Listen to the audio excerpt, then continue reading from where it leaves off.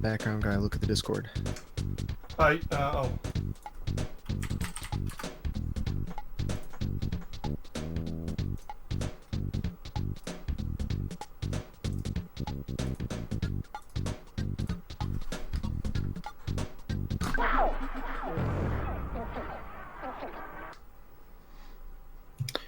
And they're off.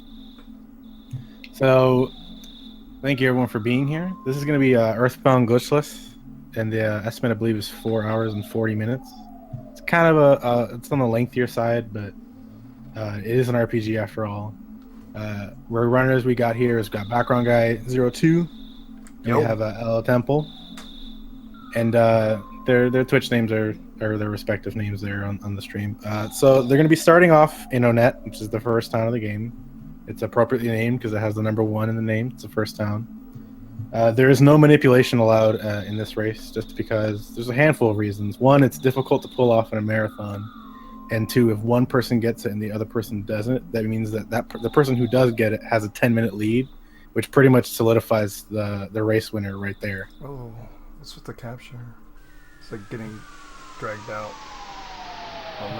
So they're going to be starting off by waking up in their bed, and they're just going to do some really just basic beginner stuff, which is they're going to walk to their sister's room, equip a cracked bat, and they just have to hit a series of triggers to advance the storyline. It's just basically setting up for the rest of the game, like why you're doing what you're doing. For the speed run, it's pretty straightforward. Like, you have to equip the cracked bat. Later on, if you don't equip the crack bat, Pokey, when he shows up in your house, will yell at you about it. He'd be like, hey, you should have a weapon. Why don't you have a weapon? Get a weapon or something like that. And then you can like still leave anyway, but it wastes time in a speed run, and like we need the crack bat to do damage, so there's really no reason not to get it. Here you're just going to see them trying to keep their movement tight. They're just trying to cut as many corners as possible and take the most optimal route to Pokey at the top. You have to talk to him, which is a trigger, which advances the story, and then they're going to be going back into their house and waking up once again to the sound of knocks on their door. This part of the run is admittedly probably the most boring part of the run.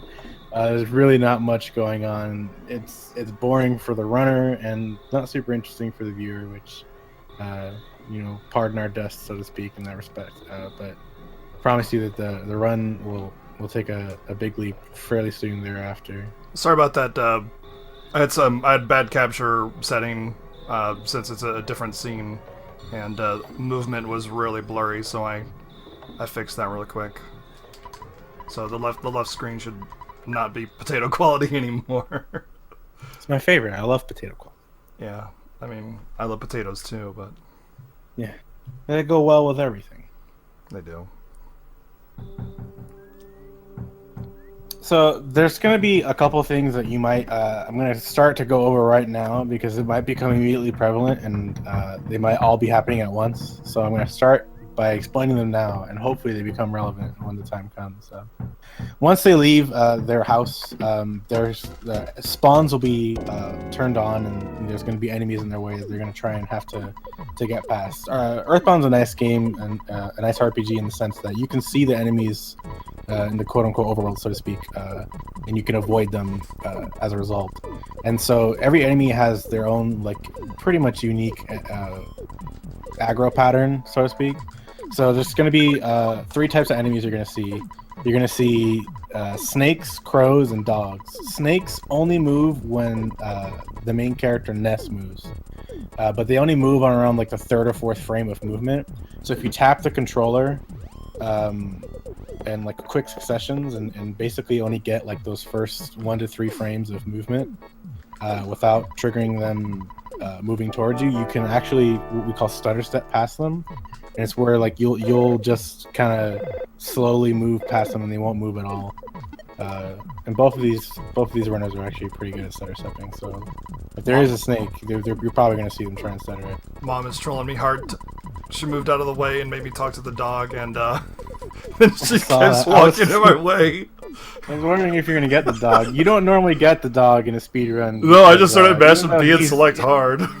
Even though he's kind of useful in battle, you see Pokey walking behind Ness there, If an enemy touches Pokey, it counts as part of your party, and so you don't want more people behind you to increase the risk of getting into a fight. Here you can see both of them utilizing the setter step technique to get past the snake. Like I said, they're tapping the D-pad in like rapid succession without trying to hold it down for too long. The dogs move just kind of, they aggro onto you. They're pretty straightforward. Crows, which we didn't really get to see anyone utilize their movement. Crows can only move from left to right. If they want to move straight down, they have to do it in a zigzag pattern by swinging left to right. So you can utilize that to get them like stuck on trees and stuff. But we didn't see a situation where they had to do that. Both of them had really clean hills.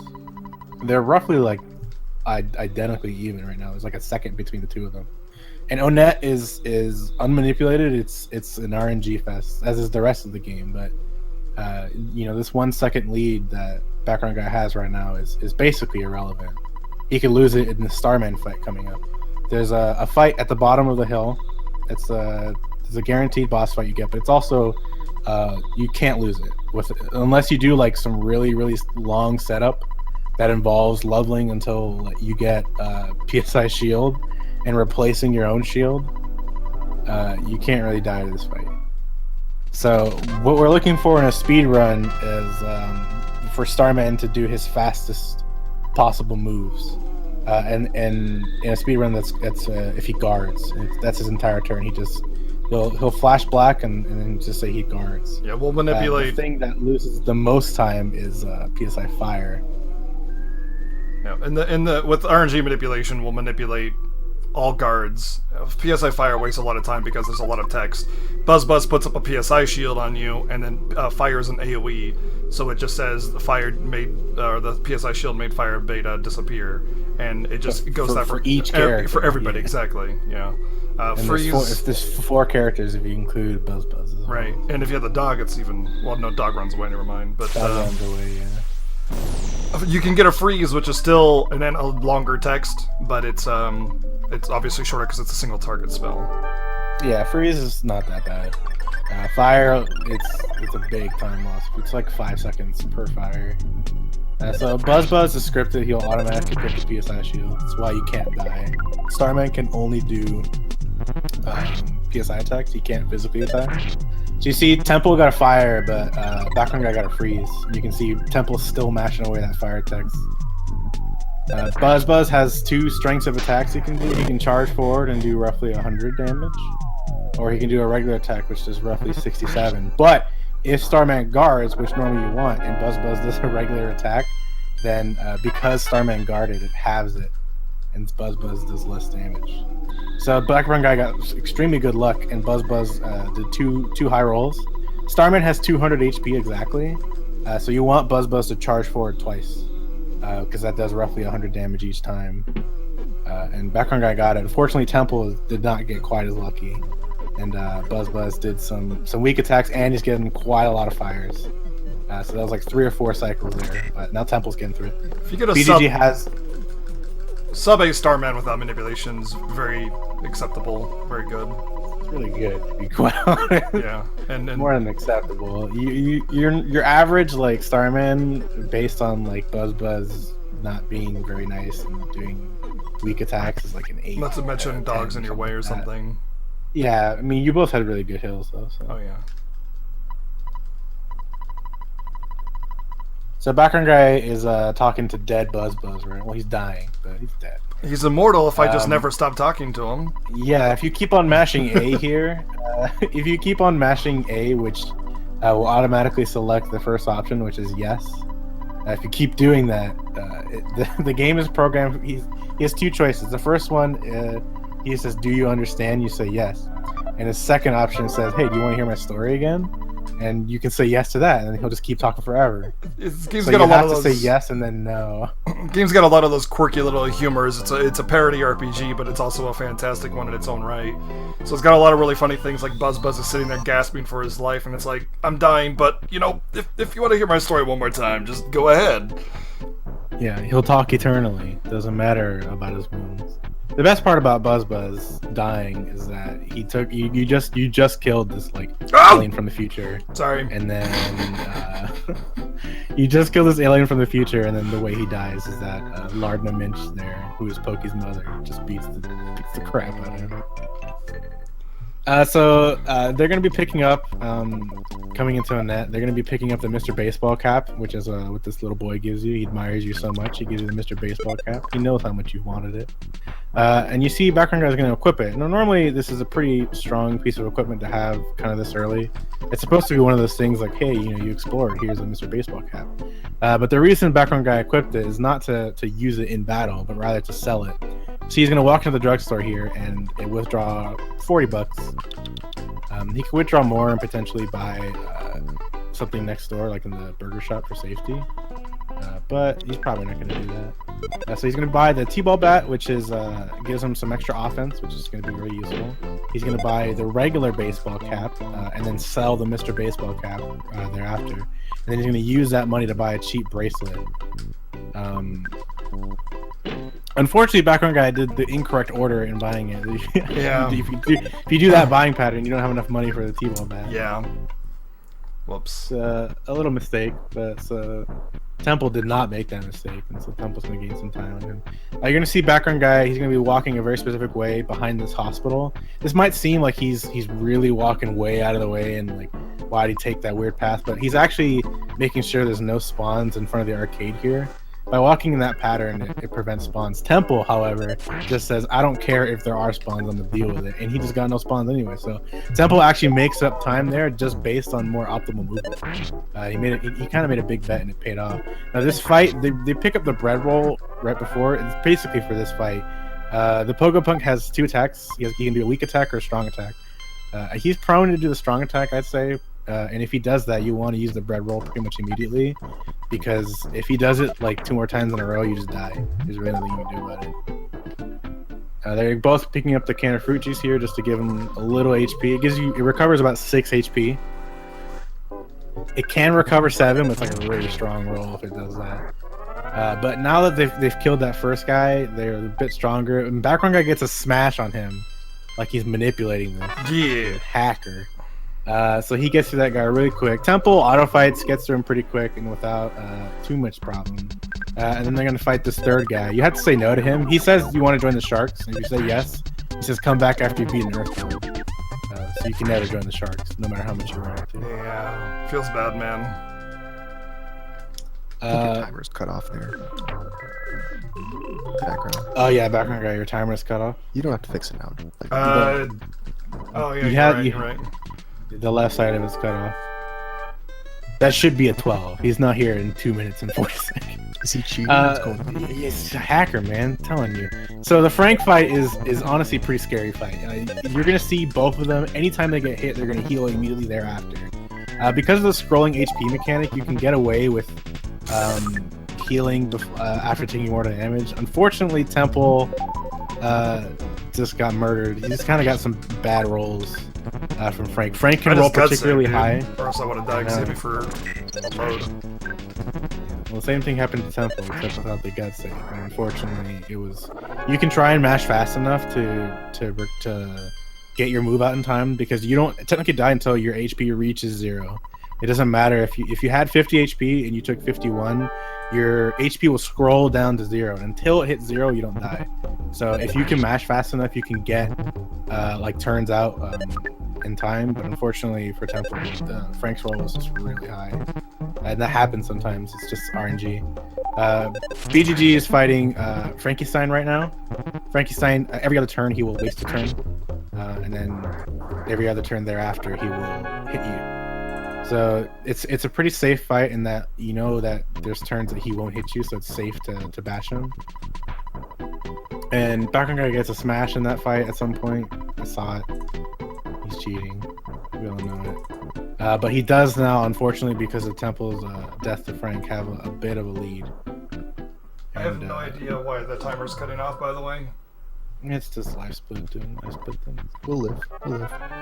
Yeah, I mean, there'll be time for him to fix that. I'll have to wait until I'm at the Runaway 5 show, I think. Or the Yeah, maybe probably. Yonet Sanctuary. It's on the layer below your capture. You just need to move it up a layer. Oh, okay. Yeah, you could do it Maybe make during it tiny giant smaller, stuff. but don't worry about it too much. You could do it during giant stuff. Because it's not overlapping. It's the black. It's the black on Amarak, or not Amarak, but the game capture has like a black bar on the right and left. That's what I didn't realize. Yeah. So background guy is just gonna be hitting some story triggers here. He's gonna get the key to the shack from the mayor. Mayor wants to congratulate you for your job well done in beating up Frank in his giant tank. And so he says, "Hey, what do you want? I'll give you anything." You're like, "I want to go to the shack." And he's like, "All right, but if you want, you can't trace this back to me. You can't blame me, all right?" He's a very smart politician. So Temple coming here back into Frank. He's gonna try again. Like I said, he's gonna be healing after every single attack hit he gets hit by. So he got hit for 21. He's gonna heal immediately. Frank is not doing him any favors. Unfortunately, Temple's max HP right now is 46, which is really it's on the low end. Which is why he died. He got smashed by Frank. Thankfully, he was already healing. If he had gotten smashed on a turn where he wasn't healing, he would have died again. And so Frank's probably gonna die in this next hit.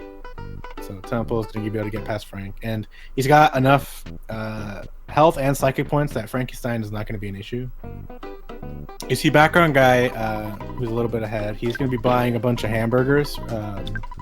He's going to be filling his inventory to the brim with hamburgers. He's just going to make sure that there's no space left in his inventory except really for hungry. hamburgers. Yeah. Well, I'm honestly very hungry, but we won't talk about that. So the reason he wants these burgers is for safety. Onet is a cruel place, and the place he's going to right now, which is Giant Step, is no exception.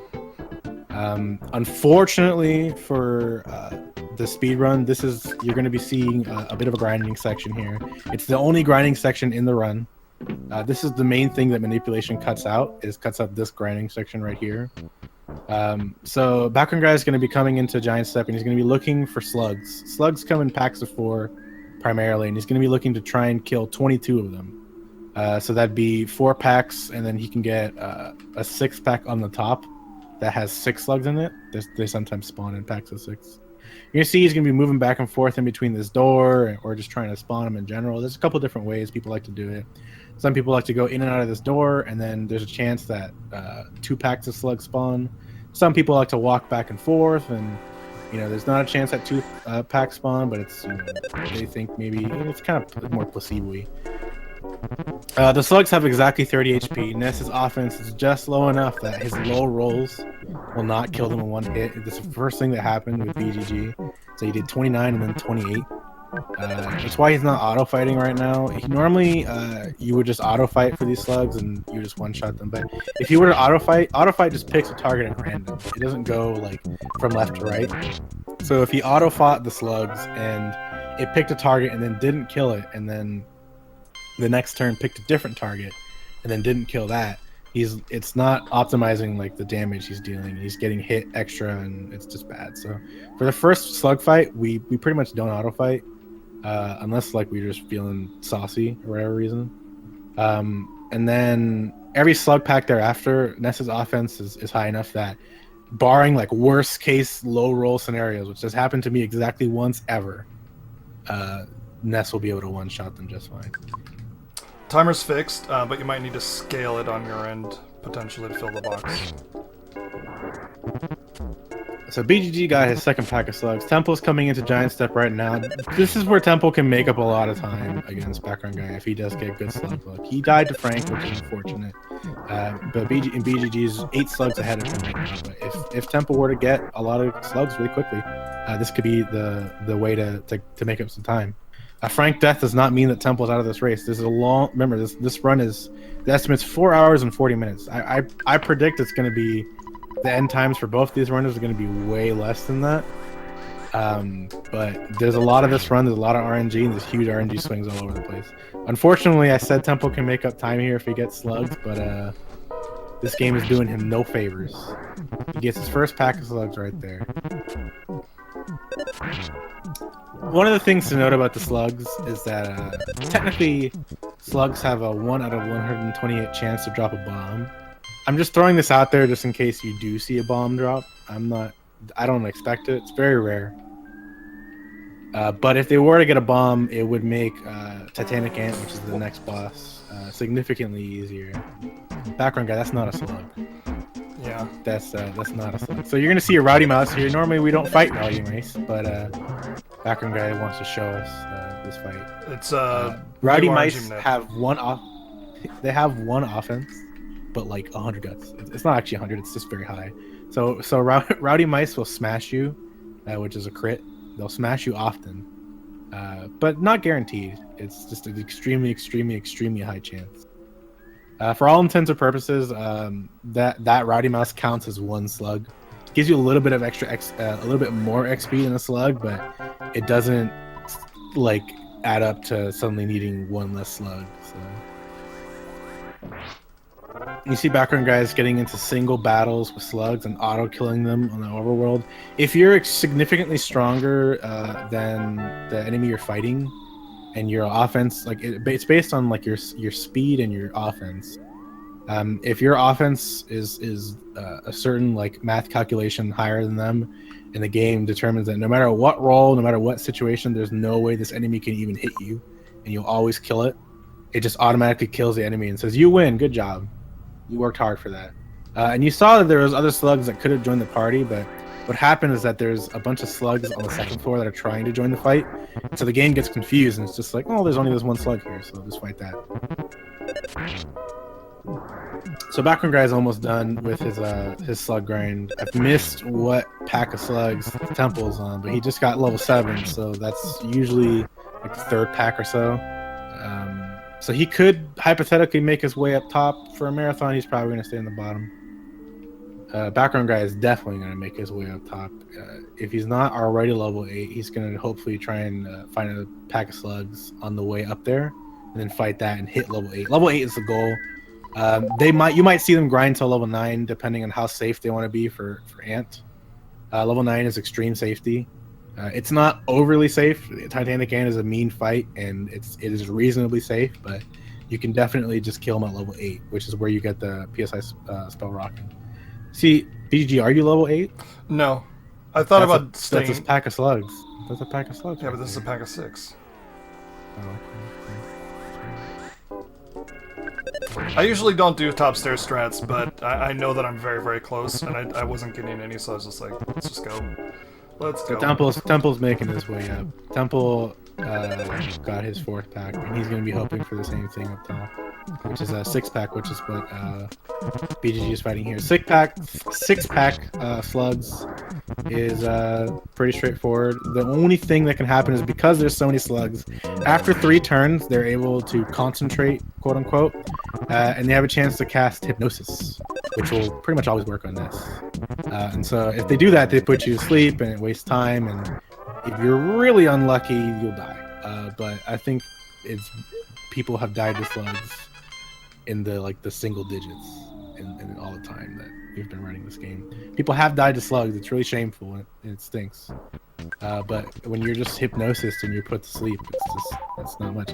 Temple gets his 6-pack at the top, and he's honestly not that far behind background guy anymore. There's maybe like a cool 40 seconds to a minute in between them. Background guy, you see him checking his stats there. He's checking his offense particularly. These Antoids that he's getting into fights with here, you see him walk into it. He has 24 offense, which is just the right number to automatically kill them, like I mentioned before. You have a chance to get 23 offense there, which means you can't automatically kill them. 24 is the bare minimum for that. So if you do get 23 offense, you will have to stutter past them. You're about to see background guy abandon the cookie. I know, I'm sorry. I'm a terrible person. Just the rudest person ever. Just a rude dude. So Temple hits his level 8. He's probably going to be checking his stats at any moment, probably when he gets outside, just because he wants to get there safely. BGG is starting Titanic Ant right now. Titanic Ant's a very, very scary fight. The first thing you're going to do against Titanic Ant is you're going to use PSI Rockin', or in BGG's case, PSI Butts Alpha. You're looking for it to do high damage. Ant has 235 HP, and he has a multitude of attacks. He has 2 attacks he likes to do, a strong and a weak. He opened up with strong, which is why background guy wins. This is not a very this is a super scary fight.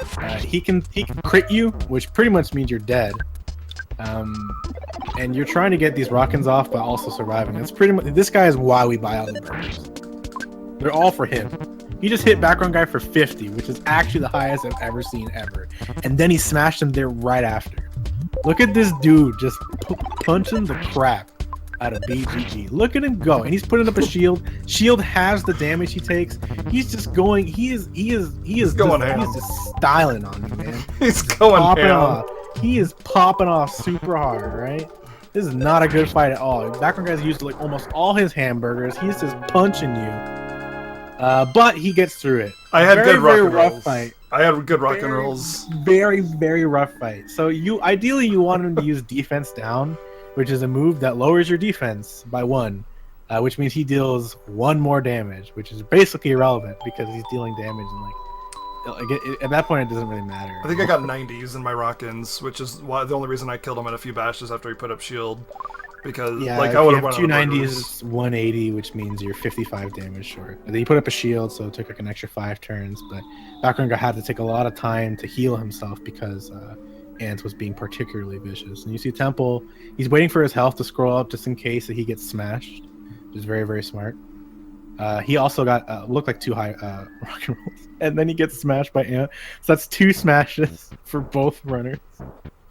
This is such a stupid fight. It's the worst. It really is the worst. It's such a stupid we have fight, weekly dude. community raises with like 10 plus And then he people every puts up his week. shield. Titanic Ant probably wipes out half of them every week. Yeah, he kills everyone, dude. I think one of our runners died like 3 times in a row in race. Oh, That was another Andy. smash. No, that Another was smash. that was like almost a year ago. Andy died. Oh to Titanic my Ant gosh! So 3 Temple times with in the a clutch. row. Temple with the clutch outspeed there. He's auto fighting because he literally can't do anything else. He barely gets by Titanic Ant. So Titanic Ant smashed 3 times in between 2 runners in this mirror. I want to say that that's bad luck, but that's just Titanic Ant. He's just the big jerk, dude. Like, he's honestly the devil. But luckily Temple doesn't die again. Both these runners had to use pretty much all their hamburgers, so you're probably going to see them go to the drugstore to withdraw a bunch more money. And then they're going to stock up on hamburgers again because now it's time to meet the ONET police force. So when you leave Giant Step, you'll see it on Temple's screen fairly shortly because he'll be leaving Giant Step. There's a cop there waiting for you. He says, "Hey, that sign said do not enter. Do you know how to read?" And you can say yes or no. You can say whatever you want. No matter what, he's just like, wow, I can't believe you. Please come to the police station later to receive your punishment. And then he leaves. He doesn't like take you in or anything. You can go to the police station at any time. It's just whenever you feel like it. It's a very so that's where police force. Well, Honor system. You know. Yeah, it's based on the honor system, but this is how the honor system works, right? They reward your honor and honesty with what you're about to see in Background Guy's screen. I don't want to spoil it for those who don't know about it, but those who are veterans of this game already know what's coming up. You'll see what the ONET police force rewards their runners with. Rewards the type of honest gentlemen that they are. So he leads you into a room with 5 policemen and says, "Fight them," and then they fight you. And now you have to fight a bunch of cops. And they're jerks. So cops have 2 attacks they can do. They can do a regular attack, which is the cop is attacking, or they can do what's called crushing chops. Crushing chops are a strong attack. They do regular attacks do roughly 15 points of damage. We're in that range. And crushing chops do around like 33 in that range. Ideally, you want them to not use crushing chops. Most ideally, you just want them to miss. You see, Background Guy is going to be healing at a certain HP threshold. Usually under 55 HP, you're going to see him use Life Up or use a hamburger to top himself off. That's because cops, much like Titanic Ant, also have the ability to crit you. And the crits do 44 damage, which you only have 90 HP, so it's a little bit under half of your HP. Both my life ups I outsped. Yeah. So when you heal yourself, you guys, your speed versus the cop speed is roughly, it's not identical, but it's pretty close. So you might heal before they hit you, which is bad, because then you heal yourself to full and then you get hit, as opposed to them hitting you and then you heal yourself to full. And with a life up, which you're means gonna that top you have yourself all off your every HP. time. Yeah, so it's unfortunate. Pretty much the general rule is that if you're healing, you're likely to outspeed them, making yourself. Ideally, for the third hit, you want to outspeed them because they take 3 hits every time unless you get minimum damage, which is very rare. And then ideally, whenever you heal, you want them to outspeed you. Yeah, they have like 76 HP or something. I'm almost out of burgers and I'm only on cop 3. Yeah, this is I bought 2 extra too. This is what happens. So normally having like 6 to 7 burgers is pretty safe. Temple getting 2 misses in a row because Ness is a cool character. So Captain Strong, you ideally throughout the entirety of the cops, you're trying to conserve your psychic points to have at least 20 left. That's because you want to use 2 rockins on him. Captain Strong has 140 HP, and 2 rockins almost every time will kill him. But if you get some low rock and rolls, they might not. You can use your side point reserves to heal yourself if you run out of burgers. You want to use 2 life ups. Once you've used your 2 life ups, when you're low HP, ideally to maximize the healing, then you want to start using your burgers. But like I said, if you do get into a spot of trouble, you can start using life ups and then bash out strong as opposed to using rockin'. It's just a little bit longer, but it's a lot safer and very reliable. It's longer and technically riskier because strong can also crit you and hit you a bunch. Strong also has a lot of moves that don't do anything though. If you have a life up for strong, then it's not so risky. Yeah, it's not so bad. No. But if you only have a burger, it's pretty bad. Yeah. So Background Guy is out of a net. Where he had like a 30 something, which is pretty much about average. You saw Background Guy didn't die at all, and he got 30 something. That's just because his slug grind unfortunately wasn't very good. He didn't get very good luck and got in like a mouse fight and stuff. And Titanic Game was pretty violent. Temple's right behind him. He's on the 4th cop right now. Right after this will be strong. So there's only about like a minute, I'd say a minute and a half in between the 2 of them. It's not very much. You see, Background Guy picks up an exit mouse in this from that house over there. He's gonna be using that way later in the run. It's for way later that we picked that up. But it's very important that you do. It saves a decent chunk of time. So he's just trying to get into Tucson right now, but there can be spawns at the entrance, and sometimes it's sometimes they're blockading. You just can't get in, man. He's gonna go to the Tucson department store and he's gonna withdraw roughly $500. He might have 600. He might choose to do that if he has it. Temple on Captain Strong. The rockin' didn't work. So let's talk about that. PSI Rockin' is an ability that PSI Rockin' is a psychic ability that Ness has, which is that's just essentially his strongest psychic attack. The thing is that it has a chance to miss. It's pretty much the only psychic attack that has. It is. Well, I mean, if you don't count Flash. If you count Thunder. If you count Thunder, that's why. Thunder kind of is like in that gray area. It's just a mechanic, though, of it. It's not like, oh, you missed your spell. It's like, it's part of the mechanic, right. So, yeah, so PSI Rockin', it has a chance to deal 0 damage. It's based on Ness's speed versus the enemy's speed. Captain Strong doesn't have a particularly high number of speed, but you roll the dice enough and the game will just say you did no damage, which is it's unfortunate. It's the only damage spell that we cast in the entire speedrun that's a chance to miss. Yeah, we don't really cast Thunder. Thunder technically has a chance to miss, but Thunder's chance to miss is based built into on the spell. It's like a 25% Thunder has it's weird. It's N over 4. Right. It's N over 4 chance to hit, where N is the number of enemies. So if there's 3 enemies, you have a 75% chance of hitting something with Thunder. If there's 1, then you have a 25% chance. So but it's not based off of speed versus speed. Yeah, it's just a straight roll. That's why I say that's the gray area. PSI Rockin' is a hit roll with a spell. The hit roll is 0. Right. That's why it's stupid. So I think I got cut off explaining what Background Guy is going to be doing, so I'm going to explain it for Temple. I'm doing the same thing right now, unless he does Full of Vogler, which he almost never does. So I don't expect. No, he doesn't. So he is going to be saving in the department store after withdrawing a bunch of money. The reason he's saving here is not really for safety. The reason he's saving here is because he's going to be doing a death warp later.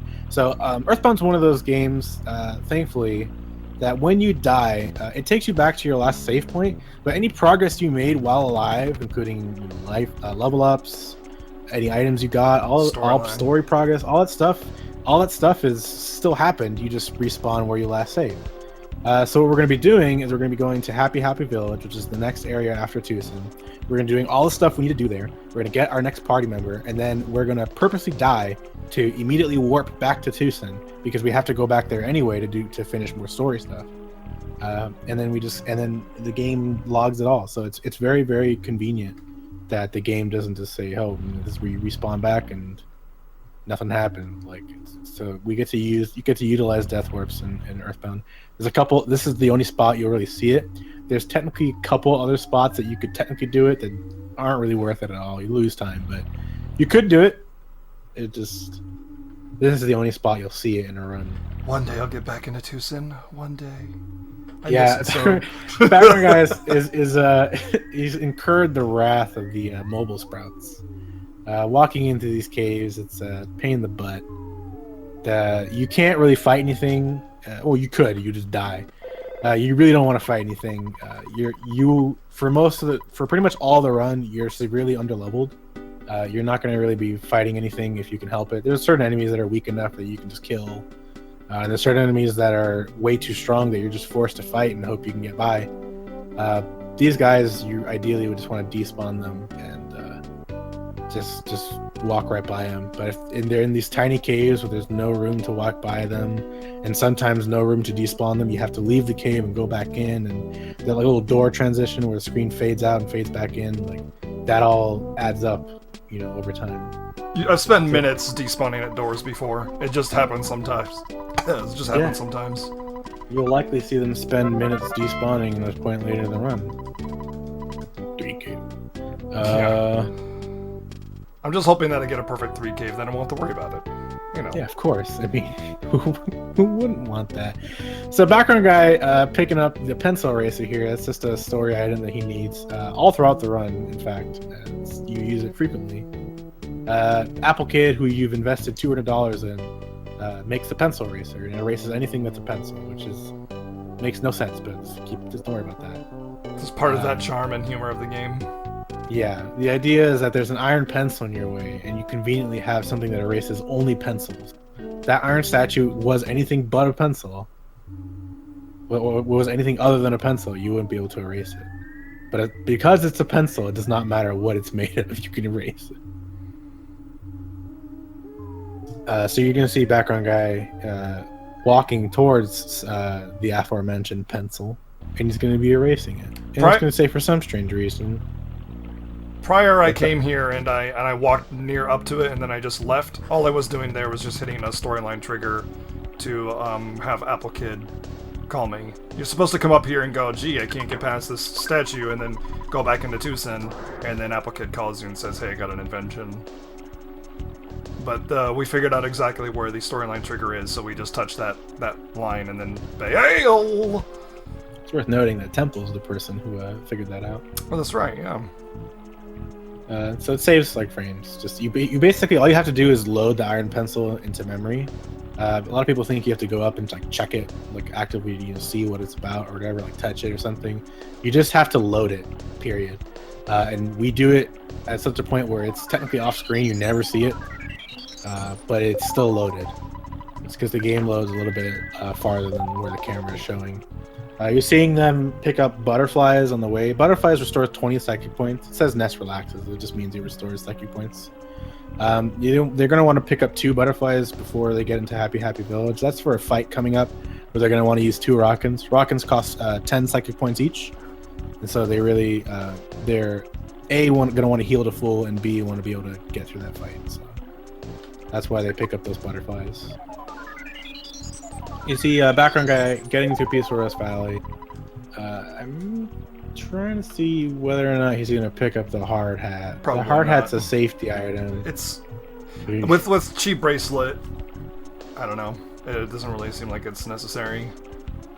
I agree, but It's just it's a safety you pick up. It's an extra piece of equipment that'll lessen the damage you take.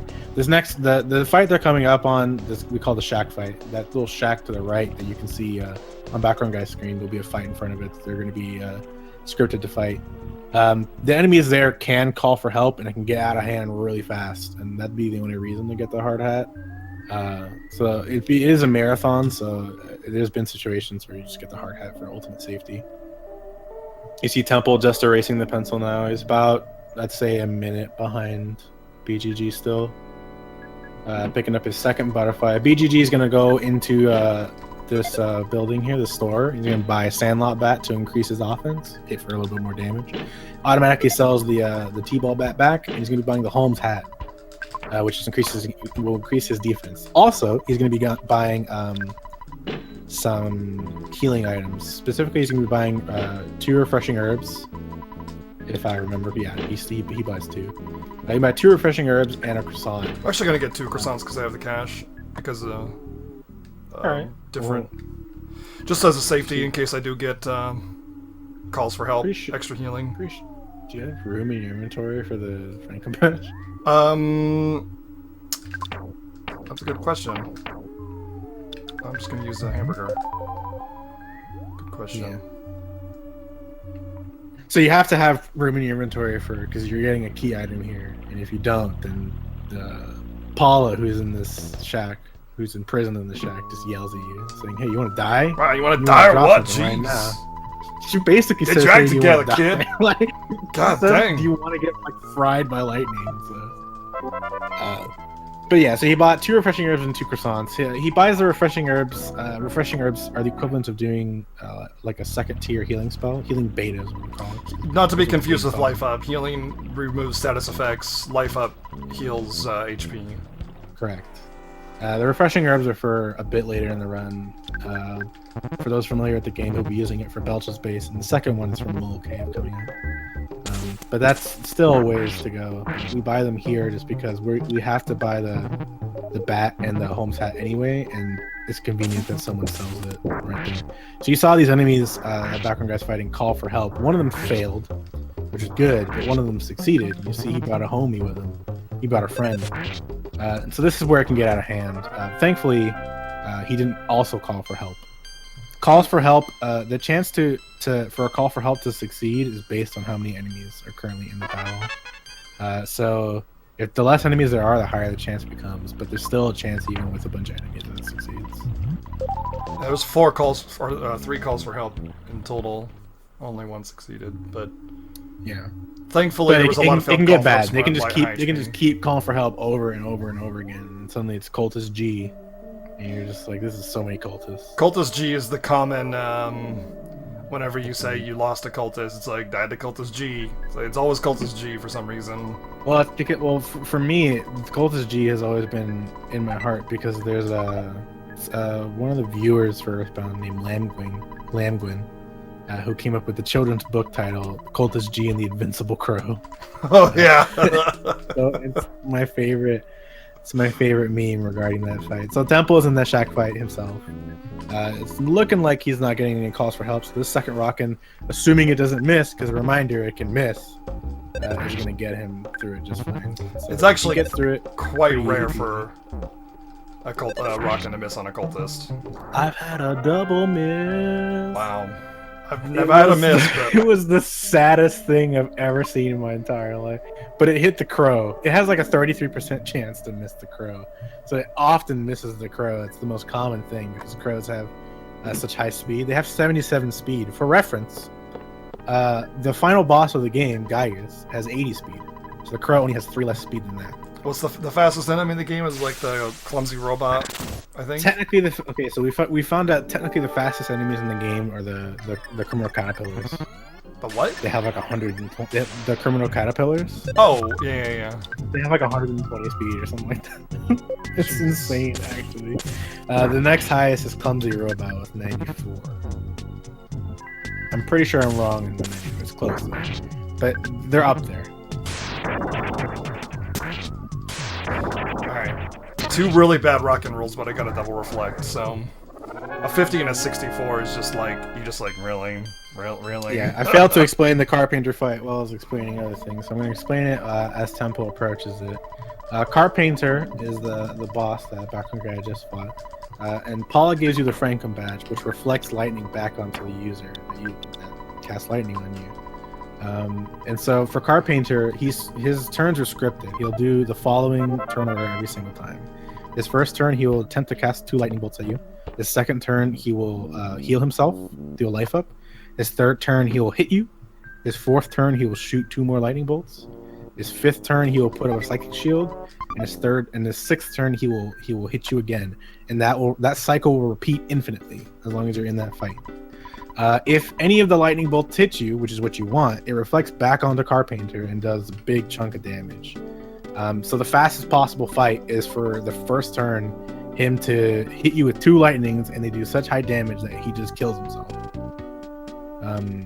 Background Guy got a pretty good fight, and also his HP is low, which is good because if you remember from before, we saved in Tucson for a death warp that we're going to do. We want our health as low as possible to make that death warp as quick as we can possibly make it. So Temple's going to be starting the Carpenter fight right now. He's going to be bashing and hoping that he gets a reflect. Unfortunately, Carpenter is not playing nice. I just imagine somebody's first time playing this game, going into Carpenter like, alright, boss time, and they just double reflex kills himself, and they're just like, what? Yeah, it's awesome.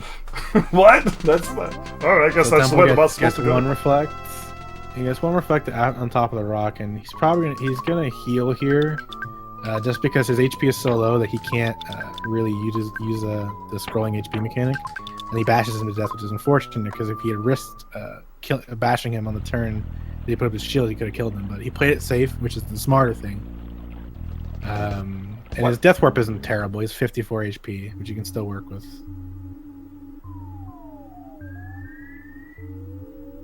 So Background Guy is going to be making his way into... Normally, this is the dungeon, the second dungeon in the game. The idea is that you're supposed to do this dungeon right now. And there's a boss at the end of it, and he's like a main story quest boss. We'll be back here later. But for now, we're just going to let this mole hopefully beat us up. Unfortunately, the mole has 3 attacks. 2 of them do nothing, and the third one does damage. Oh no, that's not true. One of them does nothing. One of them confuses the mole himself. Like, he'll confuse himself. And then the other one does damage. So you want him to kill Ness and Paula here. Unfortunately, Background Guy gut saved with Ness. It's not what you want.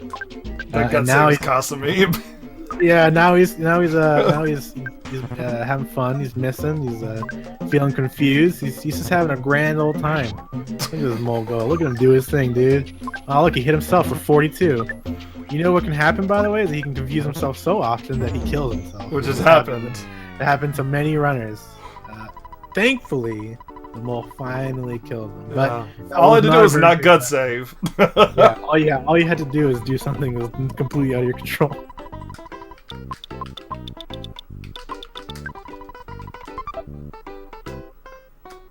So yeah, that's why you saw him use the ATM card over and over again. It's because you don't want to hit the mole because you don't want to kill it, because you want him to kill you. And the ATM card does nothing. Even if you take off Ness's bat, he can still hit for about, I think, 12, and he can still smash and kill it. He can still smash and kill him. Yeah.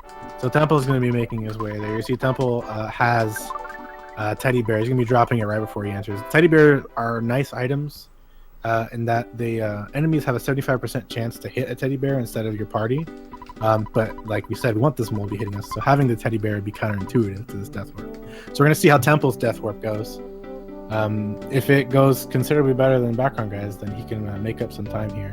He starts off by hitting Ness, which is good, and he does defense strats because he does the correct thing. I forgot about defend. That's my boy Temple right there. Yeah, Defense strat.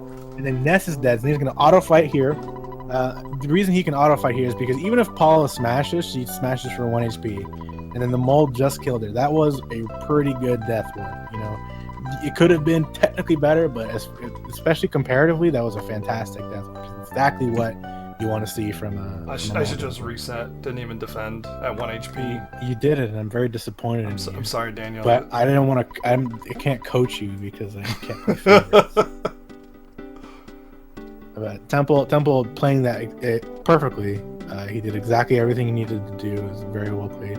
Fortunately, background guy, I don't know if y'all have been noticing, but his twosons have been riddled with hippies. Yeah. I've seen at least 8 hippies from your twosons so far. By the way. Just chill, man. There's been a lot of hippies.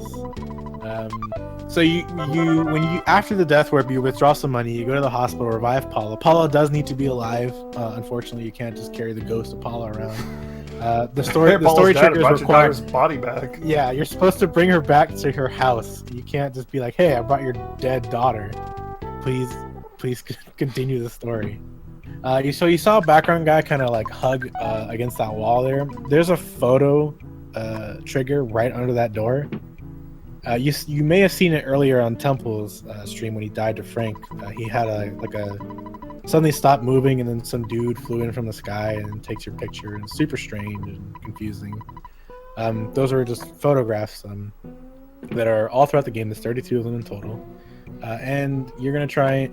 There's a couple there's most of them you can skip. You're only required to get 3 photos ever in a glitchless run, although you might end up getting more than that if you make a mistake. But that's what you're going to see. You'll see Temple doing it here as well, and you'll see background guy doing it on his way out. He's going to be just holding. Well, I know background guy's going to hold left like an idiot, but I was gonna do right just for you, and you gotta come out there and hurt me like that. My heart. I mean, My heart, man. You normally walk left, which loses time. So this is a Runaway 5 show on background guy's screen. It's a nice little potty break. Earthbound is a nice speed run in that there's plenty of bathroom, drink breaks, anything like that you need. There's some pretty long cutscenes. The longest, I think, is like 3 minutes. It's like the Venus cutscene. So you see Temple, he's going to go up against the wall, and he's going to hold left and slide off of it, and then that pushes him onto the correct pixel to not get the photograph.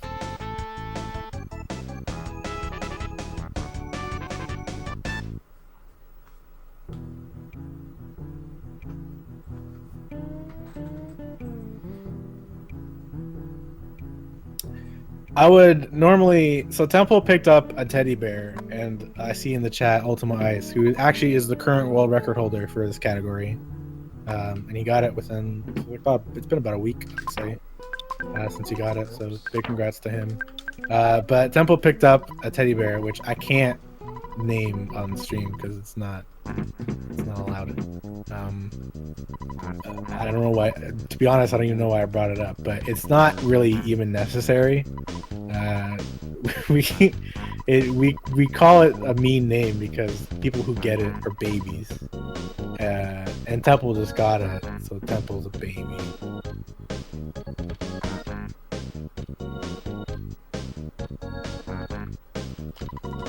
He did it. He walked right. So you saw him just walk right and then around the little photo trigger. It's a pretty small trigger, so it's not very difficult to do. You could literally pick up the game right now and do it yourself. It's honestly literally that easy. As soon as you walk out, just hold left or right, and you avoid it completely. Yeah, y'all in the chat can fill in the blanks as far as this goes on, but Temple just has to hold the fact that I call him a baby. I mean, he's probably okay with it. This is a marathon after all, so he wants to make sure he's being as safe as possible, which I can respect. I don't personally find that bear to be not much of a safety. He doesn't do anything. But I mean, I definitely understand why Temple went and grabbed it. I think it's a worthless bear. Every time I get it, it just sits there and just gets deleted by the time I get the belch space or something. Yeah, I mean the idea is that you because there's another teddy bear you can pick up shortly in about I guess 15 minutes, and you'd have 2 bears, and so when one dies, you'd still have the other one, and so it's like, oh, check out all the safety, but it honestly ends up being like over safe, and more often than not. I can see it for a marathon though. Like I get it totally. I mean, it's not bad to get in terms of it used to be the strat. It used to be the main strat. The whole thing is like it doesn't provide. It only loses time. Really, it doesn't like provide any time. It just provides safety, which for a marathon is pretty okay. It's not like it can backfire or anything. Like you can't suddenly like the second bear doesn't become sentient and then just fight. Destroy the humans. Yeah. So background guy is going to be walking through this graveyard. Graveyard can be a pretty nasty place. Ideally, you just kind of quickly despawn everything and then just stroll right through. That's just seeing him try here, and you saw him just kind of instead of like moving all the way left and then going right to despawn it. The flies move so erratically and so quickly that he let the fly despawn himself, which is actually very smart because it prevents new enemies from spawning in the meantime because he's watching the spawn tile. The game tries to be kind to you in that it doesn't just like put spawns right in front of your face where you can see them spawn. You're like, okay, like that spawned right in my face. It didn't spawn off screen. Like it wants them to spawn off screen. It doesn't always do that. Sometimes you'll see them spawn and it's not very nice, but you can abuse that because if you're actively seeing the spawn like the spawn tile or something would normally spawn and like in the process despawning something else, you prevent something else from spawning. So it's very well played from background guy. You see Temple getting into 3 right now. He's going to be making his way to the graveyard. Once again, there's only about a minute in between the two of these runners. So that minute can melt away in this next section, which is Winters. Now, both these runners have varying opinions of this next character. One of them is correct and one of them is wrong. Background guy is wrong. What? The best character is Jeff? What is that? I heard you say that yesterday. That is incorrect. Those are incorrect words you just spoke. And it's not, you know what? It's not nice to lie to people. As a direct quote from Daniel from yesterday's Photo Percent run, I will tell you why Jeff is the best character. No. Period. There was nothing else in that sentence. No, first of all, character didn't come after the word best. I said I will tell you why he's the best and the worst. I don't remember hearing that last part. Sorry. Yeah, selective hearing. Whatever. I can get the VOD for you if you want. I remember saying it very vividly. So there's varying opinions on this character, Jeff. In a casual playthrough, he's pretty useless. Unless you really like you watch speedruns and realize that like, oh man, some of his usable items are really broken, and they are, unfortunately for my opinion of him. They are incredibly powerful items, and we utilize them all throughout the run, and it's very necessary for the route. Saves a lot of time. The unfortunate part is that the item I'm talking about are called bottle rockets. So they come in 3 flavors. There's bottle rockets, big bottle rockets, and multi-bottle rockets. Essentially, all the bottle rockets are just, the number of bottle rockets shot at. So a bottle rocket shoots 1 bottle rocket at the enemy. A big bottle rocket shoots the equivalent of 5 bottle rockets at the enemy. A multi-bottle rocket shoots the equivalent of 20 bottle rockets at the enemy. This might seem like a long, convoluted explanation, but basically what it comes down to is that each of those bottle rockets' chance to hit is based off of Jeff's speed versus the enemy's speed, and then like there's a calculation that it does. It's like 2 times Jeff's speed minus enemy speed, time divided by some stupid whatever math, right? So it means there's a chance for the bottle rockets to miss entirely, which means they do 0 damage. Normally they have a damage range of 90 to 150 if they hit. If they hit, doesn't matter if they all roll for 90 for the most part. At the very least, if all 5 hit for a big bottle rocket, let's say, if all 5 hit for 90, you get 450, which would be unfortunate, but you can do way worse. But when you shoot a big bottle rocket and you do like 200 damage, that means about 3 bottle rockets of the 5 miss. And that happens frequently throughout the run where you're like, Jeff, I really need you to do a good amount of damage. It's why I'm going to say before Boogie Tent, because if you don't, you can actually put yourself out of resources and the run is uncompletable. Yeah. You really want Jeff to deal a lot of damage, which means you're really hoping that each of those bottle rockets hits, and you're really hoping that they hit for a high number, and it's big pain in the butt when they don't, and you lose runs sometimes, and kids die, and you're just really sad, and that's why he sucks. But you do rely on him because those items are really good. So I explained bottle rockets in this big period. You might be wondering what's happening in the run. Pretty much nothing is happening in the run. They just picked up some equipment from these lockers, and then now they're going to go special story triggers. You picked up this guy, this little monkey. His name is Bubble Monkey. He's the worst. He's adorable. He's got little chubby cheeks, and you know what? Just look at him, right? What could possibly be bad about Bubble Monkey? And you might have already noticed it. Is that sometimes when you're walking, Bubble Monkey will just abruptly stop. Now, this is adorable in a casual playthrough because you're like, oh look, he doesn't. Nothing else has stopped and stared around. You're like, oh, he gets easily distracted because he's a monkey, right? But if enemies, come into contact with Bubble Monkey, it starts a fight. So you'll be trying to walk past an enemy, and then he'll stop abruptly, and then you'll get into a fight. And suddenly he becomes less adorable, and you realize that he is just a big nuisance. He is just an annoying piece of junk. But Tessie is the best, so... Tessie's dope. I like Tessie a lot. Tessie's got this is Tessie is supposed to be like the Loch Ness monster, but for this place. And Tessie's awesome. She's got a big dopey smile. It's adorable, and lets you ride on his back. It's awesome.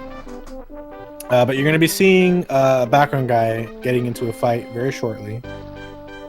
It is probably the hardest fight in the game because you have the least control over it. There's nothing you can do in this fight. Actually, there's pretty much nothing you can do in this fight to alleviate the RNG. If he decides to hit you 3 times in a row, you die, and there's nothing you can do. Unless he rolls 9s. Yeah, he can. He has Every a time. damage Actually, range. roll for He has a 8 damage. Yeah, there's a damage range of 8 to 12. 8's very rare. 12's very rare. How about I've seen both of them? Yeah. But the damage range is 8 to 12. Jeff has 30 HP right now because he's still level 1. His most common roll is 10 damage. So if he just hits you 3 times in a row, you die. Thankfully, if you do die, you just respawn right where Tessie just dropped off, background guy. So it's not like a huge time loss, but it is still a time loss, and it's also demoralizing. Another thing that he can do is he can call for help, call for the homies, and bring them in. You can see that background guy is getting a bad pattern right out the gate. He's got hit twice, and then he called for help. So now there's 2 dudes in his way, and now he's just gonna be like, what do I do now? He's gonna try and run. Very low chance to run right now, by the way. It's only about the 3rd or 4th turn, which means he has about a 10 to 20% chance to run away. Got hit for 9, he's at 1 HP. If he doesn't run away here, he's likely dead. Yeah. And there it is. So that's protoplasm. The current, no one else has told me that there's anything worse than what the current record for protodeaths is, but it's me, and there's 6 in a row. I just usually reset at 4s or 3 or 4s, so I just. It was in a boogie percent race in the tournament.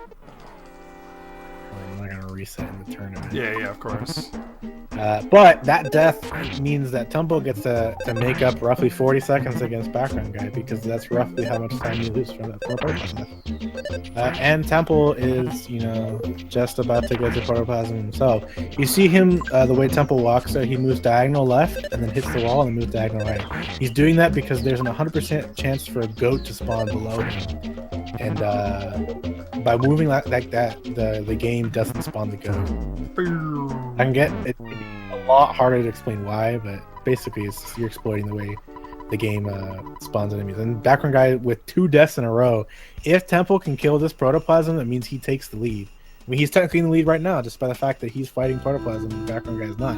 But protoplasm call for help, which is pretty much the worst thing that can happen every time.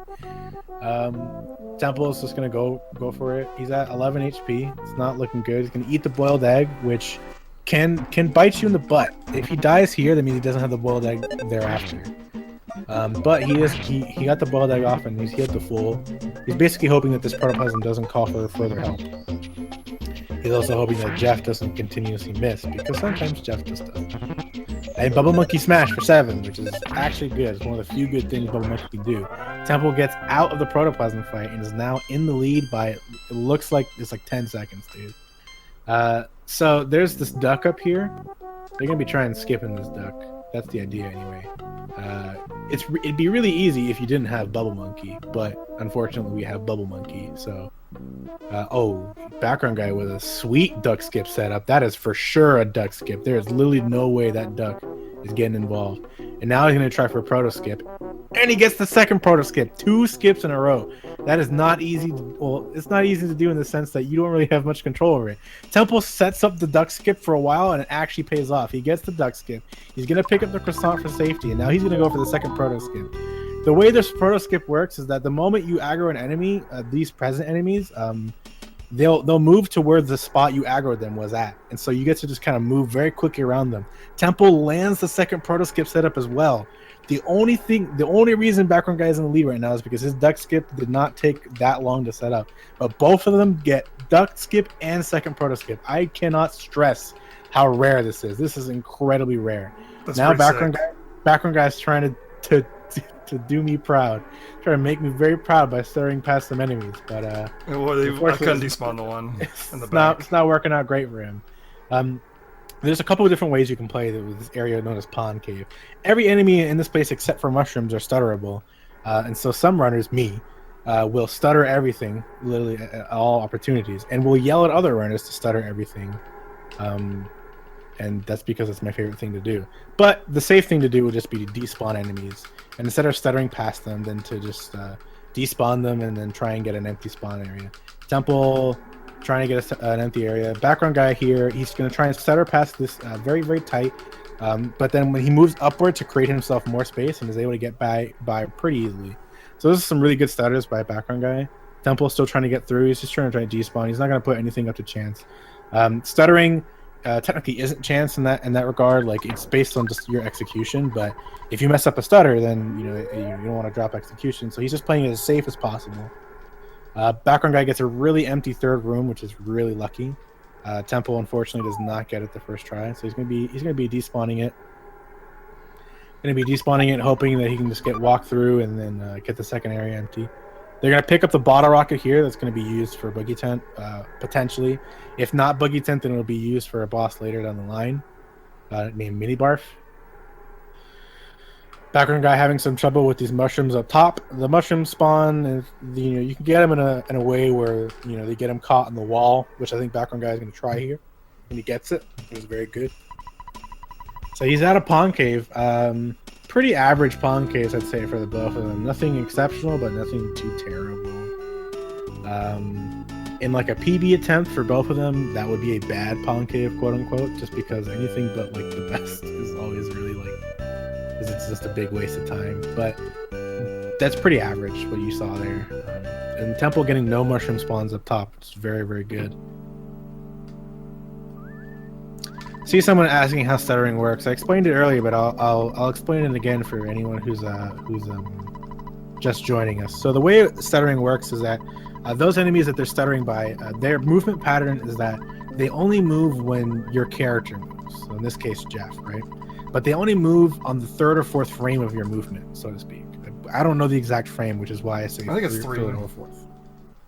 It's something like that. Or like you have 3 so if frames. you tap the controller in like a quick succession, Not too and fast. basically not too fast, but just fast enough where the game recognizes that you've moved and then let go of the controller, and so you tap it in a way that that's why we call it stutter stepping. That you kind of just stutter forward. You can get by the enemies without them moving forward much at all, and if you're very good, you can get by them without them moving at all.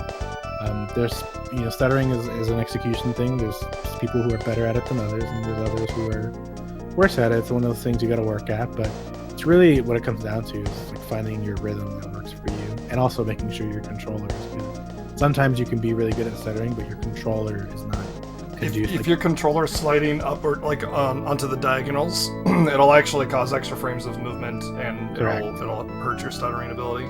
So even though you're good at it, if your controller is not up to par, it's gonna hurt you. Yeah, exactly.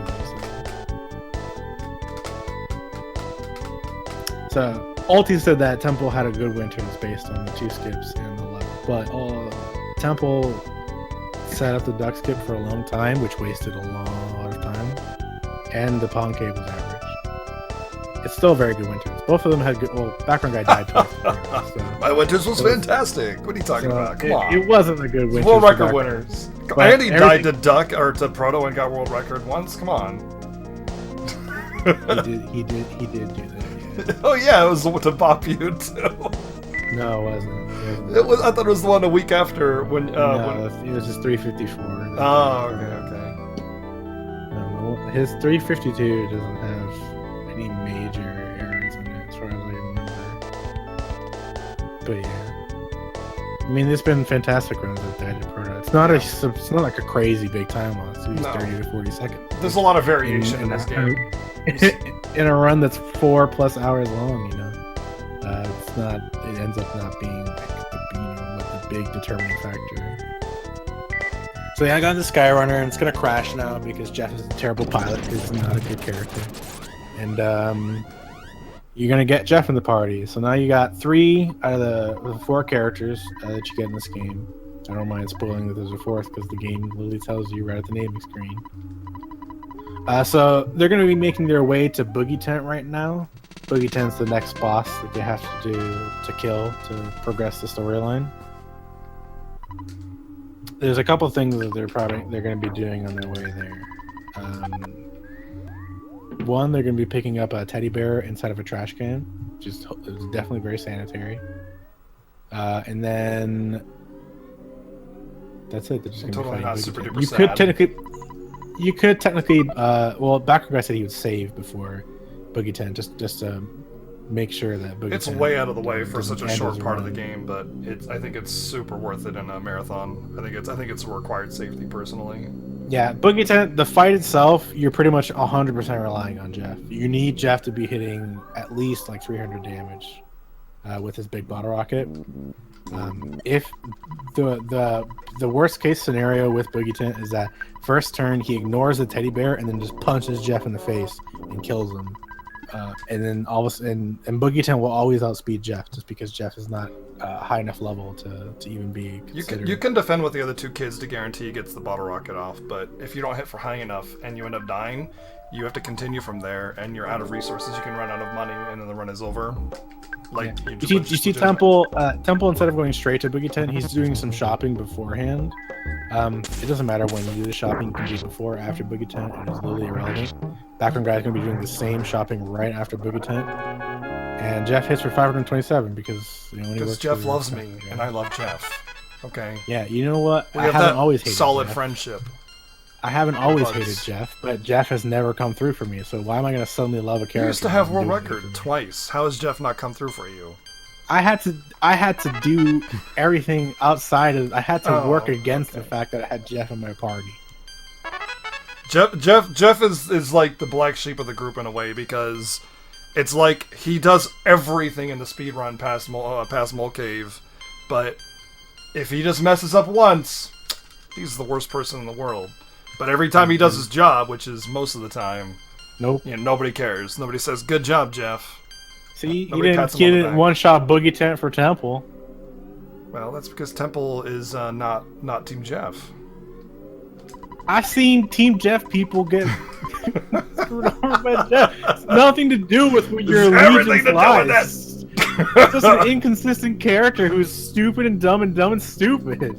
Regardless, they both get past Boogie Tent without any real consequences. Now BackgroundGuy is going to be doing some shopping. He's buying some extra bottle rockets for Jeff. For a boss coming up at the end of 3 Cave, which is the next area they're going to. 3 Cave is one of the most RNG heavy parts of the run. You might be thinking the rest of so far the run has been plenty RNG, but 3 Cave in particular is pretty It's nasty. death RNG. Yeah, it's the type of RNG where it's like, oh, I'm dead now. Like, I just die. If you don't save before 3 Cave on a marathon run, you are setting yourself up for failure. That is, I think, that and Mole Cave are the 2 biggest points, most important points, and of course, you could do Department Store if you want as well, but that's not as important. But those 2 points, I think, if are for a marathon, are like they're the biggest like points where you can lose enormous amounts of time in a marathon. Yeah, you see BackgroundGuy entering the tent and just waiting there. He's waiting for the mock pizza guy to show up because the mock pizza guy will deliver anywhere. Specifically, he'll deliver anywhere as long as you enter a building and don't move thereafter. And so he'll give you the zombie paper, which is what Apple Kid makes you, and then disappear. But we chalk it up that he's just exiting through the little flaps there. And then he's going to give the jar of flat honey to Paula because Paula has the highest speed of the party members currently. Which is also the key item mule. Yeah. So we'd give it to her eventually anyway. Yeah, that's true.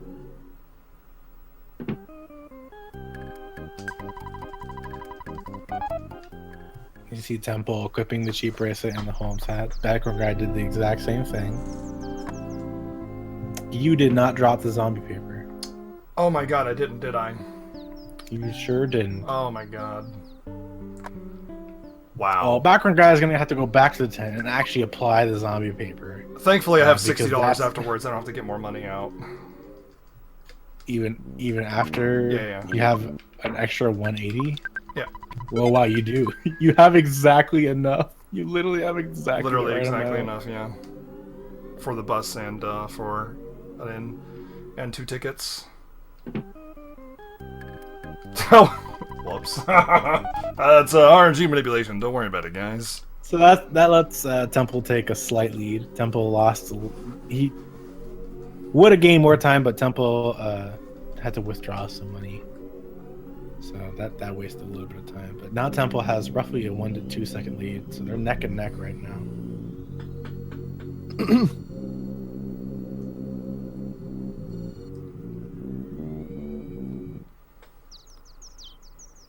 So they're going to be making their way to 3 Cave. They're probably going to save right before leaving the hotel because I think they'd be crazy not to. 3 Cave. One of the reasons 3 Cave is so dangerous is because it's extremely narrow and confined. There's not a lot of. You don't have a lot of maneuverability inside of 3 When you Cave. walk through a door, most of the doors that you walk through have a chance of spawning mobs on top of you. Correct. Which means So- that you have to take an encounter if it's not a green swirl. Yeah. Which is why it's a really good thing that Teddy Bear survives throughout the this part of the run. Well, the teddy bear is specifically for a 3 Cave. Boogie Tattoo. It's mostly for 3 Cave, I'd say. Yeah. It very rarely will die on Boogie. Yeah. I mean, Boogie Ting could smash it, I guess. Yeah, exactly. So Temple got into 3 Cave a little bit earlier than Background Guy. Just luck of the spawns. But we'll see if he gets to walk through. You see, he checked that room. There was a lot of enemies. He said, "Nope, let's try despawning that." And he's gonna keep doing that. And basically, you do this until there's no enemies in there. Ideally, you might see them try and take a double zombie fight, which is probably like the safest fight you can take. But it still wastes a bunch of time. You saw Background Guy walk back into a room and get ambushed by a ghost instantly. This is one of the deadly things about 3 Cave is that you can just walk through a door and there's enemies right on top of you, and you can't do anything about it. You just have to fight them. They're literally right on top of you. So what you hope for in that situation is that you green swirl them, and a green swirl is a preemptive attack, and it lets you instantly run away if you do get it. See Temple take a double zombie fight here. He took it right at the entrance of the room though, so to be honest, it's going to be a little bit close to whether or not he can make it to the other end of the room.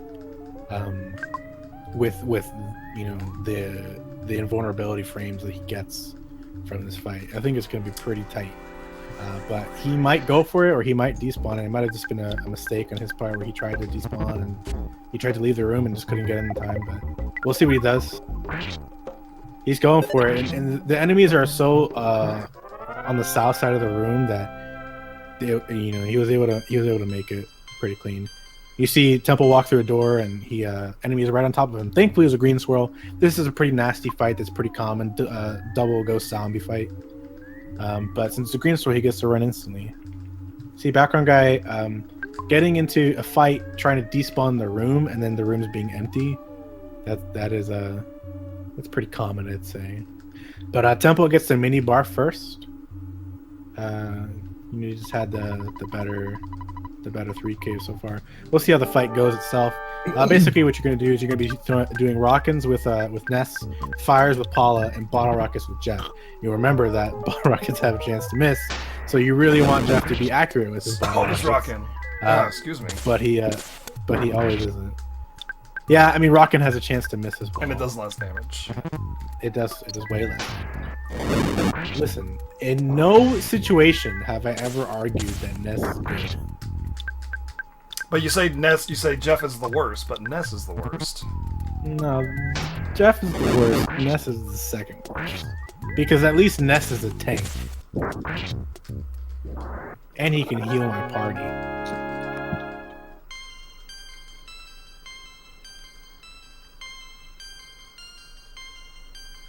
At least I'm guaranteed to have freeze beta, because I got 2 ghost fights.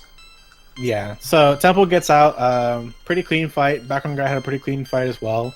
One of the things you want for a mini barf is you want the bottle rockets to hit, and having some bottle rockets left over isn't bad either because you can use them on later bosses and stuff like that. Now we're in Grapefruit Falls. This place sucks. There's literally no way of getting around it. This place sucks. It is also extremely narrow and confined, and you can easily be pincered by spawns, where they spawn ahead of you and behind you, and all of a sudden you can't despawn in either direction, and it really stinks. Temple gets a couple spawns, but mostly pretty uneventful. Now he's entering these caves. There's some cockroaches in this cave.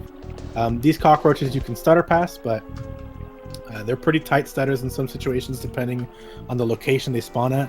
And some runners feel a lot more comfortable just despawning as opposed to stuttering. Unfortunately, Background Guy, just to prove me correct, got pincered by two frogs and a zombie. He's not a particularly dangerous fight. He can get through it pretty cleanly. There's pretty minimal chance he'll die here. One person might die, but Saturn Valley has free healthcare, so it's not a big deal. You just heal. The doctor in Saturn Valley doesn't charge you anything, and neither does the hotel. So it's an extremely convenient place for one of your party members to die, so to speak. Hey, I'm just grinding levels, man. I need it. I totally need that XP. Yeah, some people wonder, because there's times where we pass by criminal caterpillars, which are extremely benevolent source of EXP. They give you quite a bit, but having extra levels isn't really beneficial in the run. It doesn't really provide anything, because the main thing that makes your characters able to scale well with areas is equipment and not levels. And so we're essentially always under leveled for the run, no matter what level we are. Well, bosses give an extraordinary amount of XP. You really you're immensely over leveled for the run. Well, near the end, yeah. But it's just in terms of taking damage and stuff, having extra levels won't really help much in that regard. It's equipment that provides all that type of safety, defense, and stuff like that. So Temple is going to be trying to get to the waterfall, which is above here. This is an easy spot to get pincered in, which I'm really hoping I'm not jinxing him when I say that. But no, you're just gonna jinx me. Don't worry about it. I already jinxed you once. So let's see if I can jinx Temple. So he's gonna try and get here. He's moving very slowly upwards because he's trying to catch an enemy spawn before they see him and aggro onto him and run towards him. And it works out because he moves slowly upwards and gets to the photo trigger. This is one of the photos you cannot skip. Literally no way to skip it. Well, without glitches. Without glitches. In a glitchless run, there's no way to skip it. And now he's going to enter the password to get into the waterfall. The password is to have the guy say the password and then do nothing for 3 minutes of real time. So this is where you go make a sandwich, go get a drink. This is where you go to the bathroom. This is where you talk to your chat and ask them how everyone's doing. And I'm going to take that opportunity to ask you guys, how is everyone doing? Because the background guy is going to be there very shortly. And there will be some minutes of overlap where you guys are just going to be staring at a waterfall. So I want to hear your guys' thoughts. Just let me know. Talk to me. Say anything to me at all. Keep it appropriate, though. Oh, well, never mind then. Yeah, sorry. I mean, you have PSI butts, so I guess saying the word butts is okay. Background guy gets a really clean walk. One despawn and walking straight up. That's about as good as you can hope for. I mean, the only thing better is to just walk straight up and there's nothing, which we don't really care about. So background guy is going to be doing the same thing. He's going to say that he's going to input the password now, a very complex password. And they both put their controllers. If they were to hit any button, any direction, do anything on the D-pad buttons right that don't now, do anything. even buttons that don't do anything, that's not the correct password, and it ruins it, and you have to wait 3 minutes again. Background guy knows all about that. I had a a really good run a long time ago, and I was playing on emulator at the time, and I had a controller that was giving me ghost inputs, and I sat here for like 7 minutes, at least, and I still PB'd that run. I can't believe it. You were on world record pace at the time. When the world record was a bit. It was like over 4 hours at that time, I think. No, it was 3:57. Oh, okay. You have a good memory for that stuff, not me. Well, because I'm a part of world record history, as are you, to be quite honest. So I'm not sure why. Whatever. I'm just bad with numbers and dates and stuff like that. I don't remember them. You're fine, jeez. See a lot of people saying Jeff is their waifu, and you know what? It's you guys are allowed to feel what you feel, no matter how wrong it is, and that's fine. So Temple's going to be getting into Belch's base a little bit. He's going to be getting into it earlier than Background Guy. Belch's base is it's pretty RNG heavy. If you play this game, you'll remember there's enemies in there called Foppies, which are like these little red balloon things. And they give a buttload of experience and are really easy to kill and are basically just dumb. Like they're just really easy enemies to kill. We don't want Foppies, ideally, just because they waste time. Like I said, the experience doesn't really matter, and the level up sequence takes so long because of all the experience you get that having a fight is not ideal. But in a lot of situations, you'll be using them to gain like space. What I mean by that is that you'll take the fight, kill them, and then use the invulnerability frames from the fight to progress further into the base, because there's some other enemies that are a bit nastier. So this Foppy fight at the top temple, there's no point in like despawning it or anything like that, just because it would waste time, and you're better off just trying to get onto this ladder. Now, Temple might try a couple despawns on this ladder specifically, just because the bottom area tends to have like 6 Foppies, and that would waste the most amount of time because they give way too much experience. And you see him, like the way you know if there's way too many Foppies is based on like as you're going down the ladder, how much lag is there, right? If there's not any lag, then you can be pretty sure it's close to empty. And in this case, there was no lag and only 1 Foppy, so he's just gonna auto fight for this. And it wastes a little bit of time, but it's better than taking 6 Foppies, which would waste an incredible amount of time.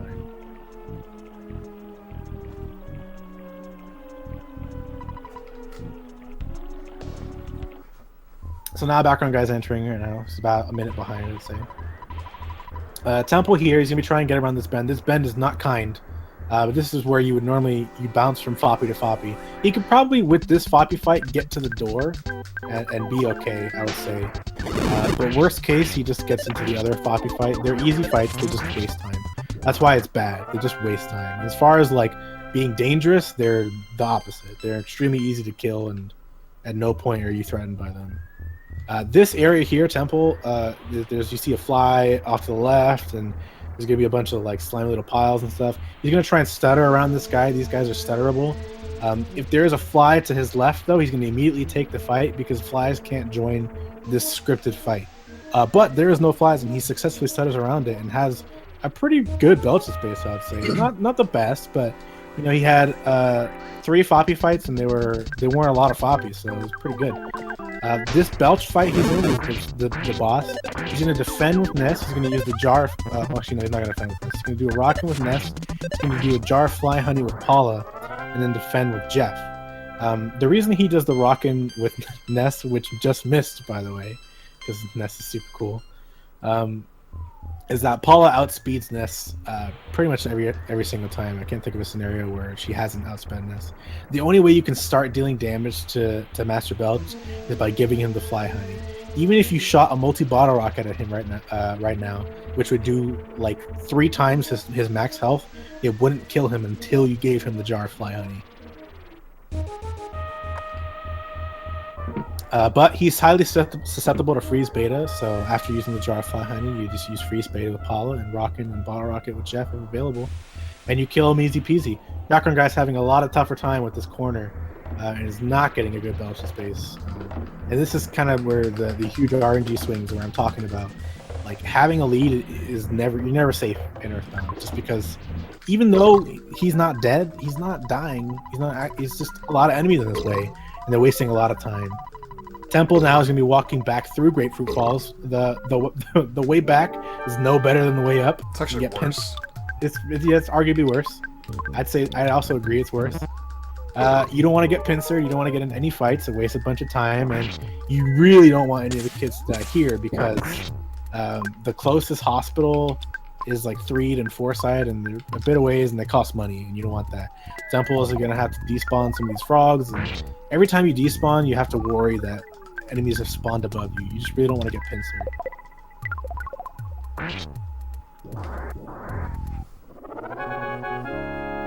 Yeah, so I see people in the chat saying there's other ways to kill Belch. There's technically 2 other ways you can kill Belch. You can poison him, which will take a while to kill him, which does it, or you can use Flash Beta. Flash Beta has a 1 in 8 chance to kill him. It has a 1 in 8 chance to instant kill enemies. 16. Flash. I think it's 1 in 8.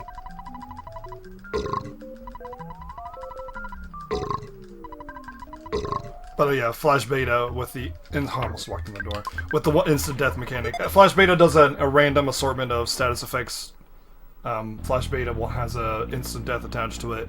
If that lands, if you get that, then yeah, you can kill Belch. But otherwise, you have to give him the fly honey. Boom. 1 in 8 chance. Don't ever doubt me again.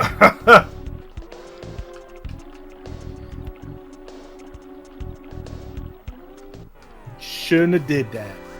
I mean, I said I thought, you know. No. You're wrong. So, unfortunately, on the way back, like we said, we see more dangers. Back when we get into a crocodile fight. Crocodiles are not dangerous if they're just by themselves because they take 1 billion skillion damage from PSI freeze. Yeah, it's just more pincers. It's unfortunate. Temple now getting onto the bus. He's going to be taking a bus.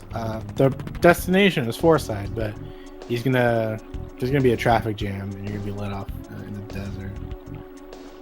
This is a perfect example of how a lot of things are just outside of your control in this game, which is why a lot of people end up calling it Saltbound, just because they get a little frustrated over losing time to things that are outside of their control, like getting a lot of spawns, getting pincered, and taking a lot of encounters. But the thing is that you can still trudge through it and get good RNG on the opposite end of the run and still get a very, very good time. So you just got to be patient and just do it, and it's actually not that bad when you. You need a lot of perseverance, I'd say. Mm-hmm. Yeah. It is extremely infuriating to constantly have no control over a bunch of things. What I like about the RNG in this game is that it forces you to adapt, though. One of the like, because I also run Chrono Trigger, which is like 100% RNG manipulated, and if you make a mistake, there's nothing you can do. Your run is like completely dead, or you lose like 8+ minutes. And with this, it just like small little bad things happen, and it's just kind of like jogs your ability to comprehend and understand and adapt to the situation, which is actually quite a lot of fun.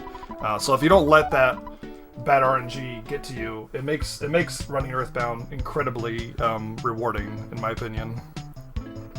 So Temple's walking through this desert here.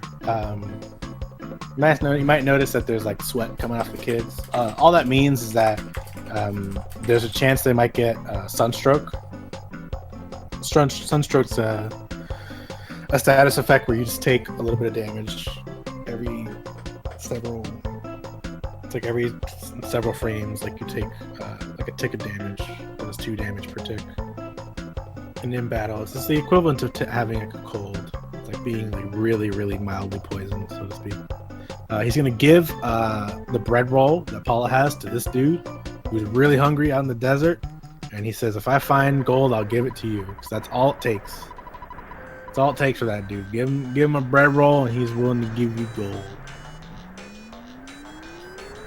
And now Temple's gonna walk to Forsyth, which is the next major city in the game. Probably the only one you could qualify as a city.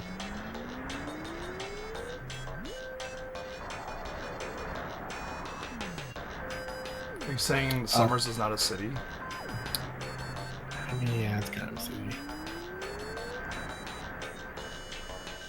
The other ones I wouldn't qualify as city. Like Onet and Tucson are not cities. They're more towns.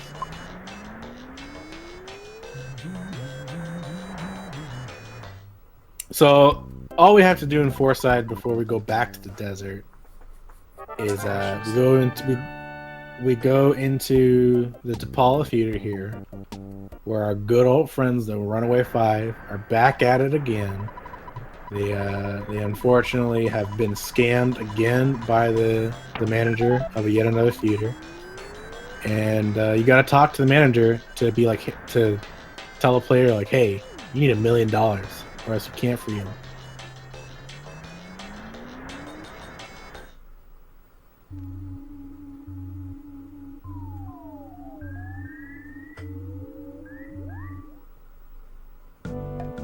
So he just talks to her and then leaves. And he's going to walk back to the desert. He might save in the hotel here, just for marathon safety. It's up to him. But Mole Cave is one of those places that it can be like you can get bad RNG, but you can mostly play around the RNG in Mole Cave if you're good at stutter stepping. I think worst case, Temple may save in the shack near Mole Cave. There's a bunch of possibilities he could do. If he's feeling confident, he can just walk into Mole Cave and just do it. Mole Cave is the next area. The person you gave the bread roll to digs this giant hole and just looking for gold, and fortunately he can't dig anymore because there's these big giant moles who all claim to be the third strongest mole of this dungeon. So he says, hey, could you please clear up this cave for me so I can keep digging, because these moles will kill me otherwise. Yeah, so Temple's gonna save in the shack, just for safety, just in case some things go bad.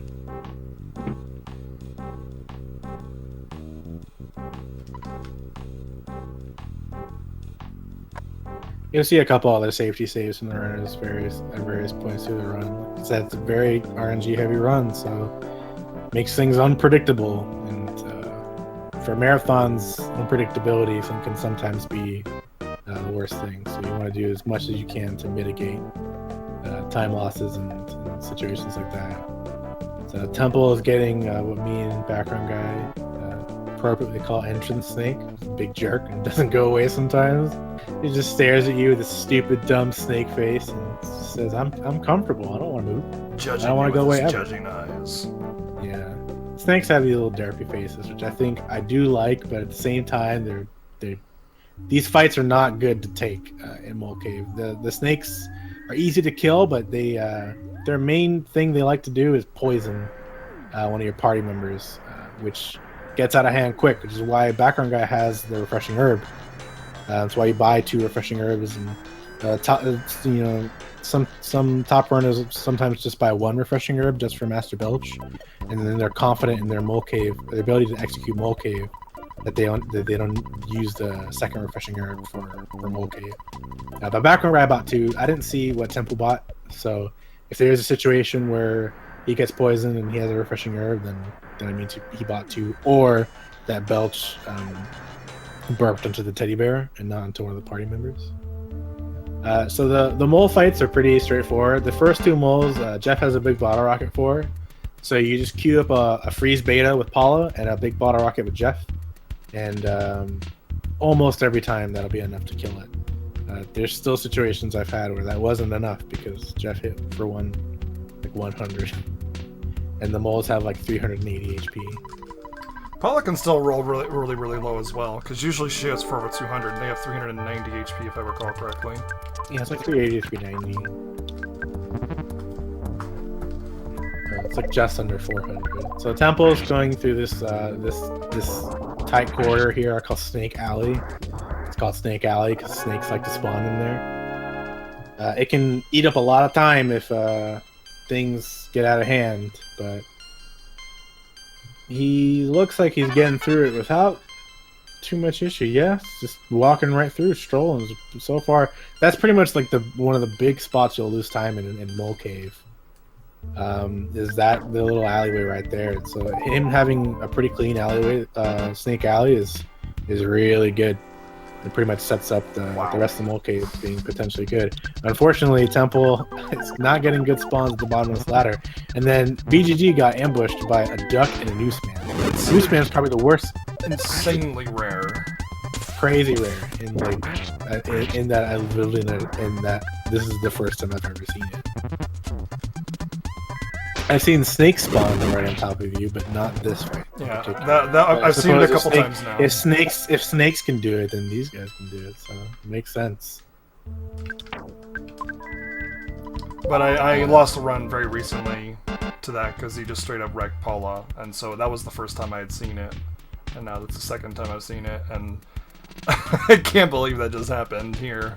Yeah, Noosemen are probably the most dangerous thing, just because their main thing they do is just beat you up, just deal damage, and they come in big packs too, which is the annoying part. BG doing something crazy right now, which I cannot believe he's doing this. Okay, it works out. If a snake had spawned in front of him, he would have been hella pincered, and he would be forced to take one of those fights. It's something that I don't even do, and I play crazy risky. Like, I'm one of the riskiest. I play everything crazy. It wasn't that bad. It could have been bad. You got lucky, son. Well, I figured the bad luck has been stacking up to me. I should be getting a break pretty soon. So, after the first two moles, you're going to see it's going to be happening on Temple screen, and then soon on BackgroundGuy screen. We're out of big bottle rockets, so we can't queue up a big bottle rocket anymore. Just use a ruler. Yep. But it's okay, I can figure out the length of the things more easily now, so I'm okay. Everything worked out. Well, you inadvertently saw BackgroundGuy do this strat that you're going to see in the rest of the moles, which is 2 freeze betas. And not a ruler. You normally do it. Yeah, you don't use a ruler. That wastes time. Figuring out the length of things easily is not beneficial to the run at all. But you know, I would like to say that rulers rule. I'm really mad at you said that. I heard the first parts of the sentence leave your mouth, and I said, there's no way he says the worst pun in history in this marathon run. And you know what? You just went and did it. It just happened anyway.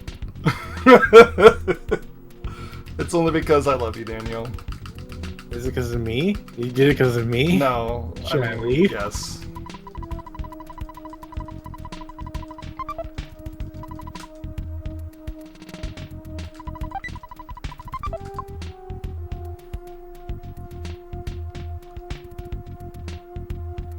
So Temple has killed 4 out of 5 moles right now. He's going to be on his way to the 5th one. On the way to the 5th one, he's going to be picking up an exit mouse. For those who are not familiar with Earthbound but are familiar with other RPGs, it effectively works like the warp spell. That'll warp you back to the entrance of a dungeon when you use it inside of one.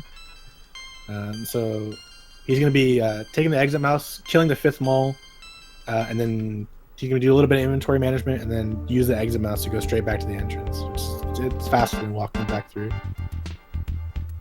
This 5th mole, the way to the 5th mole is pretty RNG heavy. There's a lot of spawn tiles and there's a lot of annoying things in the way. So basically, you're just trying to like move forward, spawn tile per spawn tile. Ducks that are spawning there have a chance to run away from you, but not always. So sometimes you'll see Temple checking out, like he'll see some ducks and then he'll go near them and stop and see like, hey, what's up with this duck? Is this duck running or is this duck aggressive? And if it's aggressive, then he wants to walk away because he doesn't want to fight. If it's running, he can just walk right past them or try and force a green squirrel and instantly run away. So there's a myriad of things you can do. But he ends up just despawning them. He's fighting the 5th mole right now. Every mole, for those who are curious, they all claim to be the 3rd strongest mole. They all have the same stats. They're the same enemy in terms of the game. So they truly all are the 3rd strongest. In some, you want to get like philosophical about it, but aren't we all, they all the believe 3rd strongest? Well, I'm actually the 3rd strongest right now. I have 3rd place in the leaderboards. We for our leaderboards on speedrun.com, the icon for 3rd place is one of these moles. So Temple finishes the mole cave. He's gonna pick up this platinum band. We're just gonna be using that to sell. He equips it just because it's like convenient to equip, because it'll be useful to use in a department store, which is the next place coming up. Unless it take an extra hit if things get scary. It's mostly not really necessary though. Yeah, a lot of people don't even bother equipping it. I just saw it. So he's just doing a bunch of inventory management here. He's just setting up his inventory because right before department store, or in the department store, before we actually like start the dungeon portion of it, we're gonna be doing a lot of shopping, and so we're moving around our inventory to set that up so that there's enough space in everyone's inventory to be, to be that way. So he has to go back and talk to this dude. It's very common to forget to talk to this dude. If you forget to talk to this guy, then the department store won't open. So then you have to walk all the way back, talk to him, and then try and open the department store. Actually, it's not the department store won't open, so you don't get the diamond from him. So background guy doing the same inventory management. He's going to be dropping a bunch of stuff and moving a bunch of stuff over to Paula and moving some stuff off to Jeff. And it's mostly just because you're going to be filling up Jeff's inventory with a couple with some super bombs and mostly big bottle rockets.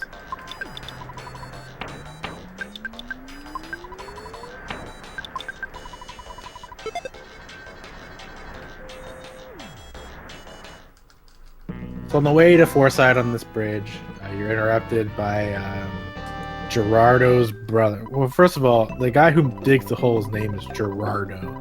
It's not a name I've ever heard of other than this game, and it's a stupid name either way. Wow, how do you know there's not somebody named Gerardo in the chat right now? My If there's a God. person named Gerardo in this chat, first of all, prove it. Second of all, your name is stupid. Isn't there a talk show guy named Gerardo? What? You mean Yeah. Geraldo Rivera? Oh, maybe I'm thinking Geraldo. I mean, Geraldo's not. I mean, Geraldo's okay, I guess. What do you got against I've never heard of Gerardo. Gerardo? I don't know. I've never heard of Gerardo. Maybe Gerardo was supposed to be Geraldo, but it's just like a mistranslation. His brother's name is George, which seems to me like their mom was like a jerk. Like, yeah, I'm gonna name you Gerardo and you George.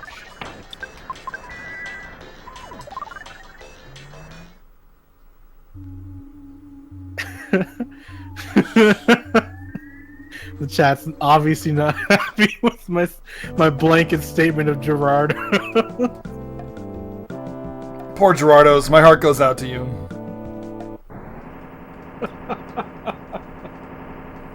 I apologize to any people actually named Gerardo, but I did say prove it, so please prove it your name is Gerardo. Daniel is a dumb name, I don't disagree.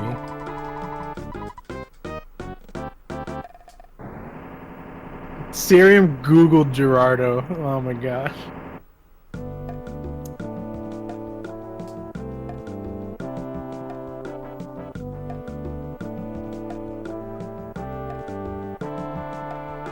I'm happy with this chat. I'm happy with everyone in chat right now. You guys did not disappoint. It was a perfect reaction. So this is the last Runaway 5 show you'll see in the game. You do get to see another show. It's the Venus show later, but as far as the Runaway 5 is concerned, this is the last show you see of them. It won't be the last time you see them, but you won't get to hear their smooth sounds. You might also note that the Runaway 5 has 6 members. That's because the keyboardist doesn't count. He legit doesn't count because you only see him on stage. Yeah, in any other situation where you see the Runaway 5, he's never part of the group, and then he's only ever on stage. Makes you think, like, it's just a random keyboardist they hire in town and that he's not actually part of the band. Yeah, but it's the same dude in both sets. He just happened to be there.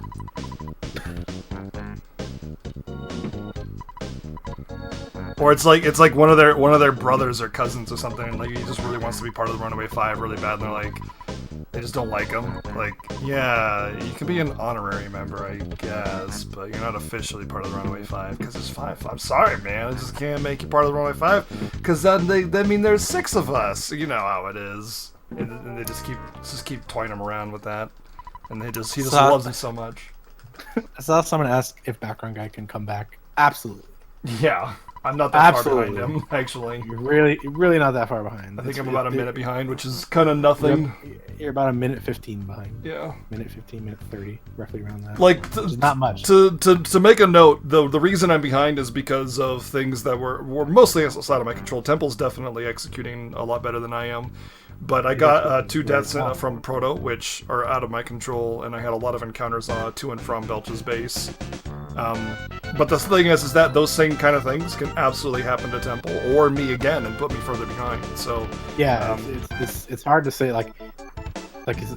it stinks when it happens to the same person again. Especially with DeMarcus. This guy can still come back, and then they just get more bad RNG. Right. Oh man. I'd like to say that last year, myself and Temple, along with Felix, raced this game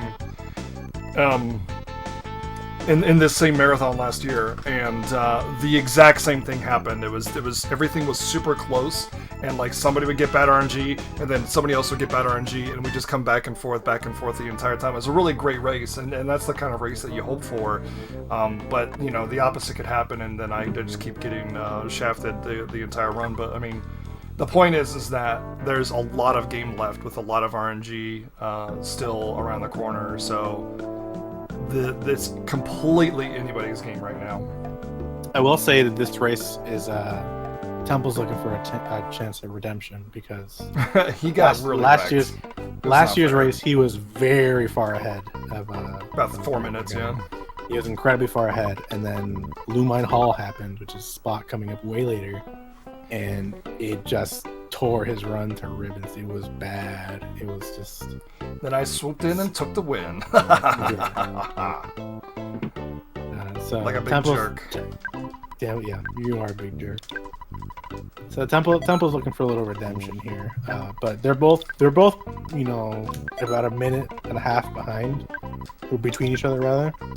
It's not much at all. They're gonna be saving right after this big shopping sequence. You notice this shopping sequence will take like 2 minutes. What kind of shopping Roughly, does Temple do? Because that might be a big difference as well. If he does a shorter shopping, then he's gonna get a little bit more time. He does like a weird. I know you and I do. He buys the bottle rockets first, which throws me out. Well, it looks like he does. You and I fill up our inventory, which a lot of people are against. Well, I do what Ulti does now. Oh wow. Which is we're not the same. We're not shopping brothers anymore. Well, you should do what I'm doing, because this is actually a superior strat. Like I mean, we can talk about it. Well, yeah. No, not like time, but Ulti is the person who told me about it. And you eliminate buying backup BBRs on Paula, so you never have to move BBRs over to Jeff. You just have to move super bombs around. That's it. So it's really good. We can talk about it later though. Yeah. But basically, the people buy kind of different stuff here.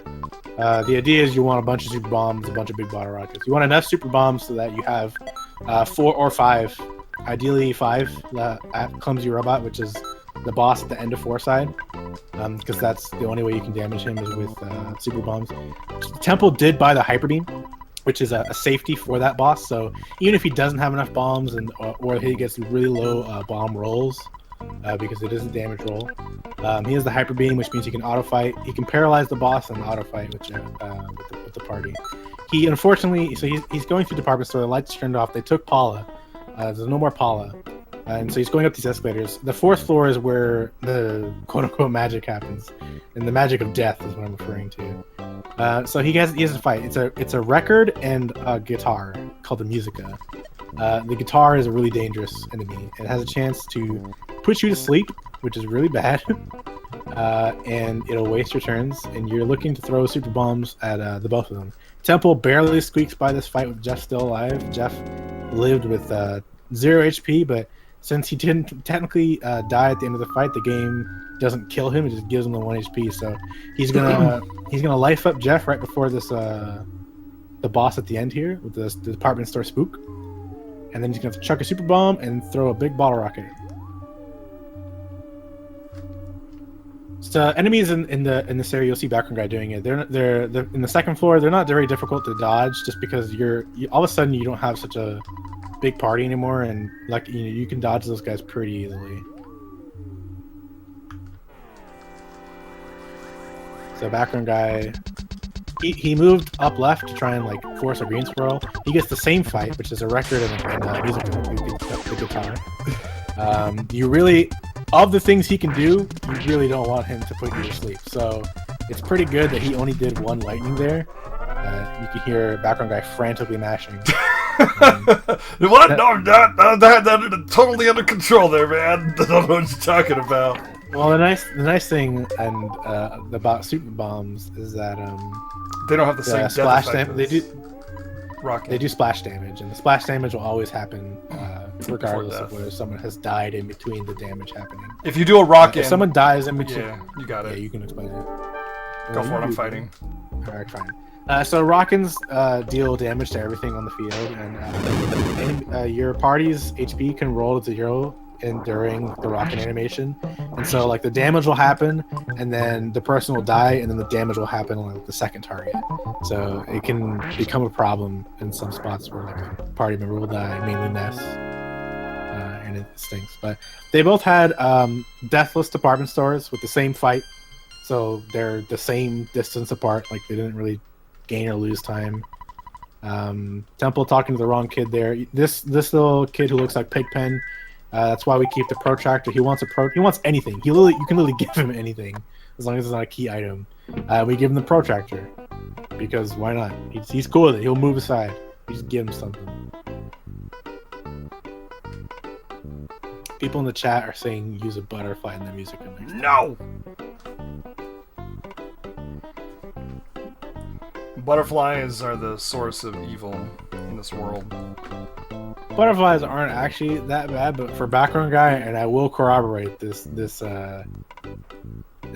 they're usually a sign of like bad times to come. Every time there's a butterfly, every time like background guy walks through a door and gets a butterfly, his run is dead. It's the thing is that it's a different door every single time. I've never doubled up, and it's this place where I've never seen a butterfly, let alone a butterfly spawn on top of you. And that's always like the precursor to the run about to die. Like I'll be green and then that happens and then it's like, welp, goodbye, run. So Temple's entering Moonside now, which is this weird spooky place that is kind of hard to explain as far as storyline is concerned, but it's basically Foreside but spooky. And also no is yes and yes is no. Like everything's kind of reversed in that sense. There's an enemy that he just fought there, the Robo Pump. You can get what's called pump skip, but it's not up to you. It's up to whether the enemy is deciding not to actively aggro onto you. Their movement pattern has them move in like a circular pattern, and sometimes the way he spawns, he'll like walk into the wall and get kind of stuck on the wall, and you just walk right past him. So we call it pump skip, but it's pure RNG whether or not you get it. It's not up to you. It's something you hope you get, saves time, and the Robo Pump fight, killing it doesn't get you anything. You don't get anything cool off of it. So if background guy gets the pump skip, you can make up some time here on Temple, who is just cruising through it. You pick up the Night Pendant in one of the chests. The Night Pendant, you put it on Ness. It's a piece of armor that gives you immunity to paralysis and flash. Flash, we mentioned it before, but I'll reiterate. Flash is an ability that puts random status ailments onto the target. And so there's enemies that can use flash on you and try and one of those random status ailments is that you die. So the Night Pendant protects against instant death in that regard. Well, it just protects against flash. Just like flash. If you can get paralyzed from flash. That's the only other way. That's the only other way to instantly die. Well, yeah, but if you can get paralyzed with flash, but you can also have a paralysis cast on you.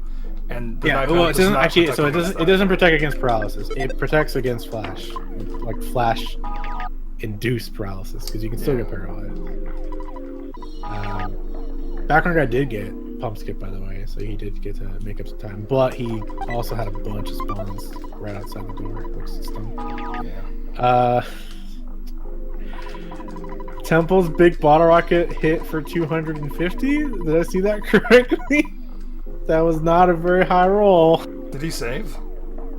No, he killed him, but that was a terrible roll. I do the skip and then I save because, like, if you die, you soft lock. I don't think he saved, but he's fine. I always save here on a marathon if I do the skip. What we're doing right there is we walk straight down in that inn. We're skipping an event trigger that turns spawns back on because they were turned off previously. Whoops, that was the wrong guy. And what happens when you die when spawns are off is a really, really, really bad thing that causes the game to soft lock, more or less. Yeah, it's not a true soft lock, but you'd have to enter a building, and you'd have to do it blindly because the game doesn't. The game screen is black. You can still move your character around. We might showcase that glitch at the end of the run after we're done. Yeah, if we have time. I feel like we will because you guys are on very good paces right now. So unfortunately for background guy, he got paralyzed. Ness got paralyzed, which is one of the things that can happen. He picked up. I imagine you picked up the secret herb, right? Yeah, I did. Yeah. So you pick up the secret herb normally because the worst person to get paralyzed here is Jeff, not Ness. So Ness getting paralyzed here is actually not that big a deal. It's more inconvenient than anything. I'm still gonna use the secret herb to cure him because I agree. I don't want my inventory trashed by having to give the pencil eraser to Jeff. Otherwise, my inventory is gonna be way different because everything's gonna shift one slot up, which puts things that are on the left on the right and things that are on the right on the left. And a lot of this run is memorizing your menus and having consistent menus. So I don't want to. It'll essentially wreck my menu for the rest of the game until probably after Starman pace is where it gets back on pace again, because that's when you give the pencil eraser to Paula normally. So yeah. So Temple gets on a bus. He's gonna stop right in front of the drugstore in Dusty Dunes. The reason for this is because he has to go through Monkey Cave. If you've been really paying attention and you've been wondering why we're picking up random items when we do, one of them was a protein drink, one of them was a picnic lunch. You think, we haven't really used them. What's the purpose for that? The reason is that these monkeys in Monkey Cave are really needy. They want stuff, and they won't move out of your way unless you give them stuff. And so we pick up stuff all throughout the run that are conveniently in chests that we can get right in front of us for Monkey Cave, for this purpose specifically. And so he's gonna walk into here, and the monkey's gonna be like, "Give me a skip sandwich." That's an ask. Luckily, yeah, just give me a skip sandwich, and then you give him a skip sandwich, and then he moves out of your way. And this guy wants a picnic lunch, so you give him a picnic lunch, and so on and so forth. And so we've been picking up items all throughout the game. The only item Three that items. we need to pick up the only item we need to pick up actually in the Monkey Cave itself is the pizza, which and hamburger, which is thankfully. Oh, that's true. You technically have a hamburger left over. To get through the Monkey Cave, we need those two, and then we're also going to pick up a bag of Dragonite, which is going to be used way, way later in the game. Yeah.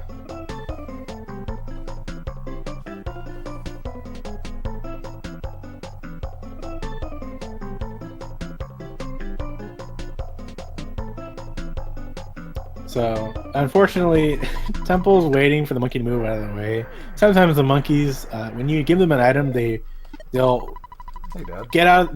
They quote unquote get out of the way in that they just start doing random movement, and they can be rude in that regard. In that they don't necessarily stop blocking the door. They just kind of just stay right in front of it. So you can lose some seconds just waiting for the monkey to move out of the way and stuff like that.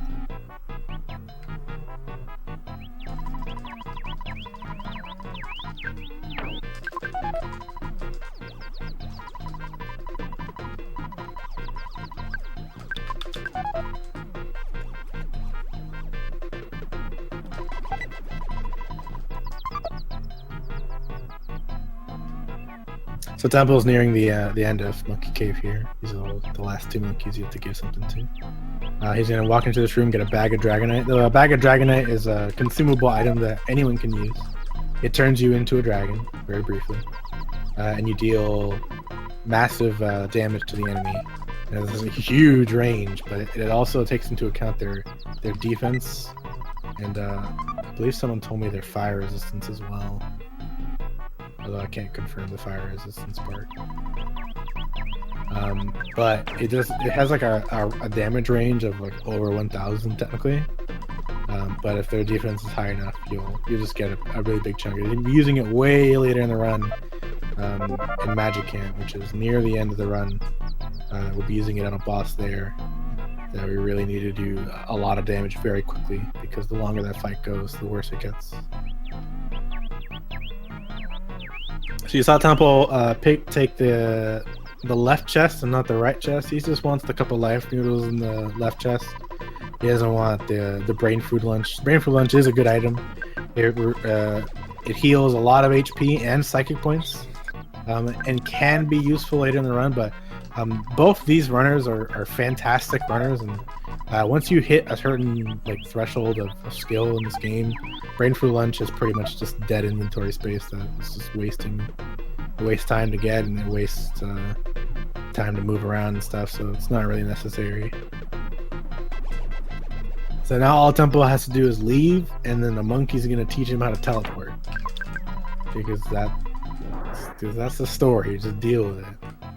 It's a wonderful story. Yeah, I mean, not a lot. There's a lot. You can't take everything at face value. Like, you can't just be like, "Oh yeah, this makes sense," because most of the things in Earthbound don't really make that much sense. But that's just the way it goes, and that's what makes it charming and fun, and that's why it's written well, and it's great. So this monkey's gonna be able to teleport, and you're just gonna do as he says. Do like he's the teacher.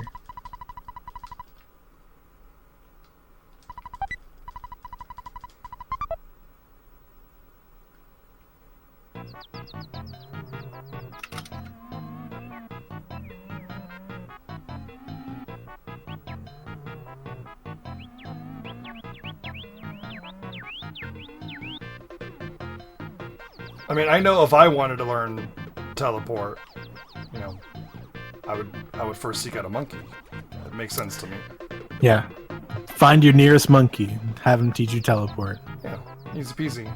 Life hacks, man. You want to go on a trip? Boom. Have a monkey teach you teleport.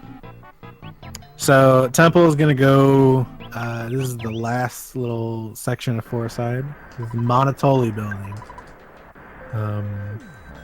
And he's going to be using a Skip Sandwich Deluxe here, very briefly. He's just checking his bombs right now just to make sure that he has enough bombs for the boss of this area. He's going to be saving here just in case things go poorly, which I don't disagree with. It's pretty smart for a marathon. Very rarely will things go poorly here. He has enough bombs to make it okay, and the one thing that can go badly is that he's going to be using a Skip Sandwich Deluxe, which increases your movement speed by a lot for a very brief period of time. And he's going to be using it to skip these robots that are in the hallway. But one of the robots, which we call RNG bot, has a chance to spawn in an unskippable location, which could be unfortunate. Basically, it's out of your control. There's no way you can skip them. But for the most part, you can skip them almost every time. It just happens enough that it's a pain in the butt and it wastes time. And there's technically, they can call for help. There's technically a chance it can go really poorly, but it's very rare that it does. So you see him use a skip sandwich. He gets into the door immediately. He goes to the next door, and he's going to be trying to make it into the next door as soon as possible. And the bot, that bot that he was just past there was RNG bot, and thankfully it was good RNG. So, and then he just walks right past every other one, and then almost walks into the last one because he forgot to do diagonal movement, or his D-pad went on Lifritz. But thankfully he still had a skip sandwich up, so he was able to skip it. So Clumsy Robot is this fight. His first turn he'll always waste it, and then his second turn, depending on what he did his first turn, it changes what he does. So he, based on his first turn, he did the missile route, which is technically better because it means that the other route that he has involves solidifying one of your party members, which means they can't take actions for that turn. Their turn is instead spent being unsolidified. So the missile is technically a little bit better just because it speeds up the fight because you get to throw the 4 bombs as quickly as possible. Now BGG also gets a good bot. He's gonna be doing what we affectionately call a co-fizzle. The reason we call it that is just because there was a Earthbound runner named Kophase who found that skip. Normally we would walk around the desks and try and jam ourselves through that, and with the skip sandwich on, it wasn't very easy just because of how the speed up works, and it was just, you could end up losing an unfortunate amount of time just getting like trying to jam yourself through those desks. But Kofei's found a consistent way to skip it, and He did it on his first practice run ever when he was learning the run, and he was the first time he went through there ever. And I was watching him, helping him through it, and I watched him do it, and I was like, what? Yeah, it's just a thing he saw where like, oh, you could probably just move like this, and he just did it, and we were like, wow, that's way better. So it's essentially don't. No different. It just prevents the potential time loss from having to jam yourself in the desk. If you don't have a problem getting yourself through the desk, then it's not a time save, but it eliminates a huge annoyance. I think it's RNG whether you get to the desk. Yeah, because it's based on how many pixels you move forward with the skip sandwich. It's actually, the desk is kind of a walk through walls sort of thing a little bit, because you can't just normally walk through it. But what you do is with the skip sandwich, you move like an extra pixel. You can walk through it without it. Yeah, I mean, it's essentially you're doing a wall walk though, more or less. You think it's a cliff skip? I think it's a semi-cliff skip. Like there's 2 diagonal pixels touching, and you can walk through it very easily normally, but you have to wiggle, which is the same thing that you do when you cliff skip. Yeah, I can see that. So they're not that far apart. Temple's watching a helicopter cutscene. BGG is getting Paula back in his party and about to watch this helicopter cutscene, so they're not very far apart at all. I think I covered some ground. Yeah, I think you did. Coming for you, Temple. Watch out.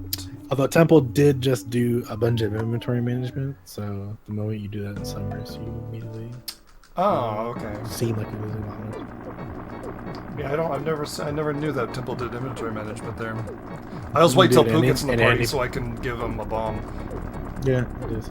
But a lot of people wait until you get Hieroglyph copy as well, so you can push that onto Paula's and additionally. I mean, yeah, it does ring. I mean, one of those is optimal. The thing is that time loss. You can always just wait for another menu where you have to move something else on somewhere else, and you can just move the Hieroglyph copy then. So I mean, in the end, like as long as you're not doing additional menus, you're not wasting time.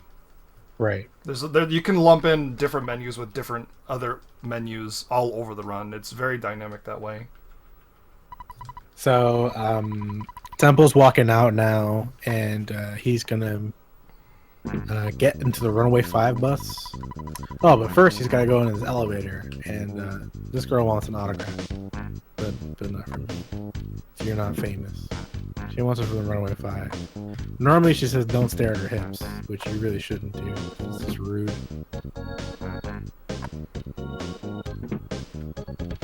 But you're going to be going to the bottom floor, to the street. You're going to get into the Runaway 5 bus.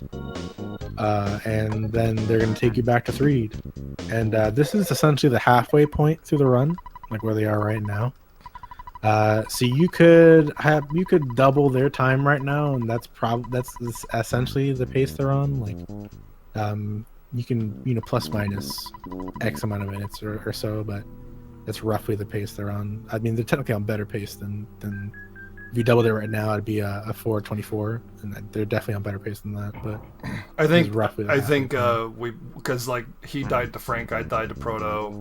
We've all had our spots of bad RNG, and I think in my experience, the back half of the game has a lot less of that than the front half. So I would say our pace is closer to like a 215 or 415 rather. Yeah, I think it's a 415. Oh, why didn't I just go back in there? Both you and Temple did that. Did we really? Literally, both of you walked back into the elevator. That was 5 seconds I could have had. Jeez. I quit, man. Zone over. I'm done with this. You were trying to stare at her hips, which I explicitly said. I can't help it. Yeah. I don't think I've ever walked back in the elevator before like that. I have like gone back up the elevator before, and that's definitely something you do because instead of mashing up, you're mashing L for whatever reason. And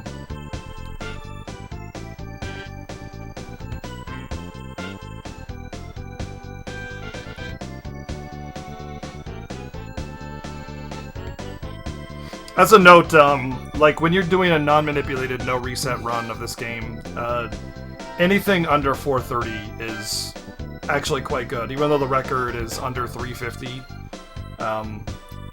that's 10 minutes plus of manipulation saved right off the bat. So you're actually plus or minus, you're only within 20 minutes of 30 minutes of the 4-hour mark. And it seems ridiculous that there's that much variance, but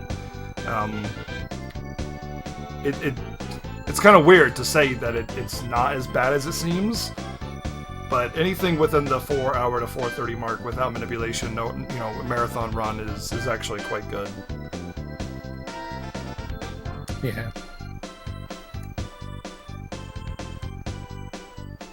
So there'll be about like a 2-minute cutscene on Temple side. You're going back to Winters, and then you're gonna fight a boss there named Shroom With 2 exclamation marks. There's there's a bunch of exclamation points and a lot of extra letters.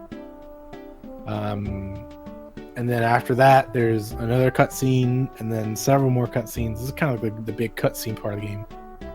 Intermission sort of thing, yeah. Yeah, it's a little intermission from before like a bunch of like execution stuff happens. Because like right after the cutscenes, there's the Kraken fight, and then the Pyramid, and then Dungeon Man, and all those places are like really, really stressful and scary. Yeah, that first bit until you get Paula back is the same thing. It's just a bunch of stuff going on. You're trying to get through it.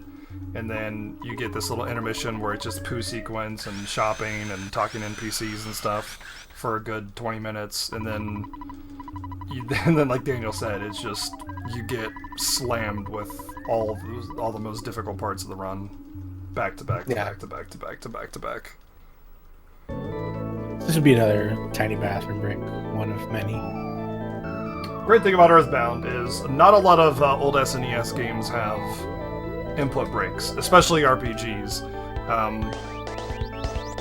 I can't really think of any. I don't know if the Final Fantasies have any. Thankfully, 4 is a really short run.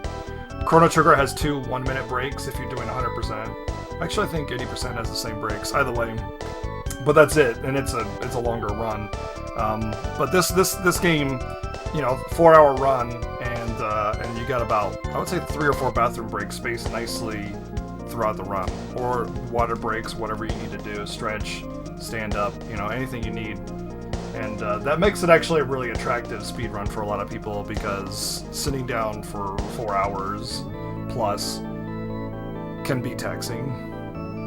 It's definitely very taxing for me. I'm very happy I get to get up and do stuff.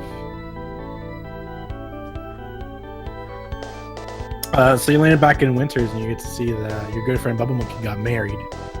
Tyler did not. And they tell you about in Pond Cave, there's like a big enemy there, and that's Shroom.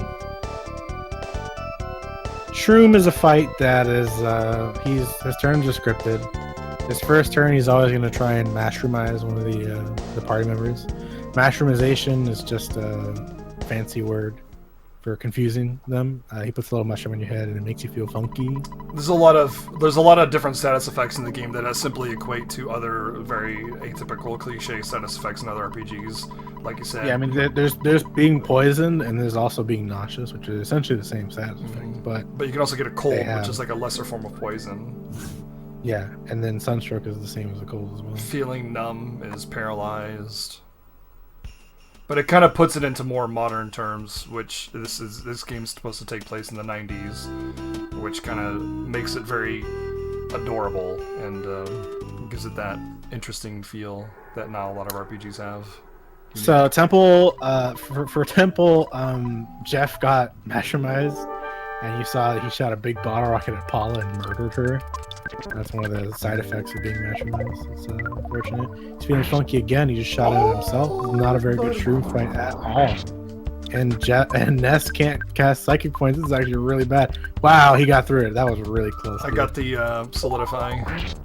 Yeah, so background guy does solidify in the first turn, and if he does freeze in the first turn, and if it solidifies, since Shroom is scripted, he's trying. He would normally try and confuse one of your party members, but instead his turn is spent being unsolidified, and then it just moves on to the next part of his script.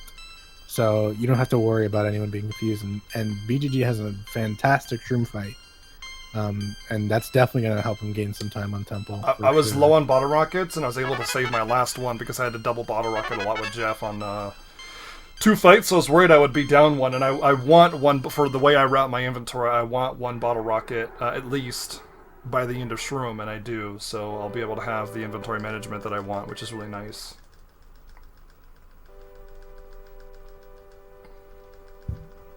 So you don't get to see it from Temple. You might get to see it from Background Guy. On their walk back to Andonut's lab, there can be a lot of enemies in the way, and instead of like despawning or trying to find a different path or whatever, oftentimes to save time, we'll teleport past enemies.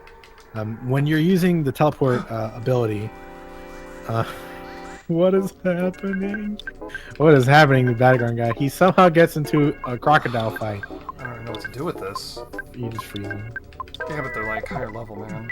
I've never gotten into one of these encounters before. Doesn't matter. It's so crazy. If I can solidify, I can run, but there goes my advantage. Rip.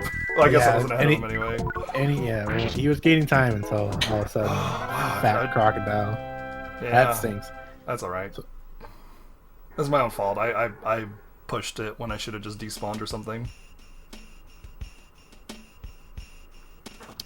So Background Guy just walks through as well. Empty spawns in the middle area. So I was trying to explain a technique you probably won't see for a little bit then. When you use teleport, enemies don't move, but you do. So you can teleport past enemies, and they stay stationary, and you can like get through them. You'll see that a bunch later on, but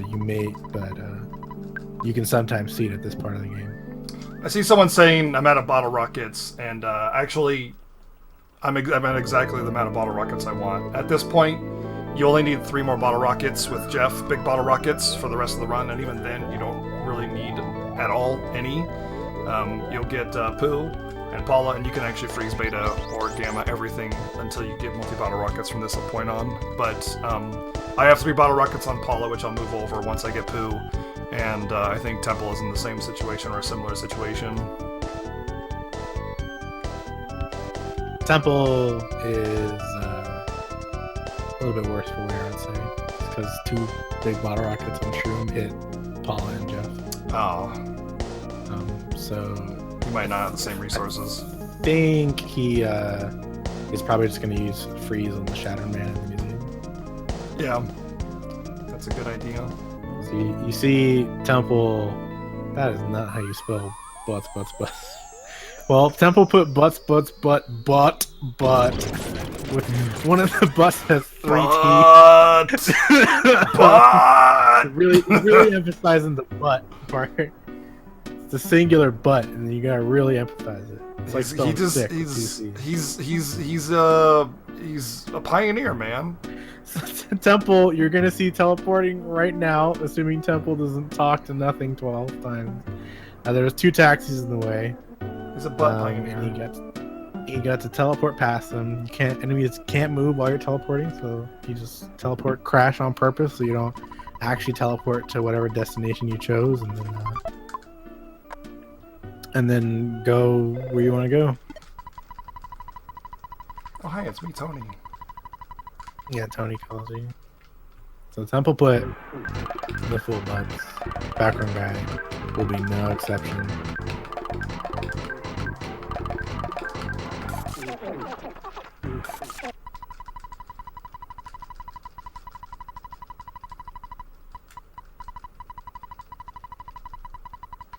So Temple talks to this lady who sells magic cake, and then you're gonna eat some magic cake, and then you're gonna go to Dalam, and there's some heavy drug themes here. There's really no skating around. No, it's like expired ingredients, man.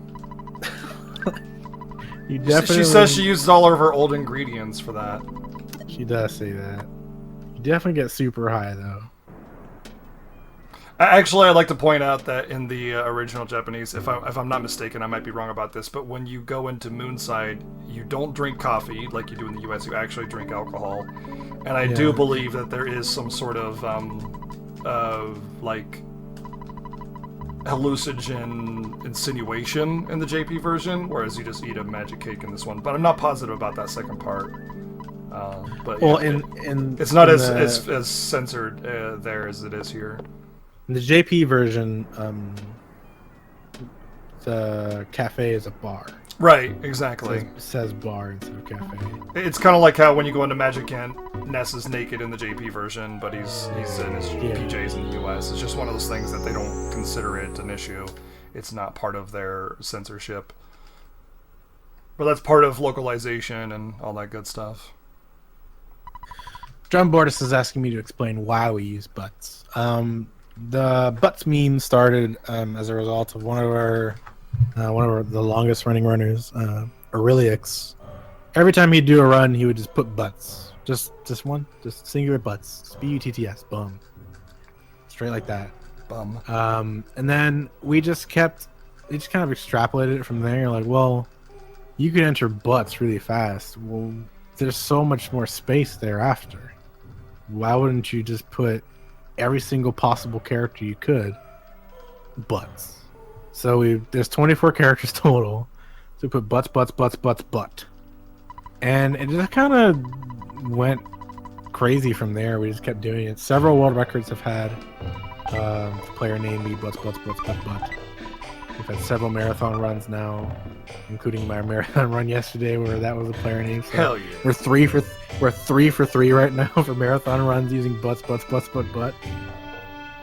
If there's like incentives, like if this were to get into a GDQ, we would. I'm sure most of the EB community would try to donate to butts, but it really depends on what the donators to the charity are going to pick. So in the environment of a charity where incentives are a thing, we wouldn't really have a choice in the matter. But every time it's our choice in a marathon, most of the runners are going to select butts. It does take time. It takes roughly 6 to 8 seconds. It's not that big of a deal. It's irrelevant because the next time you see the message, it doesn't print out the letters. You only see it in the printing box. It definitely prints out the letters. It does print out the letters twice, but that's like frames.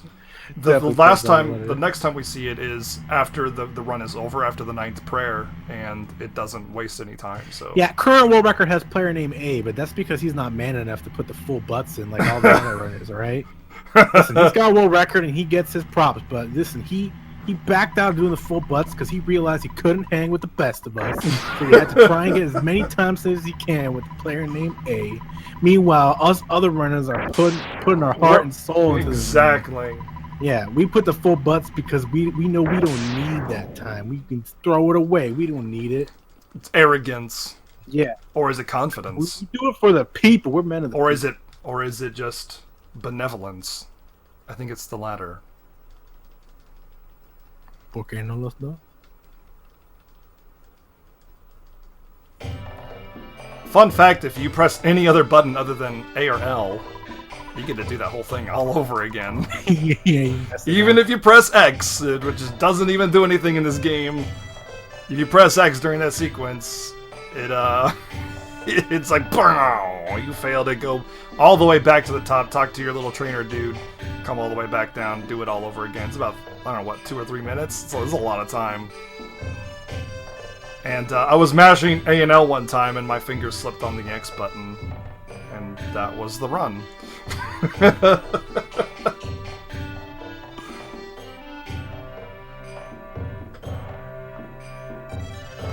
Yeah, you could put a capper there, Primus, but BGG held world record with full butts for 2 months. I 3 held world months. Record. No, you had 2 months.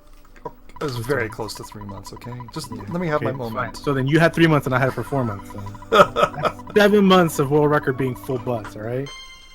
It's true.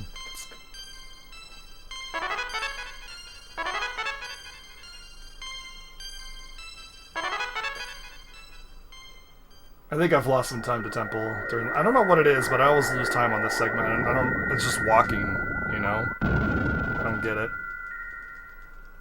There's got to be something I'm doing here that's like inefficient, and I can't figure out what it is.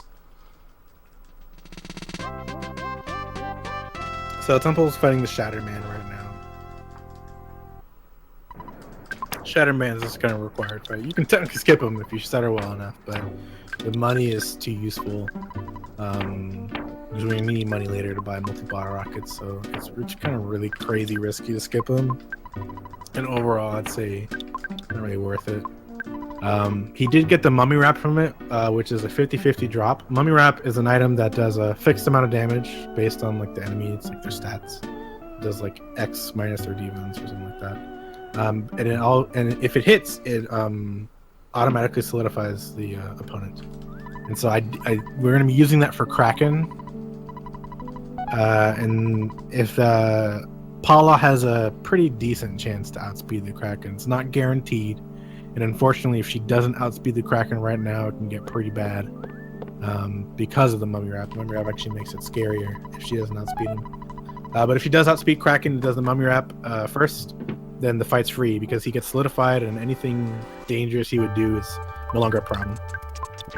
So you see background guy getting into the Shatterman fight right now.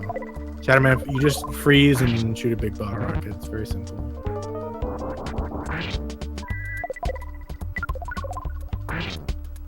Jeff did not roll very well, but this should still kill him.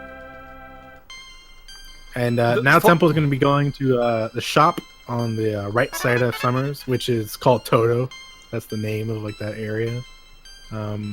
And he's going to buy a lot of Skip Sandwich Deluxes, like a bunch of them. He's buying them now for the rest of the run, and now BGD's going to know something. If Pooh dies in this fight that I just did, you actually have to resurrect him before you talk to this plaque, or else you can't advance the story. He has to be alive. And if you skip a couple life noodles or something, your run can be over because you got to go all the way down to the hospital to resurrect him, and that's a lot of time. Has that happened to you? Yes, it has. What? Yeah, I just get really bad damage rolls, and Pooh gets hit by the Shattered Man, and he dies. And you just... What? You got a couple life noodles in. You have to. Never happened to me once ever in my life. It's actually happened to me twice. What? Yeah.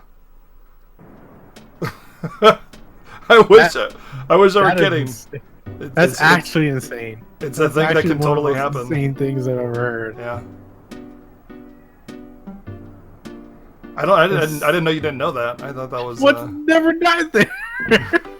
Never had Pooh die there. No, didn't know that at all. Okay, well, regardless, they're in this shop. They're gonna be buying a lot of Skip Sandwich Deluxes. This is for the rest of the game. They're gonna be using these for the entirety of the game. So this is a one-time shopping sequence for them.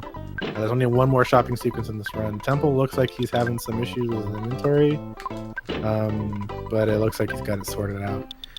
The basic way you're setting up your Skip Sandwiches is that you're filling up Pooh's inventory to the brim with Skip Sandwich Deluxes. You buy 6 on Paula and 2 on Ness. And you can buy 1 on Jeff. Some people like to do that. They like to buy 1 on Jeff to use in Dungeon Man, like inside of it actively. Actually, do 3 on Ness if I can. Well, that's just overkill. Well, it's instead of 1 on Jeff, because it's faster to get to it. Yeah, that's way smarter. Okay, never mind. Well, you didn't say instead of the 1 on Jeff. I never, ever put any on Jeff. I don't like putting a him on huge Jeff. Inventory nightmare to do that.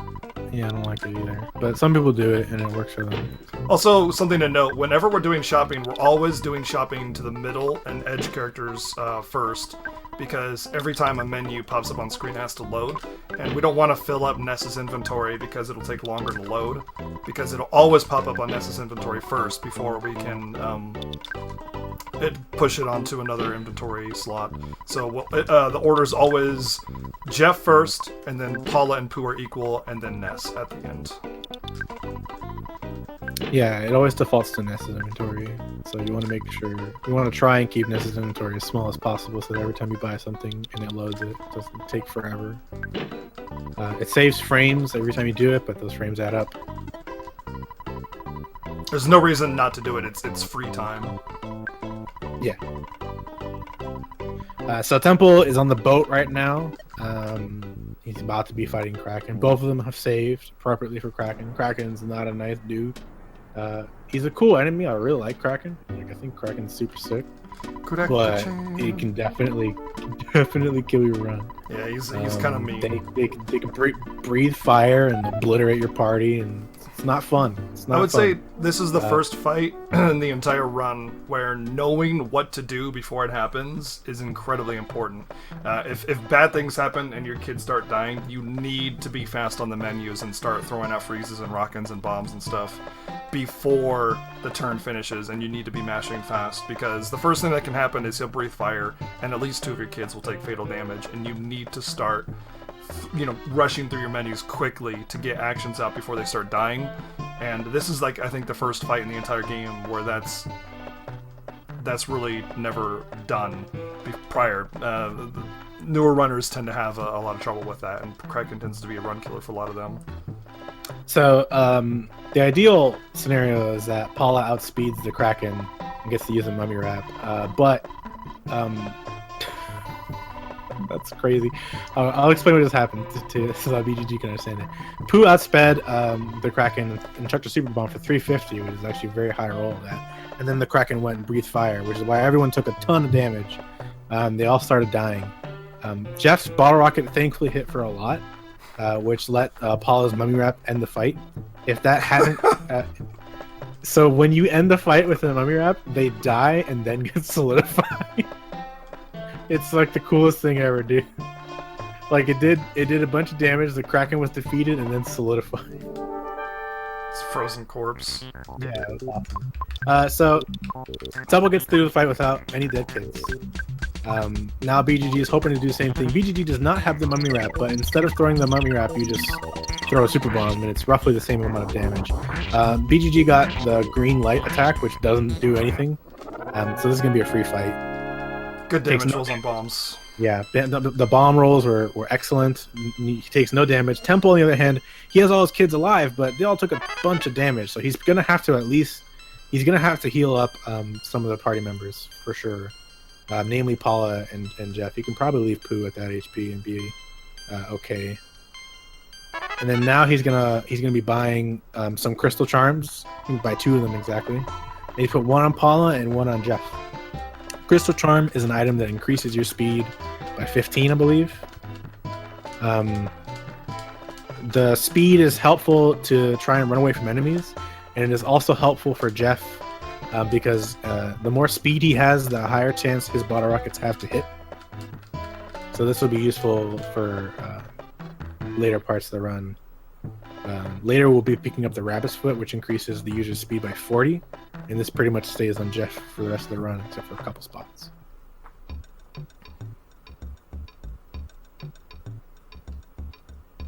So you gotta draw a star. That's what the hieroglyph copy tells you. It's the password to get inside the pyramid. You gotta draw a little star. Fun fact, this is how in school, people would draw stars, and I wasn't sure how they did it because I was stupid as a child. And this game is what taught me how to do it. Aww. So it taught me how to draw stars. Still wasn't very good at drawing them because I'm bad, but that's how I learned. I'm just like, oh, that's a star. I was of the age where everybody was drawing Stussies and stars on everything, so that's what I was doing. That's how I learned how to draw a star. So Pyramid is where they're entering right now. Pyramid's probably one of the highest execution points of the run. There is still RNG involved. Pretty much RNG is always a factor in Earthbound.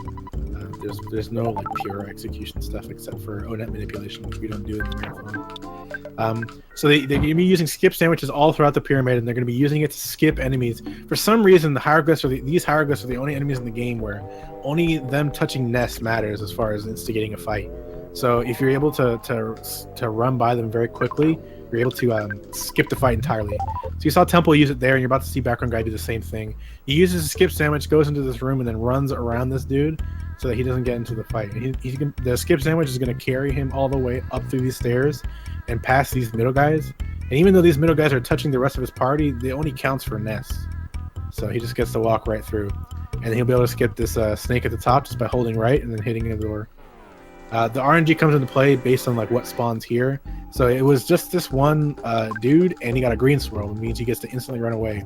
Meanwhile, lltemple got into an arachnid and a hieroglyph fight, and so he just had to fight it out. So BGG gained some time against him there. in general, it's better.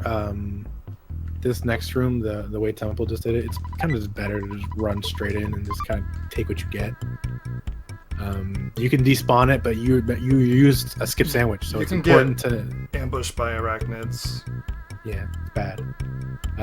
So Temple got into a fight in there, and so he paralyzed everything and ran away. When everything on the when every enemy on the field is paralyzed, you have a 100% chance to run away as long as they're not like a boss. Or something. Paralyzed, asleep, or solidified, controlled in some way. Their speed doesn't account for being able to run away. Yeah. So with that fight, BGG now just took the lead and is fighting Guardian General. Guardian General is a pretty easy fight. He's a slow dude, so bottle rockets deal a lot of damage to him. They normally almost always hit for like 500 plus. It's very rare for them not to. Yeah, it's a hit for 548 for Temple, which is pretty average. And then the 2 freeze betas thereafter should kill him. Perfect. And so now they're gonna go into this next room, hit a button, and walk out. So you'll see him despawn it a couple times if the spawns in that room look like they're gonna get him. But there's some formations where you can just walk in and out really quickly. Yeah, BGG got no spawns in there, so he's just gonna walk in and out. Boom.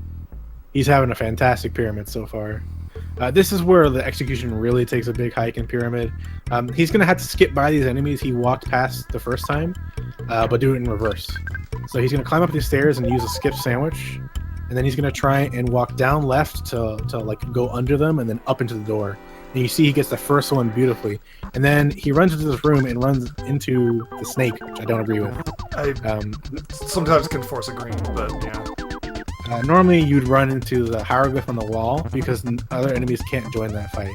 BGG is opting to just YOLO run from this fight right now, which I also don't agree with. Both these enemies are 100% susceptible to paralysis, so no, they're not. I think it'd be faster. The snake is only 50% susceptible to paralysis. No, it's literally the opposite. What? It's literally the opposite. It is literally the opposite. The snake is 100. It's 100. It is 100%. I'm willing to bet $1,000 right now. I didn't know about this. If that's the case, I thought it was 50%. $1,000 right now. Well, I mean, hey, I'm okay with learning something new. That makes it a lot easier for my future decisions on those encounters, though. Yeah. So that fight, you can paralysis Omega. I would have if I know. Yeah, I mean, you should know. You used to have the world record. Hey, man. Like numbers and stuff. I don't go seeking numbers. I just play and I learn. Temple had a better walk back, so he gained some time back on BGG. They're super close right now. This is incredibly close. BGG unfortunately messed up the skip on this door. If Temple can get it, he can pull ahead. He gets it, super nice. He's gonna hit the bottom pixel of this room, get the diamond band, which we're gonna sell later for money, and then drop down this hole. He's gonna hold right and get through this room. Temple having a nice latter half of the pyramid. His beginning of the pyramid started really rough, but he's really cleaned up the second half of it and gotten some pretty decent RNG on top of it. BGG not far behind him though. Unfortunately, he holds right, but that's really bad RNG. Have that fight there. He gets red swirled. He does know you can paralyze him now, so I imagine he'd probably do that. Yes, no. Hey, there it is. I don't care if my kids die as long as I. Yeah, at this point, having someone die isn't a big deal. But Temple gets through pyramid, and now he's on to this next split, which is Dungeon Man, which is a terrible part of the game. It's super dumb and stupid. It's really big. It's really RNG heavy. BGG's gonna have to heal Ness here because otherwise he'll die. You take damage out of combat when you have a cold, and you can still die.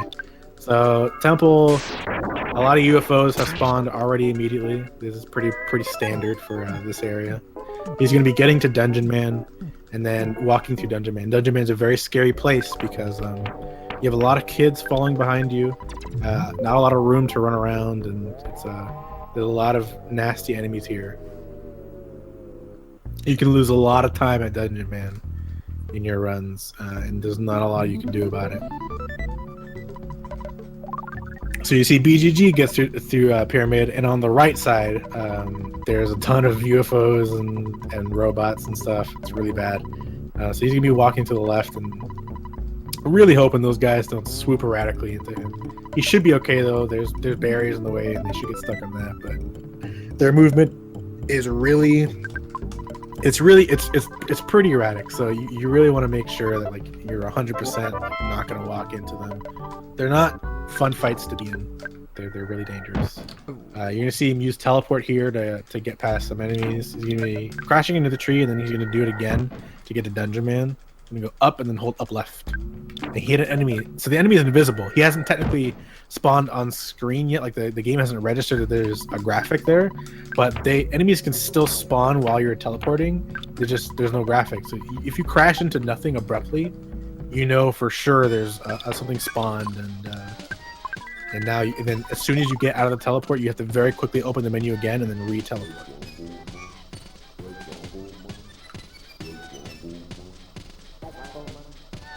So you go to the top of Dungeon Man, you talk to the face, and then Dungeon Man starts following you around. So this is what makes Dungeon Man particularly difficult.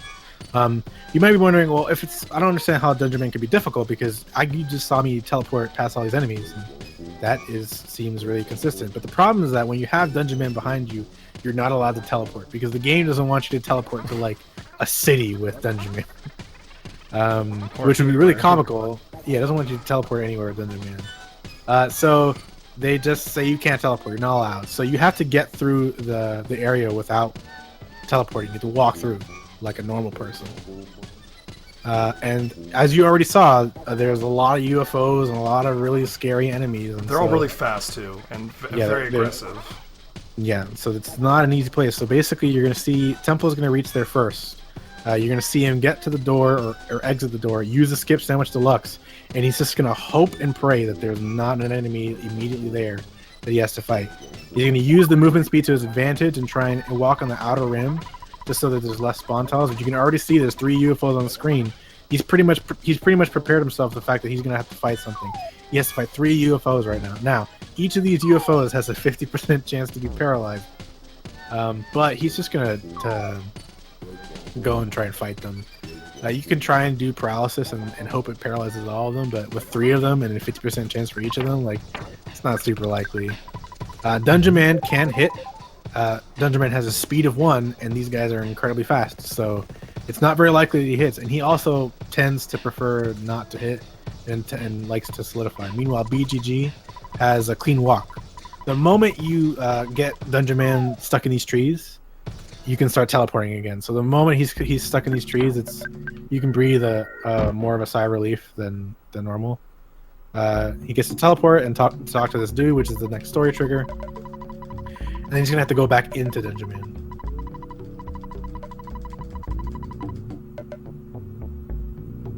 It's still not over, because inside of Dungeon Man can still be pretty obnoxious. Enemies in there are easier to kill, but also still like hard to avoid, just because of how many party members you have. He needs to withdraw a bunch of money, which he's going to be using for a shopping trip right now. That was the sickest green squirrel ever.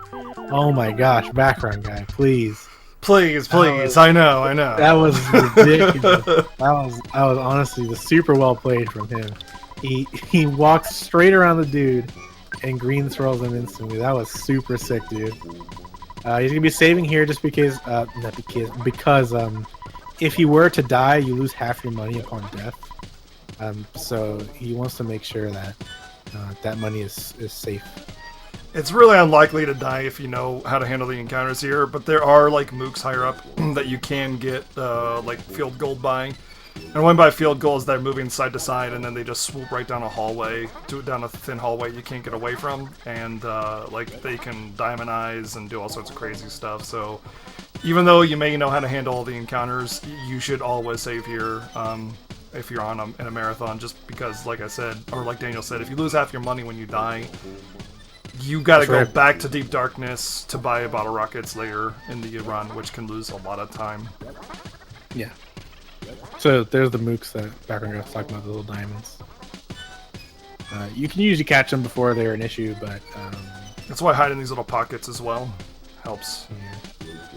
It's a couple frames lost because of diagonal movement, but it's super worth it.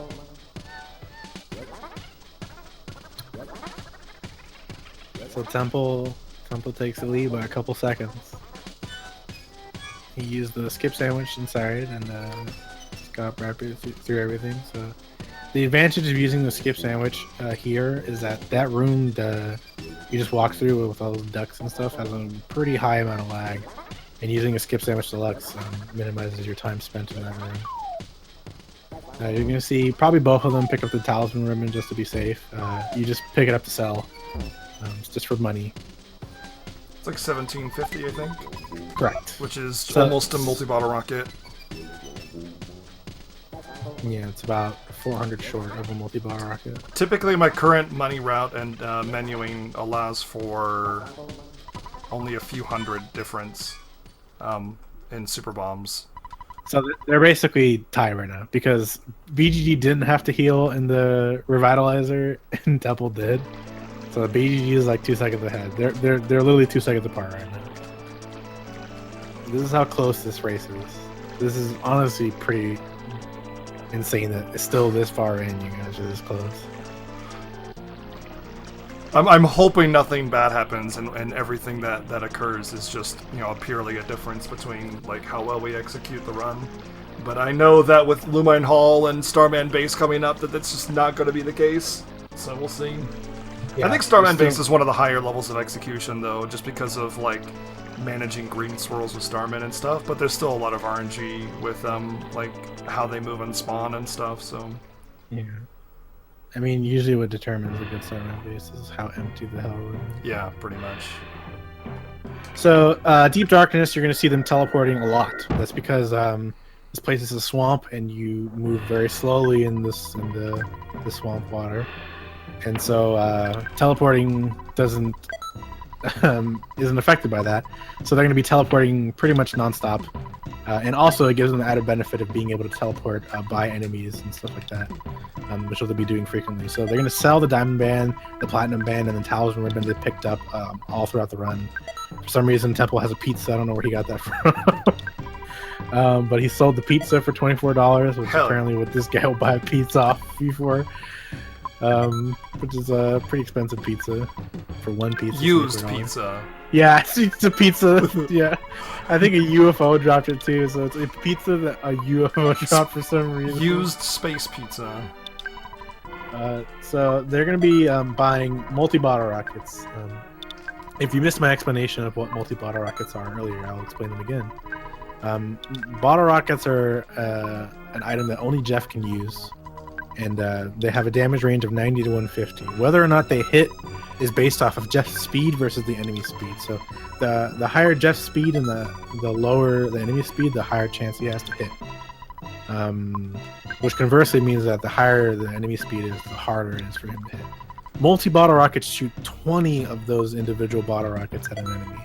So they have a damage range of 90 because 19 can miss and 1 can hit, to 3,000 if all hit for max damage.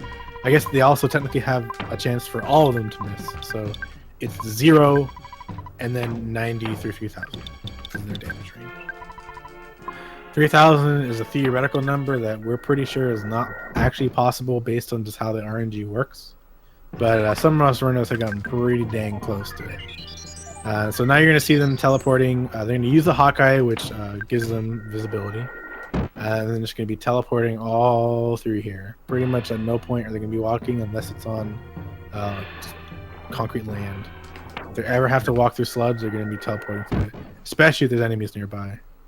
So this part, this section is pretty heavy execution. Like these teleports, you gotta practice, and there's like optimal teleports and really good ones you should be doing. The unfortunate part is that depending on how good you are at it, you can unfortunately be so good that you actually get your teleport off, and you don't want that. You just want to be moving fast through it. You don't want to actually get to Onet, which is where the destination they keep picking. So it's happened to probably literally every runner at this point, where you're teleporting and you teleport so well that you don't hit anything, and then you teleport to a net, and then you have to teleport back and then start from the beginning. So. The best way to do it is develop a teleport path for yourself that you always take, no matter what, so you know when you're gonna have where to hit a wall. every time. Like, I take the same... if I get no spawns, I take the exact same teleports every time.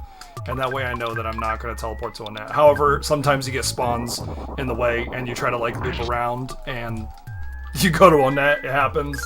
It just does. You just gotta be careful. So you saw the multi-bottle rocket hit Master Bar for 2,311 damage. He has like 1,600 HP or something like that. So it's hella overkill on that guy. That's a common theme you'll see for a lot of bosses, which is why some people hold Jeff in high regard because of all of his pure damage he's output. Broken. It's pretty broken. I mean, that item's broken. Another thing that would make Jeff better is more speed. That would just make him consistent. Yeah, if he was consistent, I wouldn't hate him so much. Run Chrono Trigger, man. I mean, I technically do, but I just haven't completed a run. Doesn't make you a runner. I know the route. I've done Magus %. That's the first 2 hours. I mean, that's essentially like everything you need to know about the game, but... Yeah, I mean, any percent pretty much ends like almost immediately after Magus %. Tyrannical Lair and then the end. Some Like, you farming. get Green Dream and then the end. So they walk into Tenda Village. Remember and then Apple Kid immediately or walk Orange out. Kids? Oh yeah, so you walk in and out, and you get a call from Apple Kid, like, "Hey, I found a new invention for you. I'm gonna do," and then he gets kidnapped, right? It's really dramatic. And then you get a call from Orange Kid, which in the speed run you never formally meet. You guys remember Orange Kid? And We talked actually- all about it.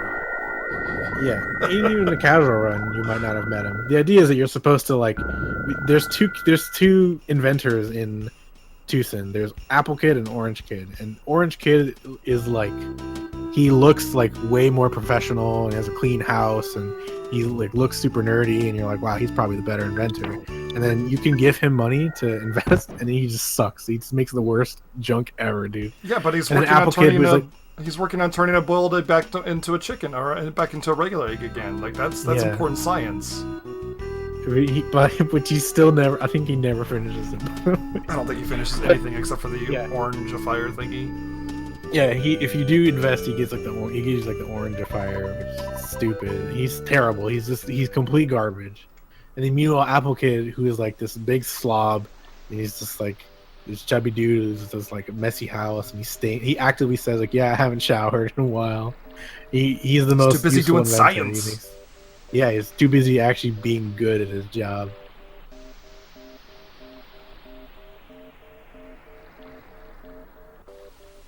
So they, you get the added benefit of getting on Tessie again. They're going to be making their way to Stonehenge.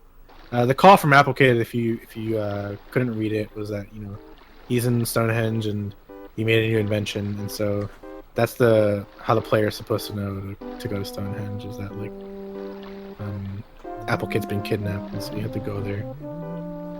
You saw Temple teleport, and then after he opened up the menu like a couple times, like as he was moving. He was doing that just to see like how the enemies reacted to him. If he saw that they're going to move towards him, he was going to do another teleport. But using a teleport technically wastes time. If you don't want to use a teleport if you can avoid it in anywhere that's not deep darkness. So he does that just to make sure that he can just walk away without having to teleport, and it gives him time to react. And he's just now getting on Tessie while BGG is getting off. So it's a small difference in between the two of them, which can be made up in Starman Base. Starman Base is a pretty rough place. If you play this game casually, it was probably one of the hardest areas that you had to endure. It's not quite as hard in the speed run, but it still can be pretty scary. We abuse the fact that the Starmans have a really abusable hitbox to green swirl them very, very easily and run away. But unfortunately, not every enemy in Starman Base is a Starman, so we can't just do that over and over again. We would ideally we try to, but it's not always how it plays out. So you'll see a lot of despawning in the beginning of it. The beginning area is mostly not Starman. There is Starman that spawn, but It's mostly these enemies called mooks, which are these like the. If you remember the department store spook, they're just recolors of that. Except for they're super duper mean. They're really mean. So they can cast freeze and fire, and they can diamondize you. So diamondizing, if you've played other RPGs, it's essentially the same as petrification. It works pretty much the same way, except that you turn into a diamond. Except it's essentially death as far as this game is concerned. Except it counts as death. All the other RPGs count as death. There's no soft that you can just buy 99 of and just be done with it. Diamond 9 is a couple life noodles or nothing. Secret herb works. Secret herb works for Diamond Eyes. Sure does. Why am I learning so many things today? Healing Gamma cures Diamond Eyes. I thought Healing Gamma did not cure Diamond Eyes. I thought it was a couple life noodles only. Or Horn of Life. Does. Sure does. Well, golly gee willikers! It almost never comes into play.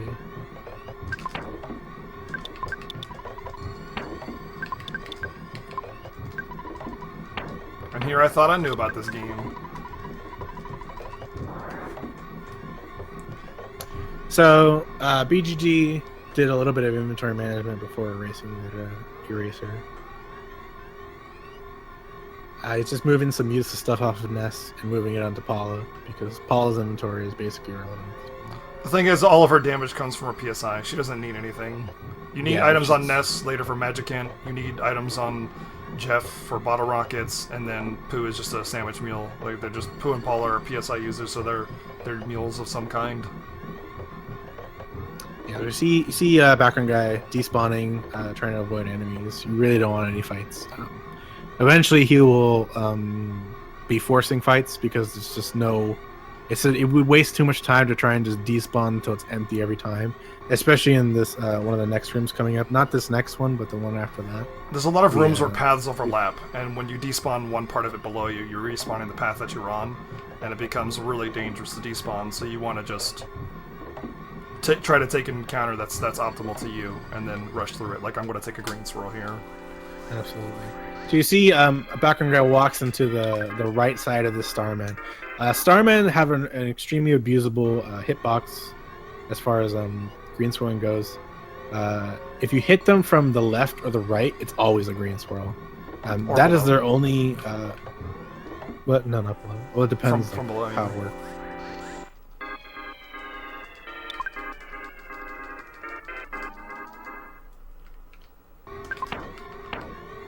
So he gets into the Starman fight, and he's going to use a skip sandwich with the invulnerability frames to get past. And then he barely... That should have been a red swirl. You're lucky he wasn't. No, it would have been a green swirl if I was facing him, is the thing. But I didn't face him at the last second because I didn't think I was going to get caught. So it turns into... If both of you are facing away, it turns into a blue swirl.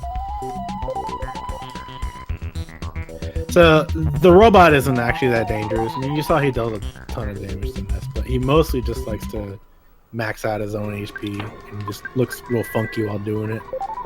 He does have a pretty average amount of speed as far as it's not bad, but it's not fantastic. So he can take some turns thrown away.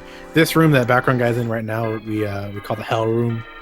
It's because there's not a lot of room to move around, and there's a lot of spawn tiles, and it can get pretty bad. So the how good your Starman base is usually is determined by how good this room is. And getting red swirled in this room is not a good way. Oh, how that happened that way. I think you got red swirled by the Starman. Yeah, I was thinking the diamond was hitting me, but that's alright. This fight isn't that dangerous, although Jeff should just take more damage. So he wants to run away before Jeff dies, or else he has to use a couple life noodles on him. Jeff is absolutely necessary to complete this Starman base. Yeah. So he's gonna have to revive Jeff at the end of Starman base. There's no point in reviving him right now, because he might just die again. You only need him for the end of the base, so more than likely, background guy is not gonna revive him right now, and is just gonna focus on keeping the rest of his party topped off. And then just trying to get through Starman base. And then right before the boss, he's gonna use a couple life noodles on Jeff, which is how you revive fallen party members. I couldn't believe it took so many turns to run away. Yeah, I was pretty unlucky. Usually it's like within the first 3 turns you can get away, but that was some really bad luck It's alright. for background guy. I haven't had to use Yeah, I mean- life noodles yet, so that'll be fine. Yeah, we pick up life noodles pretty frequently throughout the run. And so one of them is pretty much like planned to be used here. It's basically the purpose. And then one's planned to be used later. Background guys are getting a pretty good latter half. Yeah, it's completely. That makes empty. up for a little bit of it. Yeah. That hallway can It's usually waste time. swarm, It's not man. It's not dangerous, but you have to like hop from Starman to Starman usually. There's And no. just the sheer amount of fights waste time. But this was one fight and that was it. It's like you look up at the night sky, you see as many stars as you see starmen there. You know what I mean? Like it's just swarmed usually. So this is the last section. This little like flashing light room. Temple is in the hell room right now. He got into it pretty okay. He's trying to despawn this next area because he really wants. If he's gonna take a fight, he wants it to be. He wants it to be a green sword on a Starman, and not one of these diamonds. And so he very smartly waits for the Starman to teleport to him, and then green scrolls him instantly. He might use a sandwich right here, or he's just gonna wait and see. Yeah, it's very smart. So Temple had a really good hell room. Now we're gonna see if he gets that little hallway that BGG had. If he can get something equatable, he can make up some time here. Background guy is on the Starman Deluxe fight. He throws a super bomb with Apollo. That's a safety. He throws that because Jeff is inconsistent and doesn't always do the 1400 damage required. So he has a super bomb prep just in case Jeff sucks. You know what kind of damage is even if he didn't have a PSI shield? What kind of damage would Ness, Paula, or Pooh do? Like 200, 300? So yeah, he doesn't do 1400. He only does 1200. That's still 4 times the maximum damage potential of all the other characters. So even all of them combined wouldn't do enough, even if he didn't do enough damage to kill Starman. I'm so sorry I didn't one-shot the boss for you. What's 200 times 4? I said 2 to 300, so 300 times 4 is 1200. Okay. I'll let that one slide. So you gotta talk to Andonuts. Suspect math. You gotta talk to Andonuts or Apple Kid there. It's faster to talk to Andonuts. Apple Kid has more text. If you don't talk to him, the Shyness book is not returned to the ONET library, which is where we're going next. Yeah. So he teleports to ONET. He might grab an Exomouse here. He's gonna grab one eventually. Yeah. He's gonna walk down. This Exomouse house at the bottom of ONET is the most conveniently reachable exit mouse location, and we're gonna do it a bunch. This is just the first of many exit mice we're gonna pick up throughout the run. So he picks up this exit mouse. He's gonna be using it in a dungeon later on, and then he's gonna teleport back to ONET because it's faster to just teleport back to ONET than walk back upwards to the teleport location or whatever. So he teleports to ONET, and he's gonna be going upwards towards the library.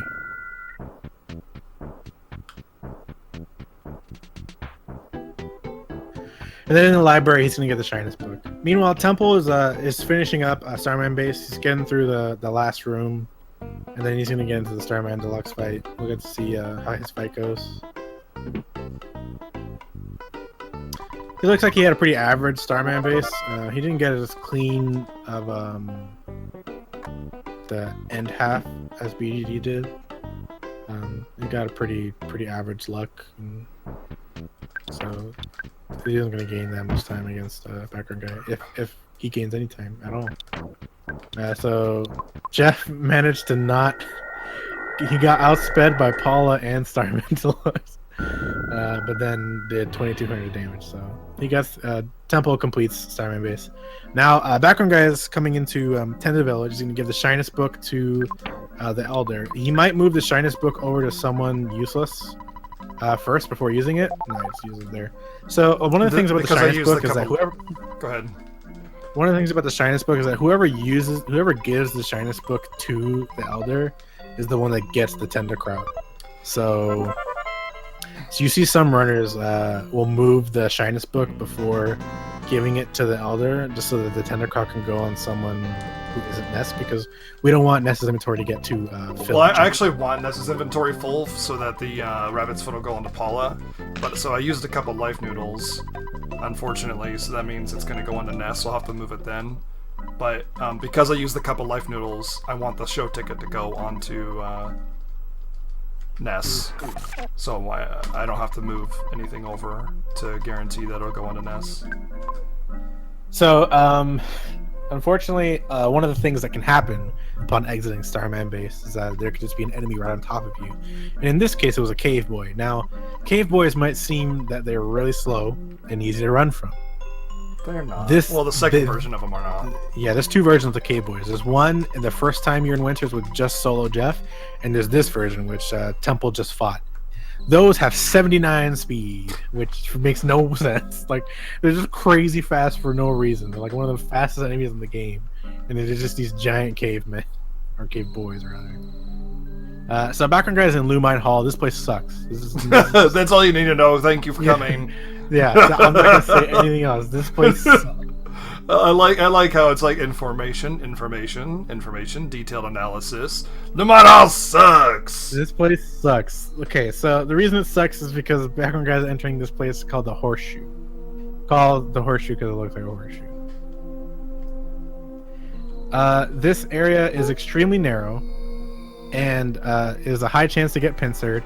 And in an effort to despawn some enemies, you might get pincer yourself by having other enemies spawn, and it's not a very good geographical location. He's trying to run from this fight. He's a I'm Dude, the sphere, man. The sphere kills everything. Why would you try and just run? Oh, I see what you're saying. I would kill the conducting spirit. I know you could paralyze the sphere, but You hypnosis. you can hypnosis them. Oh my god. That's what they're. Well, I guess I would hypnosis and then kill the conducting spirit then next time. Yeah, so you got away. my God. Paul died. It doesn't actually matter, but there's a lot of spawns. Realistically, what I think you should have done is probably skip saying, "Oh no, they despawned themselves." Never mind, you made the correct. I didn't want to skip because they have a tendency to move up, and I did not want that to happen because that would have been guaranteed another encounter. So Yeah, Paula dying isn't actually that big a deal. We don't really need her. The one thing that Rabbit's Foot won't be going on Paula, so that's good. Well, one of the things that can happen is that if Paula's dead, then you try and move the Rabbit's Foot off of her. When you have a dead party member, you go into the inventory and select it. Use is no longer the first option because you can't use things while dead. So give becomes the first option. And so there's a lot of times where people will inadvertently drop the Rabbit's Foot. because of muscle memory to go menu down A and then whoop. Exactly. Oh, how's that not green? How is that not green? So these are fobbies. These are orange versions of the foppies from Switch. They are equally as easy to destroy, and they give you the most experience. That's the reason why I res Paula now instead of in front of the boss in case of a Fobby encounter, so she gets the XP. She's the most important person to get XP in the entire game, probably, just because you want her to have as much HP as possible. Once you get Healing Gamma with Pooh, I guess Healing Gamma on NES is a nice little safety, but it doesn't matter that much. Really, you just want Paula to have a lot of HP for Geiga's fight in case he casts Rock and Beta. Yeah, so he's going into this Electrospectre fight. Electrospectre is not actually difficult, but he's going to throw a Super Bomb because Jeff doesn't have the Rabbit's Foot yet. So he needs to deal roughly... Electrospectre has roughly 3k HP. It's like 3,000 and some change. And so you need Jeff to hit for essentially 1,500 plus each time, but it doesn't always work that way. So you throw the Super Bomb to hopefully make up for that fact. You see Jeff hit for 1292 there. The Super Bomb was pretty crucial in finishing that fight. So now he's gonna get the Rabbit's Foot, which is down and to the left. Meanwhile, lltemple is having a pretty dang good horseshoe. A couple despawns here and there, but the fact that he hasn't had a fight yet is pretty good. So lltemple having a much easier time with Lumine Hall than Background Guy did. Depending on how the spawns at the top of the ladder go for him, he can definitely gain some time. I think he's already gained some time. He just takes the Fobby fight outright. I think, and probably in PB attempts, a lot of us will attempt to just despawn these Fobbies and It's not a good chance to do it, but when you're going for a PB, like you got to take every RNG potential for time save.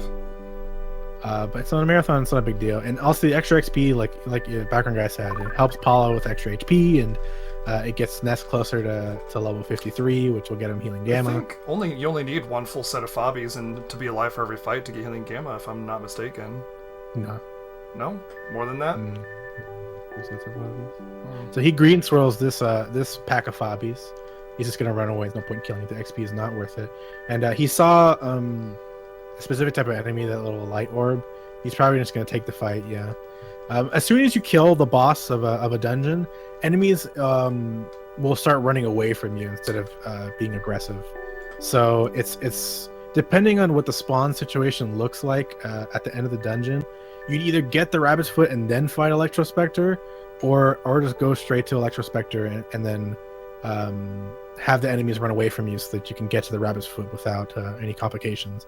So Temple has a really clean fight. He didn't even need the Super Bomb, but he threw it just in case. So smart stuff from him. Just like background guy, he's going to pick up the Rabbit's Foot and he's going to probably move it onto Paula. Not every runner does this. Some runners keep it on Jeff.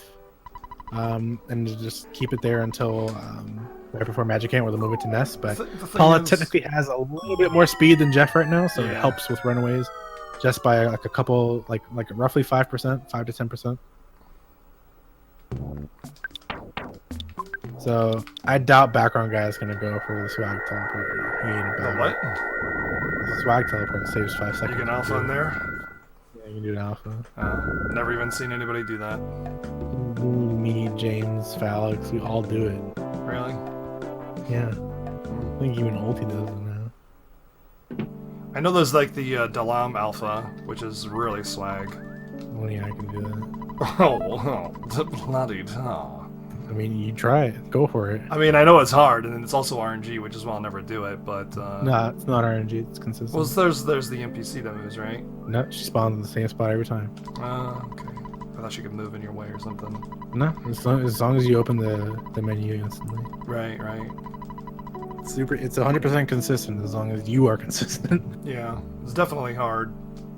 It's not easy, but I'm the best. So whatever. The best around. I'm not actually the best anymore though. like I said, the current world record holder is Ultimo Ice, who is actually in the chat right now.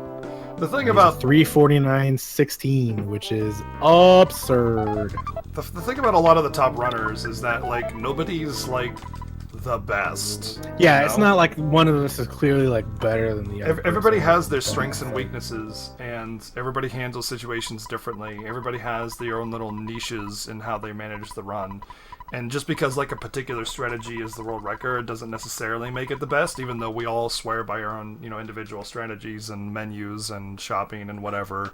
But it's something that's interesting about this game is that, like, yes, there's a lot of RNG, but there's also a lot of technique that goes into how you run the game. Some of these other games out there are just so strictly routed, and it's just like heresy to go outside the bounds of that route that somebody made, and Earthbound isn't like that, and you couldn't make it like that without some kind of new exploit or item or route that just really was unarguable in terms of time save. And like I said, everybody's going to swear by their own particular route, but it's just what makes Earthbound interesting as a speed game in general. I think personally it's the most interesting RPG speed game there is, due to how variable a lot of the strategies are and how much technique there is for an RPG speedrun. Well, it's like a different run every time, just because how much RNG there is. Like, Chrono Trigger is the type of run that there's like one RNG spot and that's it. But you still handle it the same way. Yeah, the strat's the same no matter what. It's just an RNG. The spawn is RNG, but Chrono Trigger is like complete opposite, essentially. So right now, all of it's RNG manipulated, so it'll be the same way every time as long as you execute it correctly, assuming you're doing it, a specific category. I mean, I even watch like a lot of FF4 and FF6 runs, and while those are all very interesting runs on their own regard, they're set backups, set strategies, set ways of do things, and they're great runs and great games on their own accord. But I find a lot of personal joy in the problem-solving aspect of Earthbound speedruns. It's like a little puzzle you got to figure out. Yeah, there's like this guideline, but to really make a good runner, it takes more than just the straight line. There's this wiggling, this is swirls going on around and everywhere, and you just kind of have to figure it out. Where does the maze start and where does it end?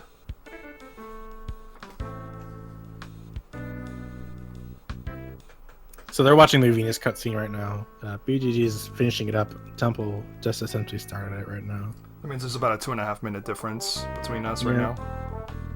Roughly.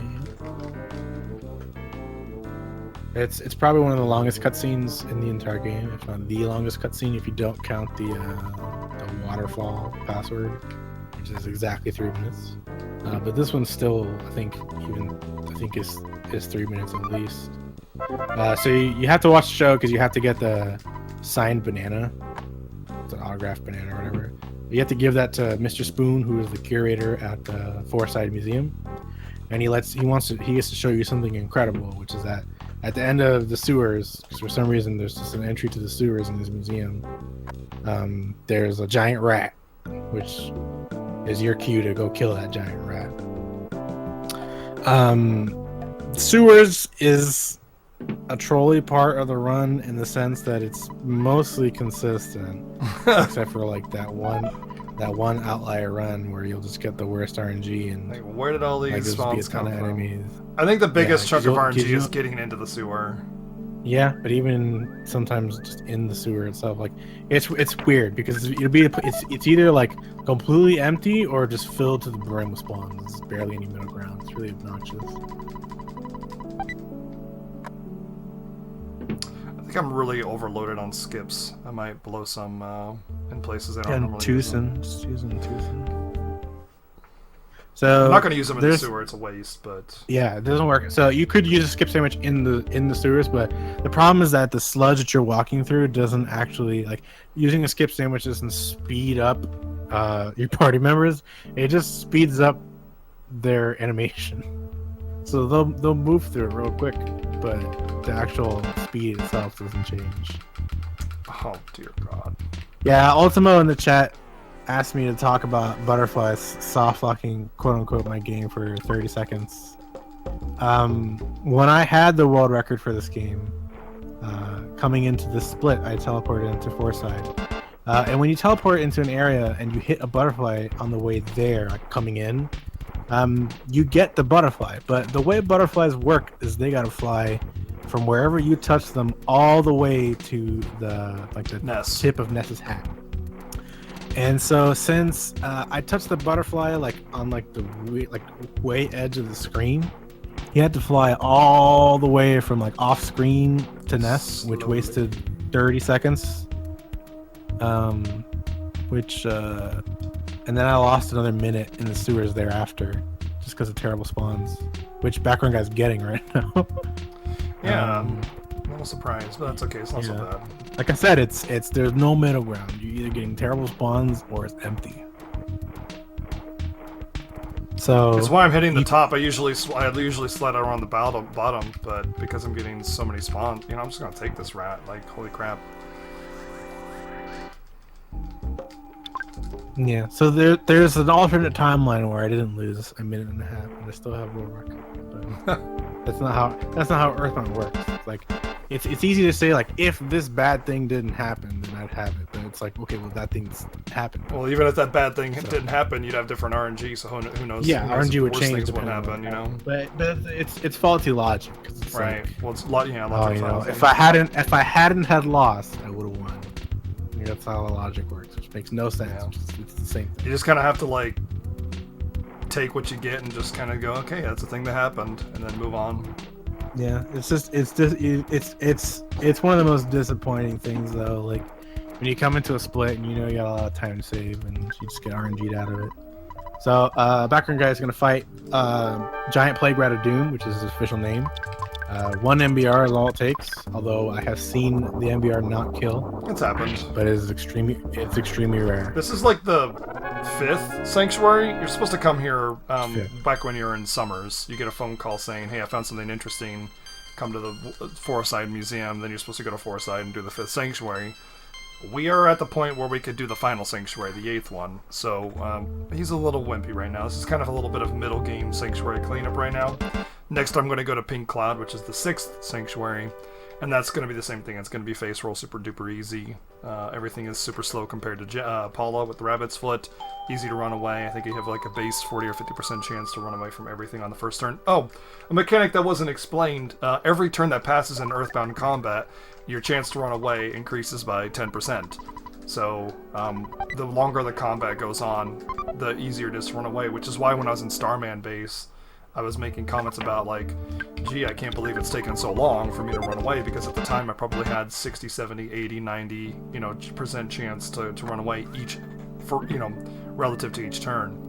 And that's really important to know, because a lot of the things that you can do is if you think you're in a particularly dangerous battle, you can kind of draw things out a little bit with being healing or something like that, and then after a few turns have passed, run away. Yeah, that's one of the strats that well, you almost got that photo. Yeah, I hit my menu and it didn't. I hit it too soon and it ate the input. So background guy teleports immediately upon exiting the museum because there's a photo trigger like right in front of it. So teleporting through a photo trigger doesn't activate it. The photo trigger doesn't activate until you beat the sewers, and that's why we didn't get it prior. As soon as you get the melody, that photo trigger exists. So now he's going into Pink Cloud. Pink Cloud is a place that you'd think that, oh, why wouldn't he despawn like he's been doing? But we're so much faster than everything else in here that our chance to run is so high that we just take whatever fight we get and then just run. And more often than not, you're gonna get a first turn run. Worst case, like a second turn run. Wow, they're trapped. No, they're not. I would have gone to the right side of the little stalagmite. Oh yeah. I think they probably would have kept them. No, I think you're right, or at least they would have hit that little pit and maybe gotten around him or something. Yeah. So he uses a skip sandwich here. He's just gonna try and. Oh no, you don't want to auto finish. There's no point. I want to bash it up, man. Need the XP. Yeah. Rip. Don't ask me what the Tengu is. It's a weird thing. It's a snake, like a do. Yeah, but he's got a human face. That's because he's super advanced. Oh my god, Snake Man. This is oh no! So you're run dead. Is it over? How can I not get through this? What? Okay. Wow. All right. Well, I'm not gonna get the green at the end here. Yeah, I didn't get ambushed by the butterfly. I walked into it. I thought he was gonna fly away, so I didn't get ambushed. So it's not dead. It's okay. As much as I hate that butterfly, and it's a piece of butt. So that was a average Pink Cloud. Not great, not terrible. Temple's coming into it right now. The same strat. He's gonna try and run away from everything. Helps when he gets green swirl randomly on the first guy, so that's a guaranteed run away. And he's just gonna go straight up and do the exact same thing Background Guy did. He's not that far behind. Butterfly in the sky, I'd really wish you'd die. Wow, that's rude. I don't like butterflies, man. They're jerks. Like, super jerks. So right after this fight, it's very likely that Temple will use a sandwich. But if he's low on sandwiches, he might opt not to. Yeah, he instead forces the green swirl, which is very smart. It's unfortunate, like, even though he's getting first turn runs from all these battles, to get 2 fights at the top floor is pretty rare, and unfortunately wastes time just having it. Period.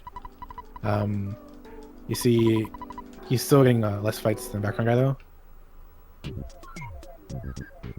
And in this bottom floor, there's usually 3 guys here, and it's very rare for this to be empty. It can be, but I've seen it like exactly twice.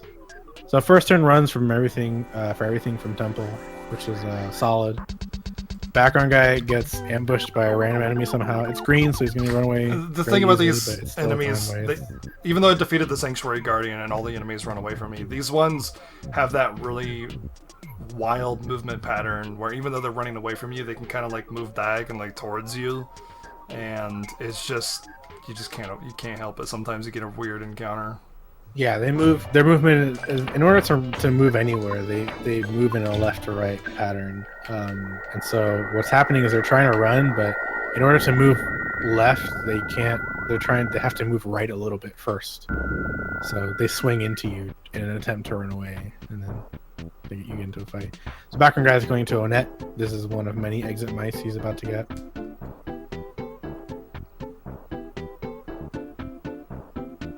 Keeping track, this is the third time I've gotten an exit mouse in this particular hut. The first time being when I left on it for Belch's base. And I think I'll get one more. Now he's gonna go to Underworld. This place full of dinosaurs. It's pretty dope. Oh, nope. No, I'm not gonna go to Underworld. I'm gonna go to Tenda Village, apparently. Oh, you don't want to go there. There's nothing for you there. There's the Tendas, though. They're adorable. They are adorable. One of my favorite characters in the game. And Hardlock. Yeah, so there's a chance. There's a very small chance that when teleporting into Underworld, you hit an enemy while coming in and then despawn it as you finish the teleport, and so the game starts a fight that doesn't exist. Like it tries to point to an enemy that isn't there, so it just hard locks. You get a green boss swirl, which, by the way, every boss is scripted, so that's impossible. You can only get a blue swirl. Like, if you see a spiked swirl, it's always blue because the enemy's scripted. No green or red swirl of that can ever occur. So you get a green boss swirl, and then the game just explodes. You gotta see a video of it. Ari's got some RNG manipulation where you can guarantee it every time, and it's pretty hilarious. So you saw Temple teleport straight to Underworld after Pink Cloud. It's because he picked up the exit mouse right before Pink Cloud. Unless he forgot, in which case I just reminded him, so he'll go get it anyway. Rip. But I'm assuming he didn't because Temple is an excellent runner. What? Whoa! Oh my gosh, okay. That was a crazy teleport for Background Guy. Teleporting is kind of hard in Underworld, and you have to be very careful because the time it takes to complete a teleport in Underworld is much shorter than anywhere else in the game. Oh, I got Geyser. Rip. Runs over. GG. I'm done here. You're seeing you're seeing a graphical glitch on Temple's screen that happens sometimes when you're teleporting around. That's a regular enemy. That's an Eagle Orb, I believe. But the graphics are all glitched out. It still counts as a proper glitchless run. It doesn't affect anything other than the graphics itself. But it does look really funky. Sometimes enemies get really miscolored, and it's awesome. I really like it when enemies get all graphically wonked out. It's the best. So Fire Springs is it's either really tough. nice or It's not- just like incredibly deathly, dangerously horrible. Yeah, this is why you're seeing Temple save here. Meanwhile, Background Guy is having the Fire Springs of his life. It's okay. I got a fire dude, which scared me. Psychos are like the scariest monster. I'm going to be forcing a lot of green swirls, or at least attempting to. Sometimes these things move a little erratically, but I'm going to do my best to sneak in behind them with my iframes and force a green swirl as much as possible. Yeah, he'll use a skip sandwich here as well.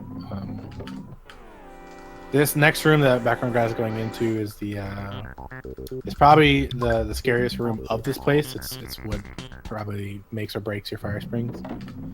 There's a fight in here that's extremely hard to either it doesn't spawn, which is great, or you can try and force a green swirl with it, which is what Background Guy did. Very well done. That's why you eat the skip sandwich there. You try and run very quickly around it and hit the back of the enemy so you green swirl it. That fight is extremely dangerous. Otherwise, that major psychic psycho can paralyze your party, can kill your party, can do a bunch of mean stuff to it. So he did a fantastic job. Yeah, he's just a big old jerk. Meanwhile, Background Guy's getting a lot of green swirls. He's forcing greens very well done.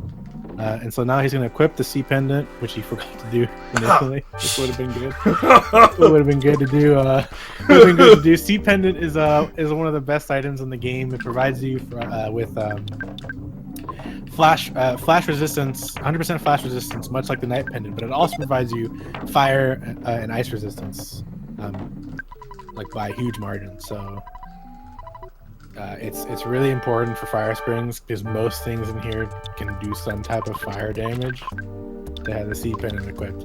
So for this fight, Background Guy elects to do the 3 MBR strat, MBR being multi-bottle rocket. There's another strat you can do, which involves using freezes with Paul and Pooh, which I personally like more. But this one uses an extra multi-bottle rocket and just makes it pretty consistent. There's still a chance it can go badly if Diamond Dog decides to do a glorious light or Diamondize one of the party members. But it looks like he played pretty nice today, and so triple MBR without a hitch, so it's pretty good. Meanwhile, Temple got into some fights earlier. He's already possessed, I can see. He tried a first turn run from this fight I told you is bad, and it's getting bad already. There's a fire beta happening right out the gate. And then this fire pile is going to throw a fireball. For some reason, the fire beta somehow didn't kill the little ghost, which is, I disagree. Can it miss? Whatever. No, it hit him. It just didn't kill him. He must have, like, 90 HP because it hit for 89.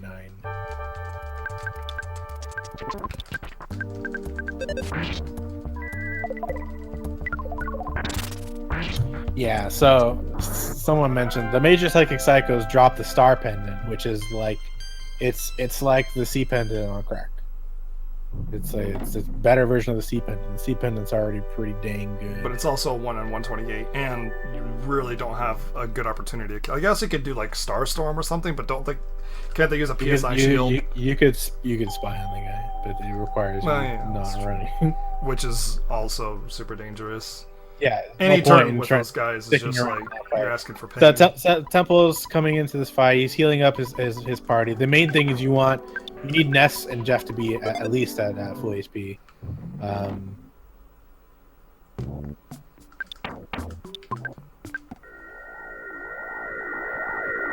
Oh, Ghosts can gut save.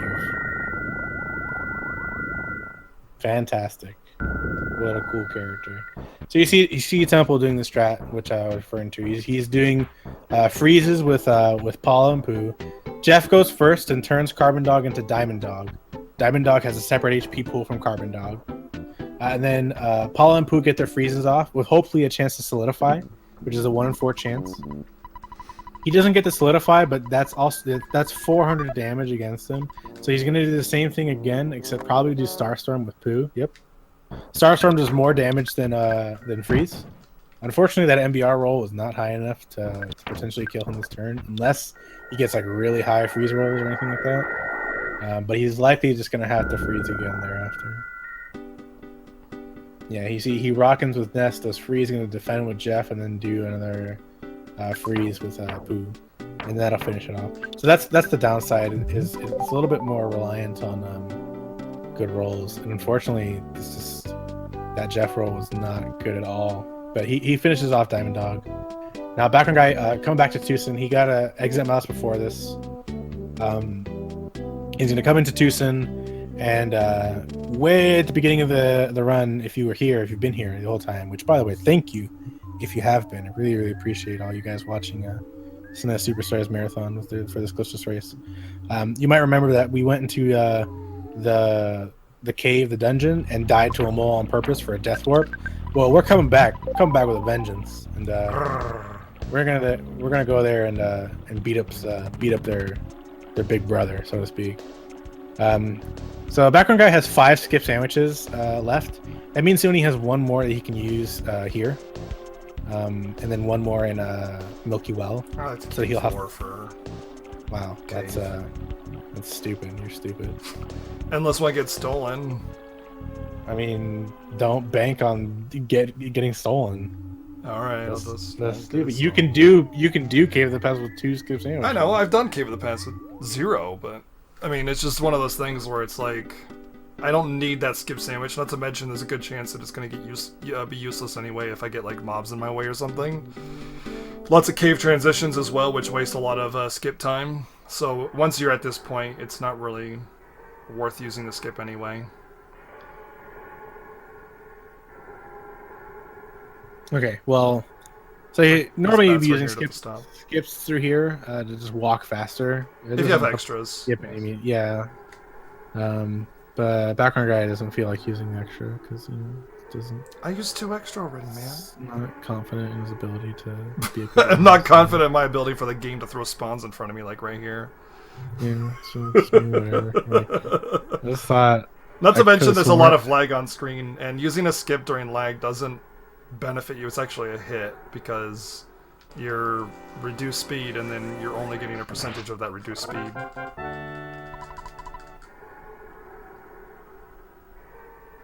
I just could have sworn you were a good runner, and then you did this. Yeah, I know. It's So fine. I'm just a constant disappointment in your life, aren't I?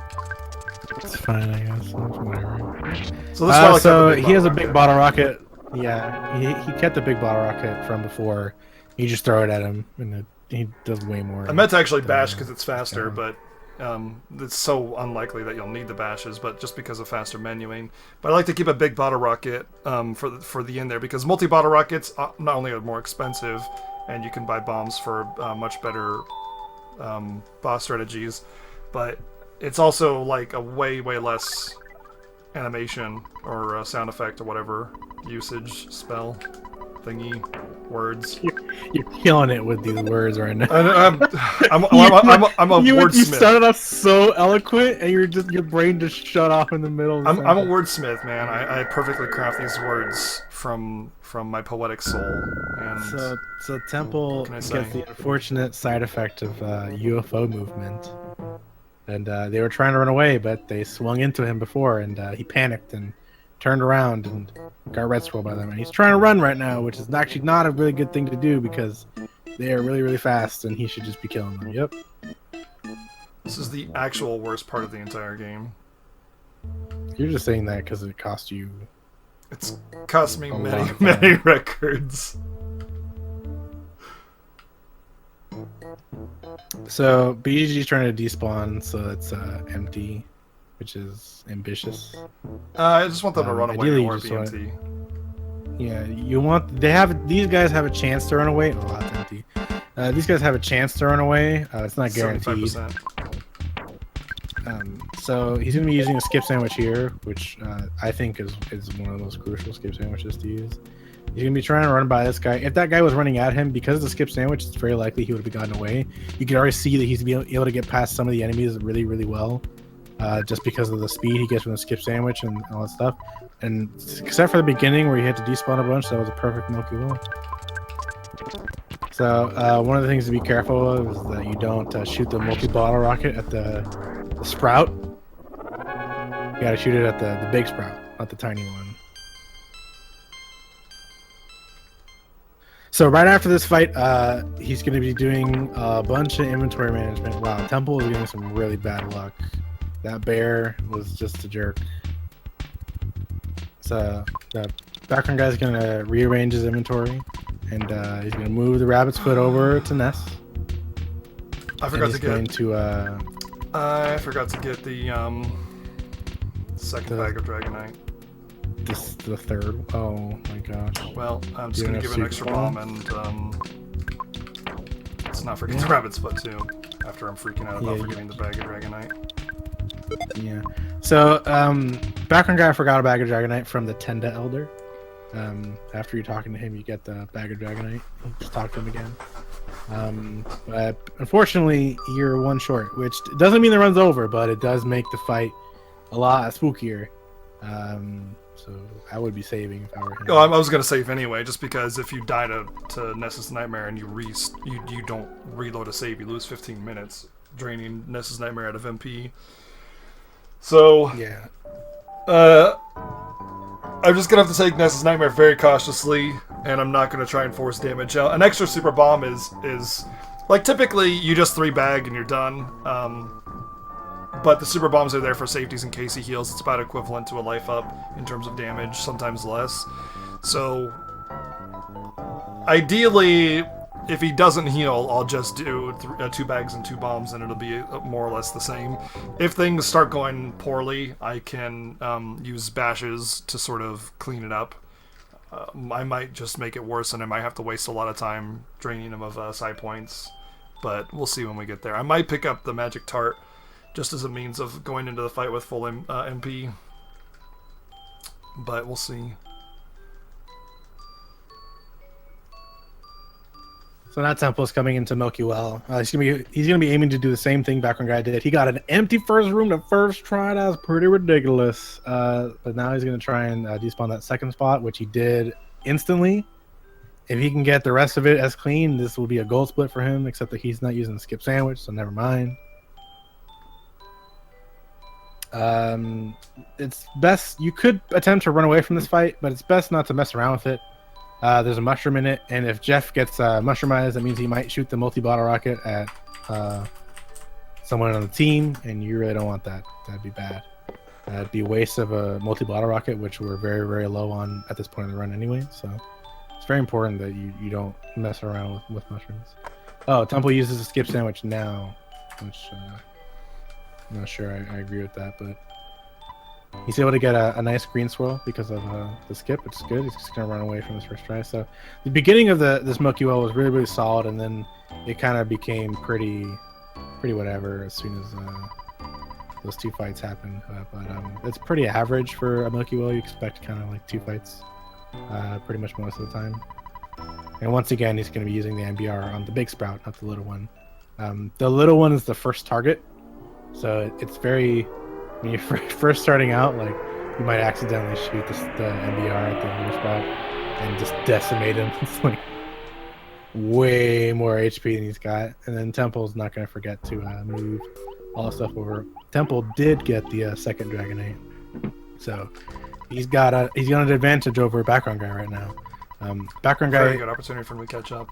Yeah, if Background Guy's Ness's Nightmare fight goes poorly, this could be a big swing for this race. It can definitely go okay. Having 3 super bombs is definitely good, but it's more turns, which you really don't want. Yeah, you want the thing about Ness's Nightmares. I'm gonna do a little primer on Ness's Nightmare right now. So the way Ness's Nightmare works is he has on his first turn he has 3 possible moves he can do. Right, he can do a Rock and Alpha, which he can do a Rock and Alpha. He can do Shine a Glorious Light, or he can put a physical shield on himself. What you want first turn is for him to do a Glorious Light. You're immune. The Glorious Light is the equivalent of doing Flash, which you're immune to because of the Night Pendant or the Sea Pendant, whichever one you've equipped. So that's a wasted turn on his part. If he puts up a physical shield, it's okay as well, but it's a little bit. It wastes time because the bags of Dragonite get reflected back on you. And as the super bombs, and then all of a sudden you're forced to like have to worry about your HP. So it's not a super great start either. A Rock and Alpha doesn't hurt much because it's just an Alpha, right? But the problem is that after a Rock and Alpha, Ness's Nightmare has a 50% chance to go into a scripted set of actions, right? So if he does succeed on the 50% or whatever, he'll do a Life Up Beta and immediately follow with a Rock and Omega, which is the strongest form of it. It does like 800 damage to Ness, instantly kills him. Except that your HP scrolls down, so you can heal in time. But the problem is that it is the Life Up Beta part. A Life Up Beta can only follow a Rock and Alpha. So the more turns that exist in the fight, the more chances he has to do that pattern. And if the more he heals, the more impossible it becomes to kill him. Which is why we get the 3 Dragonites, and we try and kill him as quickly as possible, because we don't want to give him chances to heal. In the meantime, Background Guy was doing he had skip sandwiches and was using the speed of it to skip a lot of enemies. He got into like 3 fights, which is about pretty normal. And now he's going to attempt to skip this Kraken. So this Kraken is a fixed spawn. He'll always be there, but he'll spawn in a different spot in that general area every time. So what Background Guy's trying to do is he's trying to despawn him and get him to spawn in a spot that's more down to the right, because you can skip him if you get him caught in the wall. Unfortunately, he got a little ambitious, and so he's gonna have to auto fight. He has a Sea Pendant on, so it's pretty much a free fight. There's not a lot of things that Kraken can do to him right now that'll hurt. Hey, I don't know if you're healing Gamma. Yeah, it does guarantee. It's a big chunk of experience. It guarantees that he'll have healing Gamma. Temple just getting into Magic right now. He's also gonna save. He's not messing around. These next 2 Kraken scripts are not nearly as Techi, you can use these the stalagmites here to get him caught in it. So you see he moves him forward. He wants the Kraken to aggro onto him, and then he moves in a way that gets him stuck on it. And so he's going to do the same thing with this third guy as well. He wants to get the Kraken's attention just by being near to him, or he's going to just try and make it, which he does. The Kraken just wasn't interested. It was like, I gotta see a fish over here or something. Yeah, I mean that works too. So he's gonna shoot. He's gonna throw 2 bags of Dragonite right out the gate, and he really wants to not a Rockin' Alpha. He does shield first turn, but he actually outsped Ness's Nightmare, which is pretty good because you don't get that damage. And he got a 600 damage roll, which is extremely high. 525 is pretty good as well. Now he's in Super Bomb territory, which is gonna be rough. Life up beta, so the next turn you know he's gonna do Rockin' Omega. It's guaranteed. So he's probably gonna heal this turn. Yep. Yeah, he realized that he's gonna. There we go. So he gets the Rockin' Omega. He takes 695 damage, which is just a casual, about double your current health. And he's gonna wait for his health to scroll up a bit. There's really no point, to be quite honest. But he's gonna do it anyway. I'm not gonna wait for it to get all the way. Just enough to where I can take hits. Since there has the shield up. At least the shield's gone now.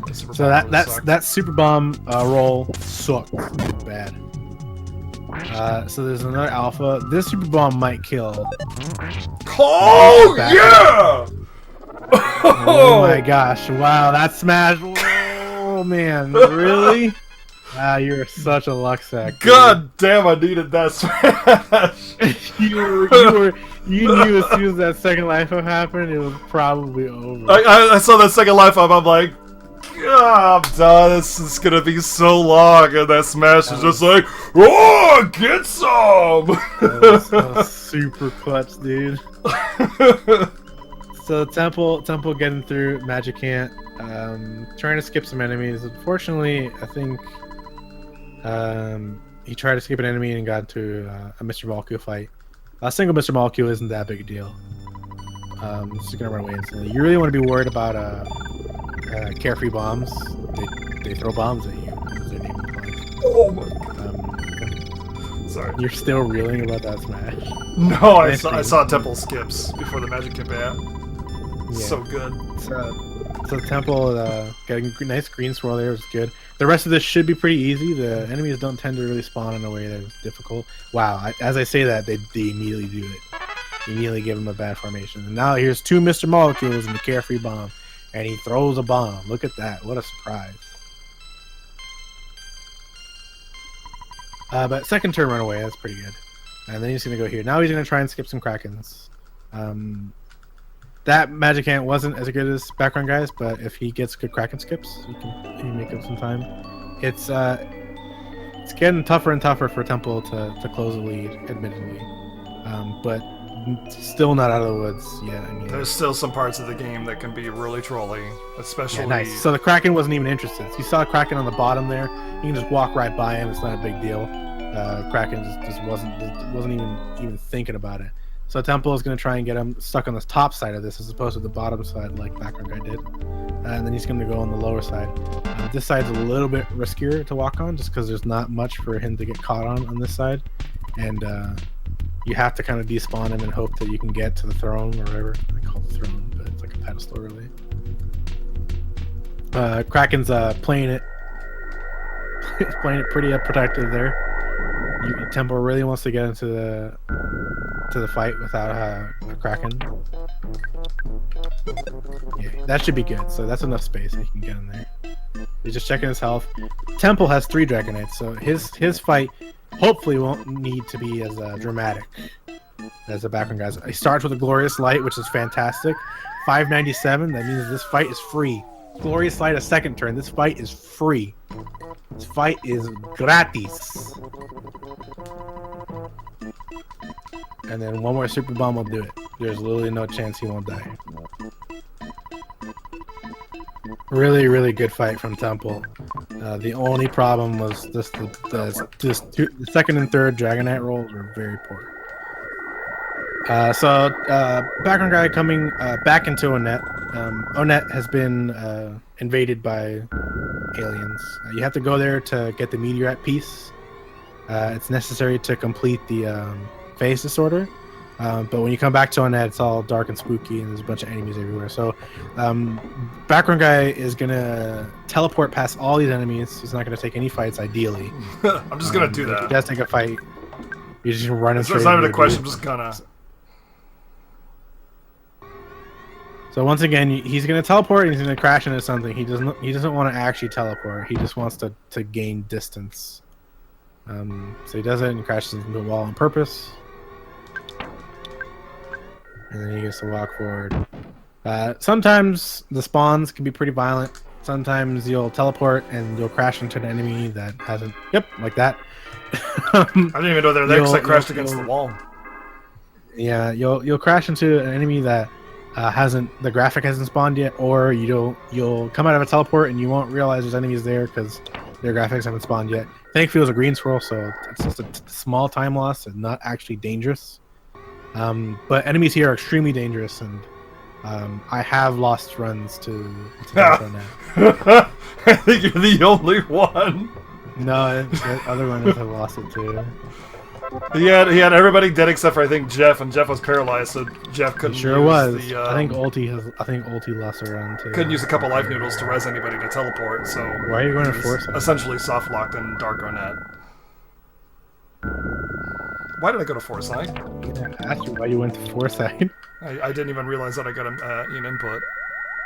Background Guy just doing some sightseeing before he goes back to Saturn Valley. Look at this beautiful park. It is beautiful. There's a buff dude in there. Alright, I'm not gonna question that. What? The I can't beautiful comment on a dude. buff. I can't comment on a beautiful buff dude. I guess that's a good point. He's What you got against a beautiful buff dude? he's pretty kawaii.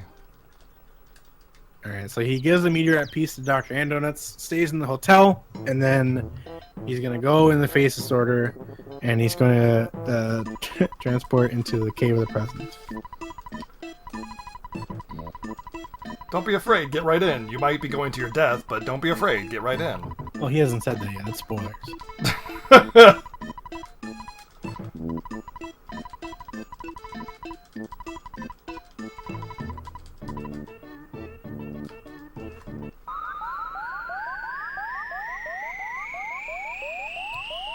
So, Background Guy's going. This is called Cave of the Present. It's literally only called that because you get sent to Cave of the Past.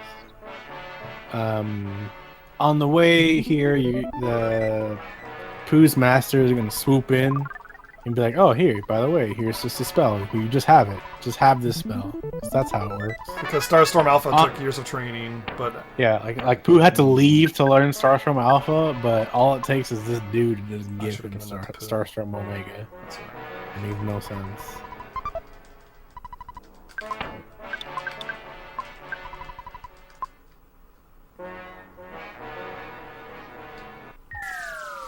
So you see Temple and Dark Onett now. He's going to be doing the same thing. He's going to teleport past enemies.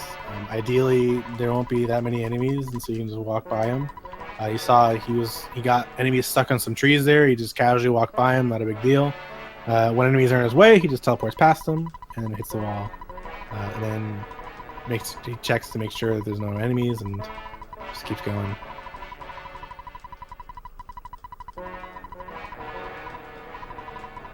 Ooh, that last enemy kind of moved in a weird pattern, but thankfully it moved again. You just teleport twice. So that was a really good Dark Onett for Temple. No fights and minimal teleports is what you want. So that was really strong. Background Guy now being sent to the past. So if you missed it on Background Guy's stream, Dr. Endonus explained that in order to kill Gygas, you got to be sent. You got to put your brain in a robot and then get sent to the past. I mean, it's like essence or your soul, but yeah, let's be honest. It's your brand. It's your brand, the big brand.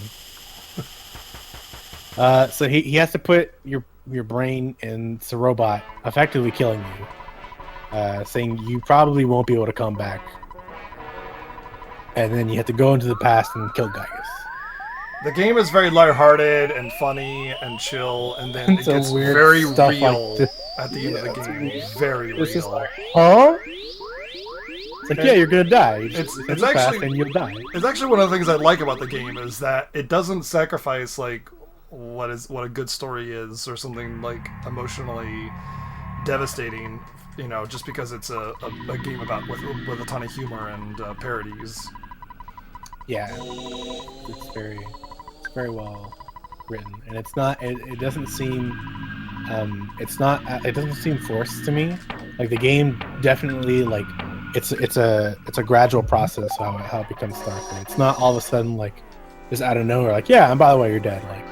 Like the darkness is definitely like you see bits and pieces of it as the game goes on. So I think it's very well done, very well written.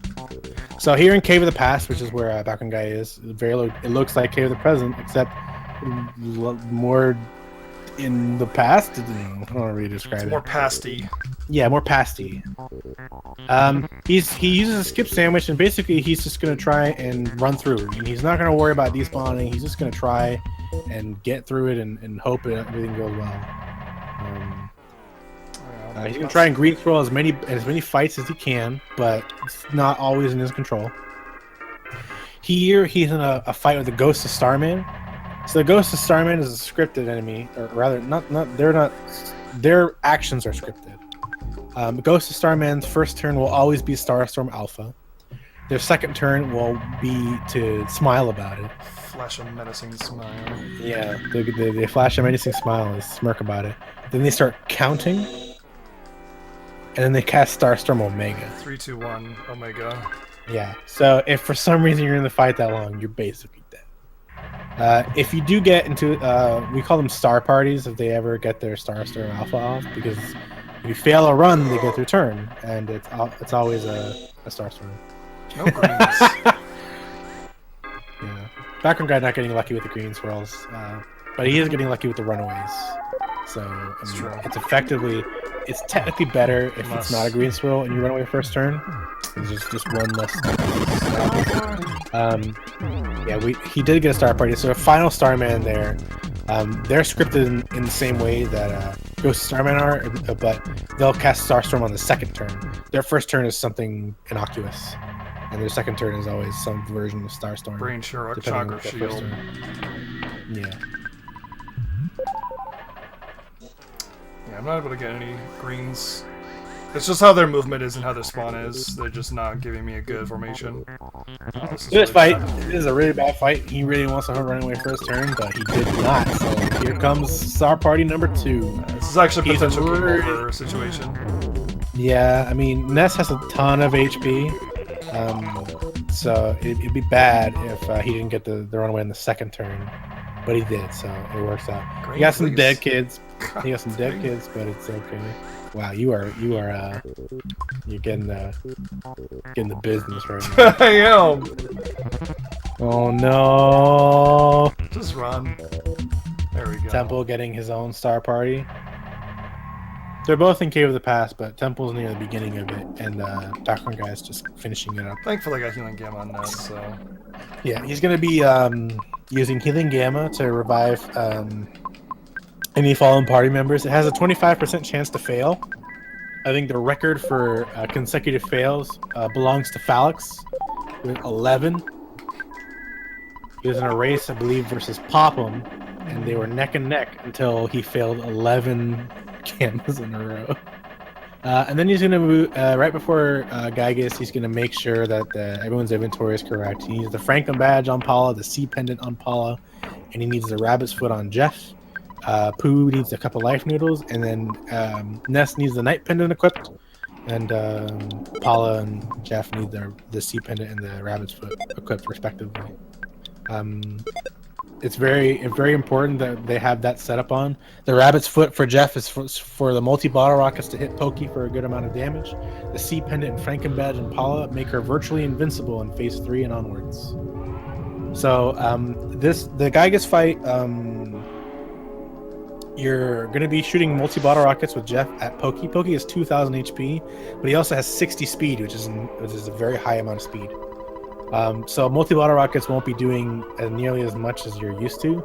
There's a chance they can hit for pretty high, but the average is like 500, which seems pretty weak when you consider that there's a damage cap of 3,000.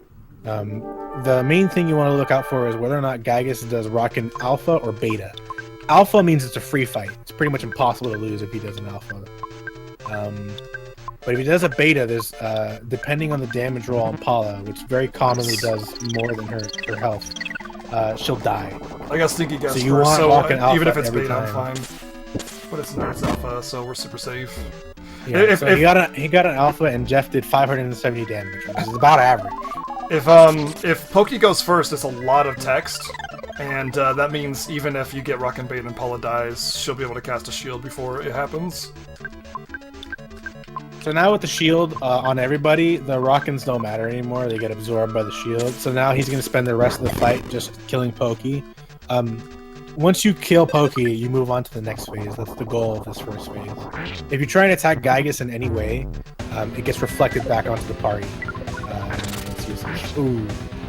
So Pokey, the paralyzed on Pokey failed the first turn. It's a 50% chance for it to work. So Pokey's also scripted his first turn, he'll always do Stinky Gas. In his second turn, he'll always attack somebody. It just repeats. And it just repeats in that order. So he hit Paula. Paula's dead. Paula needs to be alive, but thankfully Ness knows Healing Gamma. And Paula's invincible. I actually have a from this Horn of point Life on him onwards. too, so I'm just going to use that. Oh yeah. So he has a Horn of Life. He's going to revive Paula here, puts her at full HP. And now he's going to use Starstorm Omega with Pooh here, which does... It's pretty much the only time Pooh ever gets a moment to shine.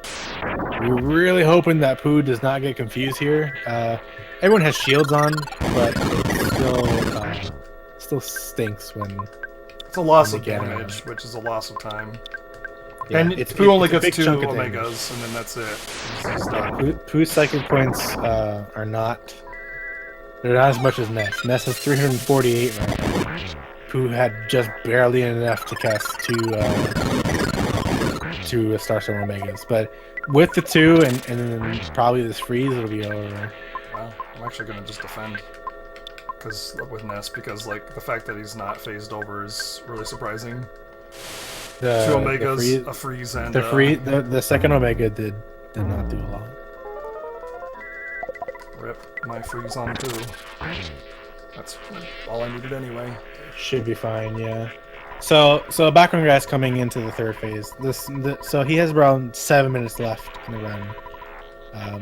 Time ends when Paula completes her last player, like when she actually gets it off. Oh man! Not when you input it. Jeff and Pooh aren't gonna die now, which kind of sucks, because I ended the phase before their HP finished scrolling. Yeah, so background guy is disappointed that his kids are not dying. Paula is the only person that needs to be alive right now. So you want everyone but Paula to die. I thought it stopped. It's delayed. Because in the first transition it keeps going, and I thought it stops entirely on the transition. It's like a weird delayed glitch. Yeah, that's... So now for the rest of the fight, background guy is just going to be praying with Paula. He's virtually invincible. He can't die. Which unfortunately for Temple, it solidifies background guy's victory, because this part is pretty static as far as the rest of the Gygus fight goes. But we'll get to see Temple's Gygus fight and see what his end time will be. He's still like only about 2 or 3 minutes off of background guy, so even 2 or 3 minutes sounds like a lot, but in Earthbound that's really close actually. So we'll get to see how this fight goes. We're looking for the same thing. We're looking for an Alpha from Gygus. We're looking for good multi-bottle rocket rolls from Gygus. We got the Alpha from Gygus. It's really good. So this first phase is going to be free. So now we're just looking for good damage rolls from Jeff.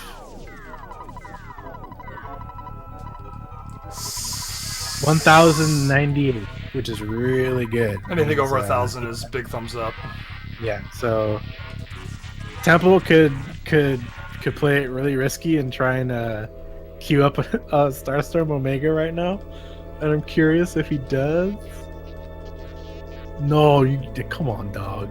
Come on, dog. With only 1,000, I wouldn't. 1,200 or higher. He had a super bomb on Ness. Oh, did he use it on the first turn? Or did he try it would have worked. It would have worked.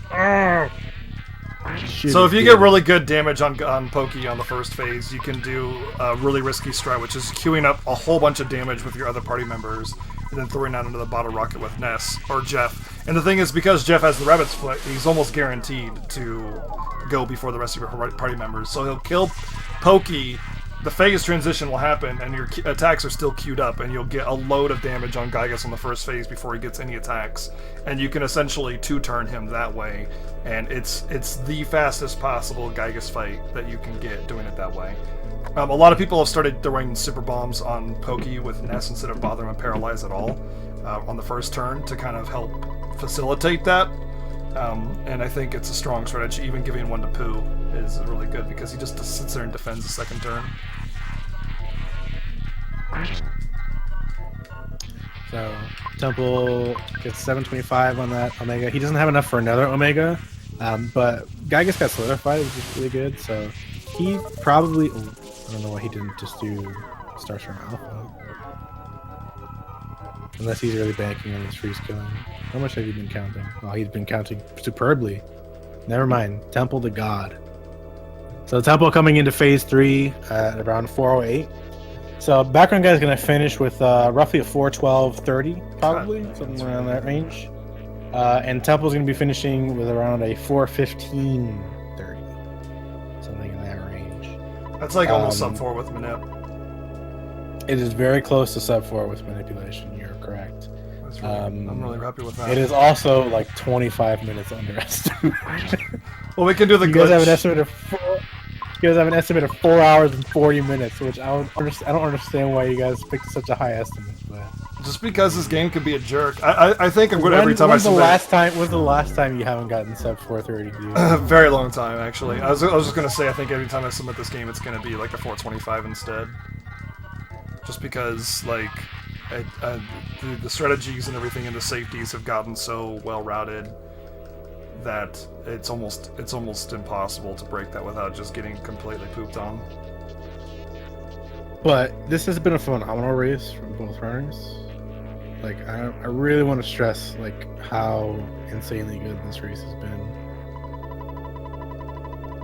It's still very close. They're both on the last phases of Gygas at the same time. Background Guy is several prayers ahead, but this has been a pretty close race all the way through, and you know one of them has to win. So it's Background Guy again. This is actually a repeat win from last year. He won the race last year as well. So really good stuff to Background Guy. I really want to stress really good stuff from Temple as well. He played phenomenally. Like 412, you know, and change, and 415 and change are not easy times to get without manipulation. It requires that you play at a very, very high level and really understand like the way the game works and be really good at decision making. I've learned like 5 things tonight. I know the game real well, man. I know all about this. I taught you like a ton of things tonight. You're just like, huh? Like, just like... To be fair, like we're learning a lot of new things as a community. Like we didn't even know until a few months ago. You gotta pray on Gygas to kill him? We didn't even know until a few months ago that you could paralyze the UFOs in the desert with a 50% chance. Like we just always YOLO ran every single time, and then new people in the community come in and like, well, let's look at some numbers here, and you know, because like I'm not a numbers guy. I'm not a router type of guy. Like I play the game, I speedrun the game, I enjoy it, I get better, I get as good as I can. But until somebody else comes along with new information, I'm just gonna keep speedrunning because I enjoy it. So I don't look into that stuff as much. I just like the run, and so when somebody else comes in and goes, hey, by the way, this is a new thing that we can do, I'm like, okay, cool, and then I'll incorporate it at that point. So I never really went out of my way to learn some of the more intricate informations about this game. But that's what's great about speedrunning in a community, especially the Earthbound community, because it's actually a very large and thriving community right now, and it has been growing and growing and growing since I joined it a year and a half ago. Almost time for me. I guess I can do my own time. But it's great. Like there's like what 50 plus active runners or something, like 70 people on the leaderboards. I don't even know, man. There's tons of people that run this game. Yeah, it keeps growing every day. Weekly races with 10 plus people every single time. Except for this week. Yeah, well, because today is. Yeah, today we had this run, and I also had a run up before this that I did horribly at. I split a little early, but that's fine. 4:12:08 for background guy, which I must stress Almost up 4:12. is a fantastic time. For reference, with non-manipulation, the world record is 4:08:06, and we're only 4 minutes and 2 seconds off of that, which is exceptional. Yeah, you might be thinking 4 minutes is a lifetime in a speed run. Not, and there's 4 minutes off of record. In Earthbound, that's nothing, dude. Yeah. So this is a fantastic run, and in a marathon, with saving all over the place and 2 proto deaths on top of it, like this is honestly like an absurdly good run. Every also, time. Gygas is not no. Shut up. I had to talk. Gygas is not a fetus. There's so many people saying Gygas is a fetus. Oh god, not get that crap out of here. It's been confirmed by the creator that he's not a fetus. Well, you could just play Mother 1 and he's an alien. Yeah, Gygas is not a fetus. Gygas is Gygas. Look at the picture of Gygas. He's an ultimate embodiment of evil. He's lost his physical form and become an entity of evil. It's written everywhere in the story. It's so ridiculous. It's such a terrible fan-developed theory, and it's just awful. It's awful. Roast in the chat right now. Gygas is not a fetus. It's been confirmed by the creator. But every time I submit Earthbound into a marathon or any kind of event, I get really worried. Go for it. Because Earthbound can be really trolly and just kind of really just push you around a lot. And so getting this time in a marathon was very, very pleasing to me. Very happy with the run, and I really enjoyed it. Props to Temple for putting up an awesome fight, as always. Yeah, Temple is one of the oldest runners we got. Yeah, it's one of the sub 4 gods. There's 10 of us now. 10 people with sub 4. Temple has been running Earthbound for a long, long time. He's a veteran, a fantastic runner, and he's always does well in races. He races every week with everyone, and he always sticks it out. And honestly, he's one of the best runners we've got. I think he's probably the most consistent runner there is. I would agree with that. I agree. Background Guy is a fantastic runner too. We're both, me and Background Guy are both younger runners as far as runs concerned. Although we're getting pretty old now. There's new blood that are coming in every time, so it's hard to say that we're new people anymore just because we've been year and a half now. over a year, yeah. But when we came into it like really, really new. And you got people like Phalix and Andy Perfect and Temple and Ari who have been there, the old guard of Earthbound speedrunners.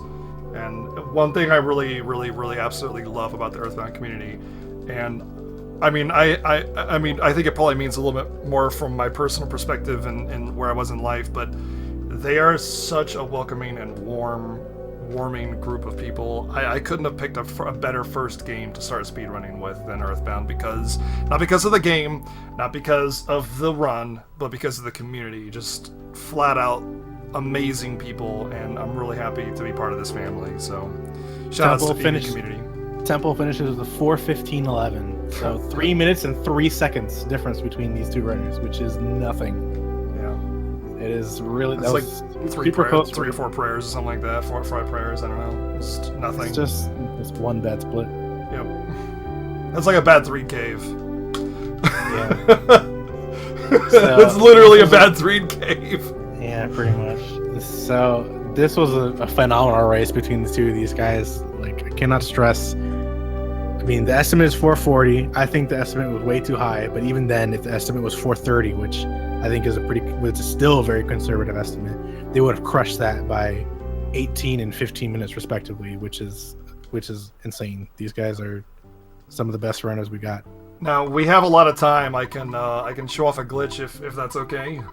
It doesn't take that long, actually. Yeah, it's very short to show out this glitch, and I imagine we're ahead of schedule. I think we're really ahead of schedule. Yeah, we can even watch credits at this point. No pictures of shame for either of us, which is nice. Yeah, none of you guys got any of the extra photos. You guys got the bare minimum of photos, which is good. You want to go ahead and start explaining? I can't imagine they would be against us showcasing the glitch with all the extra time we have.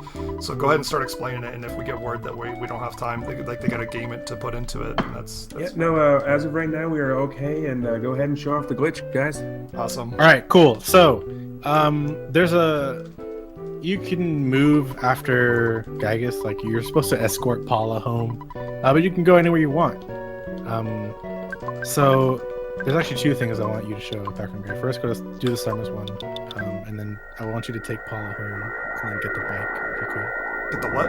The bike. Okay, I don't know this one that you're telling me, but you just walk me through it should be fine. Yeah, it'll be really easy. So he's gonna go to Summers. If you remember in Summers, we fought a Shattered Man. And like there's two Shattered Men in that room. That guy's still there. That guy's a fixed spawn. And even though spawns are turned off right now, even though the spawns are turned off right now because it's the end of the game and guy gets his dead. So what the reason is there to be enemies randomly spawning? But since he's a fixed enemy, that's I don't know. I didn't know the Stoic Club turns into a truck stop. One thing that's really interesting at the end of the game, every dialogue and event changes. Like you can talk to any NPC and they say something different when you go around the world. It's very touching, very wonderful little touch by the developers. Go ahead. Yeah. So that enemy is fixed, so he'll be there, and you can get into a fight with him. But the game is programmed to not have spawns on right now, so it doesn't quite know what to do when certain things happen. So, Background Guy is going to purposely get killed here. I mentioned the game something. is going to freak out. I mentioned something in Moonside where I saved the game because I was soft lock if I died. This is essentially the glitch that occurs when you died with spawns off. Not essentially. It is, yeah. It's the same glitch. 100%. So the game... Oh, nice smash. So the game doesn't know what to do when you die when enemies can't spawn. Like, it can't fathom a situation where that would happen, right? That's basically like the weird logic behind it. Oh, 222. Shout out to Skate, man.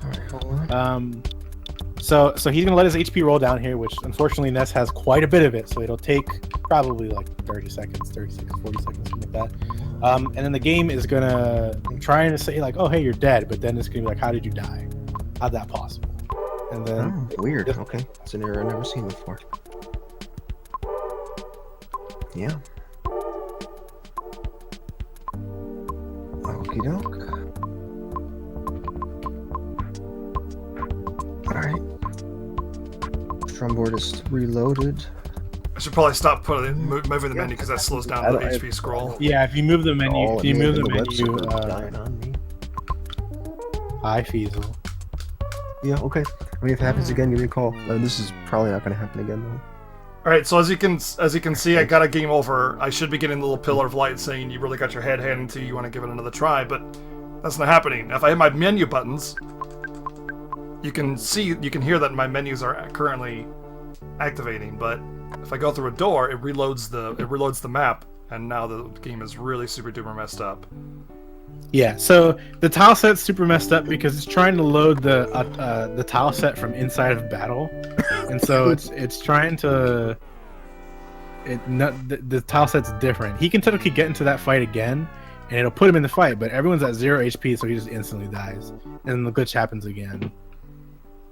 So you can walk through the door again and reactivate it. So the tile set's once again messed up.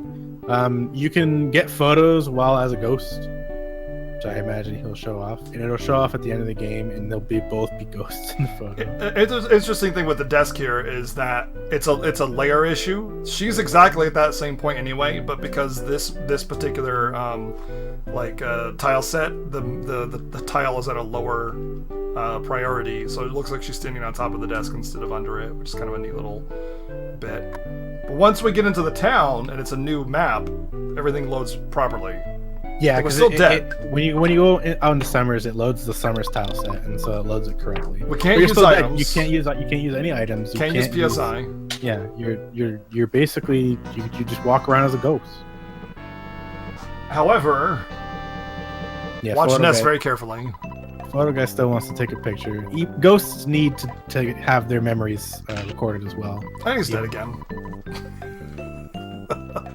And you can do this with any amount of photos that you can access at this point. I could go to the pyramid. I could actually ride the boat and go to the pyramid. I could go to the restaurant. There's another photo. I'm going to go over here and get one more photo just because it's hilarious. And if we watch the credits, you'll actually be able to see that they're both ghosts in the photo at the end of the game. Okay. One of the things you can do is if this isn't a soft lock either, he can go to the hospital and revive himself. You can actually still visit the ATM, so it's really not a soft lock ever. Yeah. One thing you can do is revive Ness and not Paula, and then return her home dead. which I like to do sometimes. Just to, it's like a bad run. Like, go, I'm dead. You failed me. You're like, all right, we killed Gygus, but your daughter is dead. Here you go. Thanks for playing. But yeah, but All could right, you go to drop off Tucson. Paula, Drop off get the Paula. bike, and then drop off Paula, and then go to Deep Darkness. All right.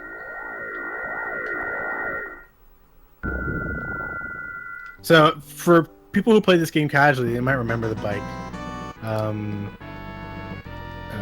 You can skip that photo. Really? Oh, by the teleport. No, you can just walk behind the little fence. Oh, okay. Well, Right. I've never had to avoid that photo before, so I don't really know what the tile is. Just letting you know. So people who've played this casually might have gotten the bike because it's right here and it's supposed to be like, oh, check it out, you can ride the bike. But one of the weird things that's like, First. I didn't know that. so you have to drop her off first and then just teleport back. Okay. You can get the bike when you come into Tucson and you can ride it around. And it's adorable, and he's riding a bike and it plays some happy music, which is awesome, despite the fact that Felix thinks it sucks. He's wrong, but Bike music's best. yeah, it's pretty good music. But then you get Paula, and you're not allowed to ride the bike with two people in your party. So the bike suddenly becomes like super useless, and you can't really get it out of your inventory. That's on that. Yeah.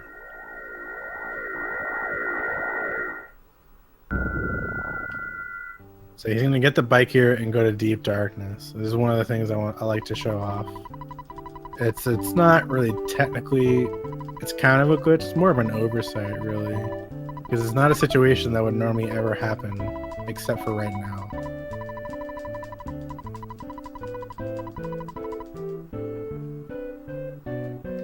Felix is crying in chat. Now I just want it to happen even more. Oh. So if you remember Deep Darkness is a very murky swamp, and you move very slowly in Deep Darkness. And when you're in the little sludge, it's you take some damage. Not at the end of the game. You can't die from the swamp, but you still move very slowly in the swamp. But if you were to say use the bike, and you can just do whatever you want, man. I love the little Swamp smiley over face there. he's got. Look how excited he is to be riding in this swamp.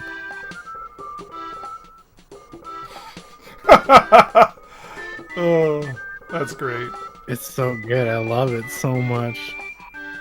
Oh my god, it's so bulky. And if you hit R, you can ring the bell. I don't know if you're ringing the bell right now. No, this is ridiculous. Like how big the model is for the bike. Yeah, the bike's It's the so bike's impractical. hitbox is humongous. You can't use it like anywhere. Yeah, in the less confining areas, in the super open space, and it's like, yeah, you're too fat. It went very poorly for me, Felix, but at least I get to see this bike.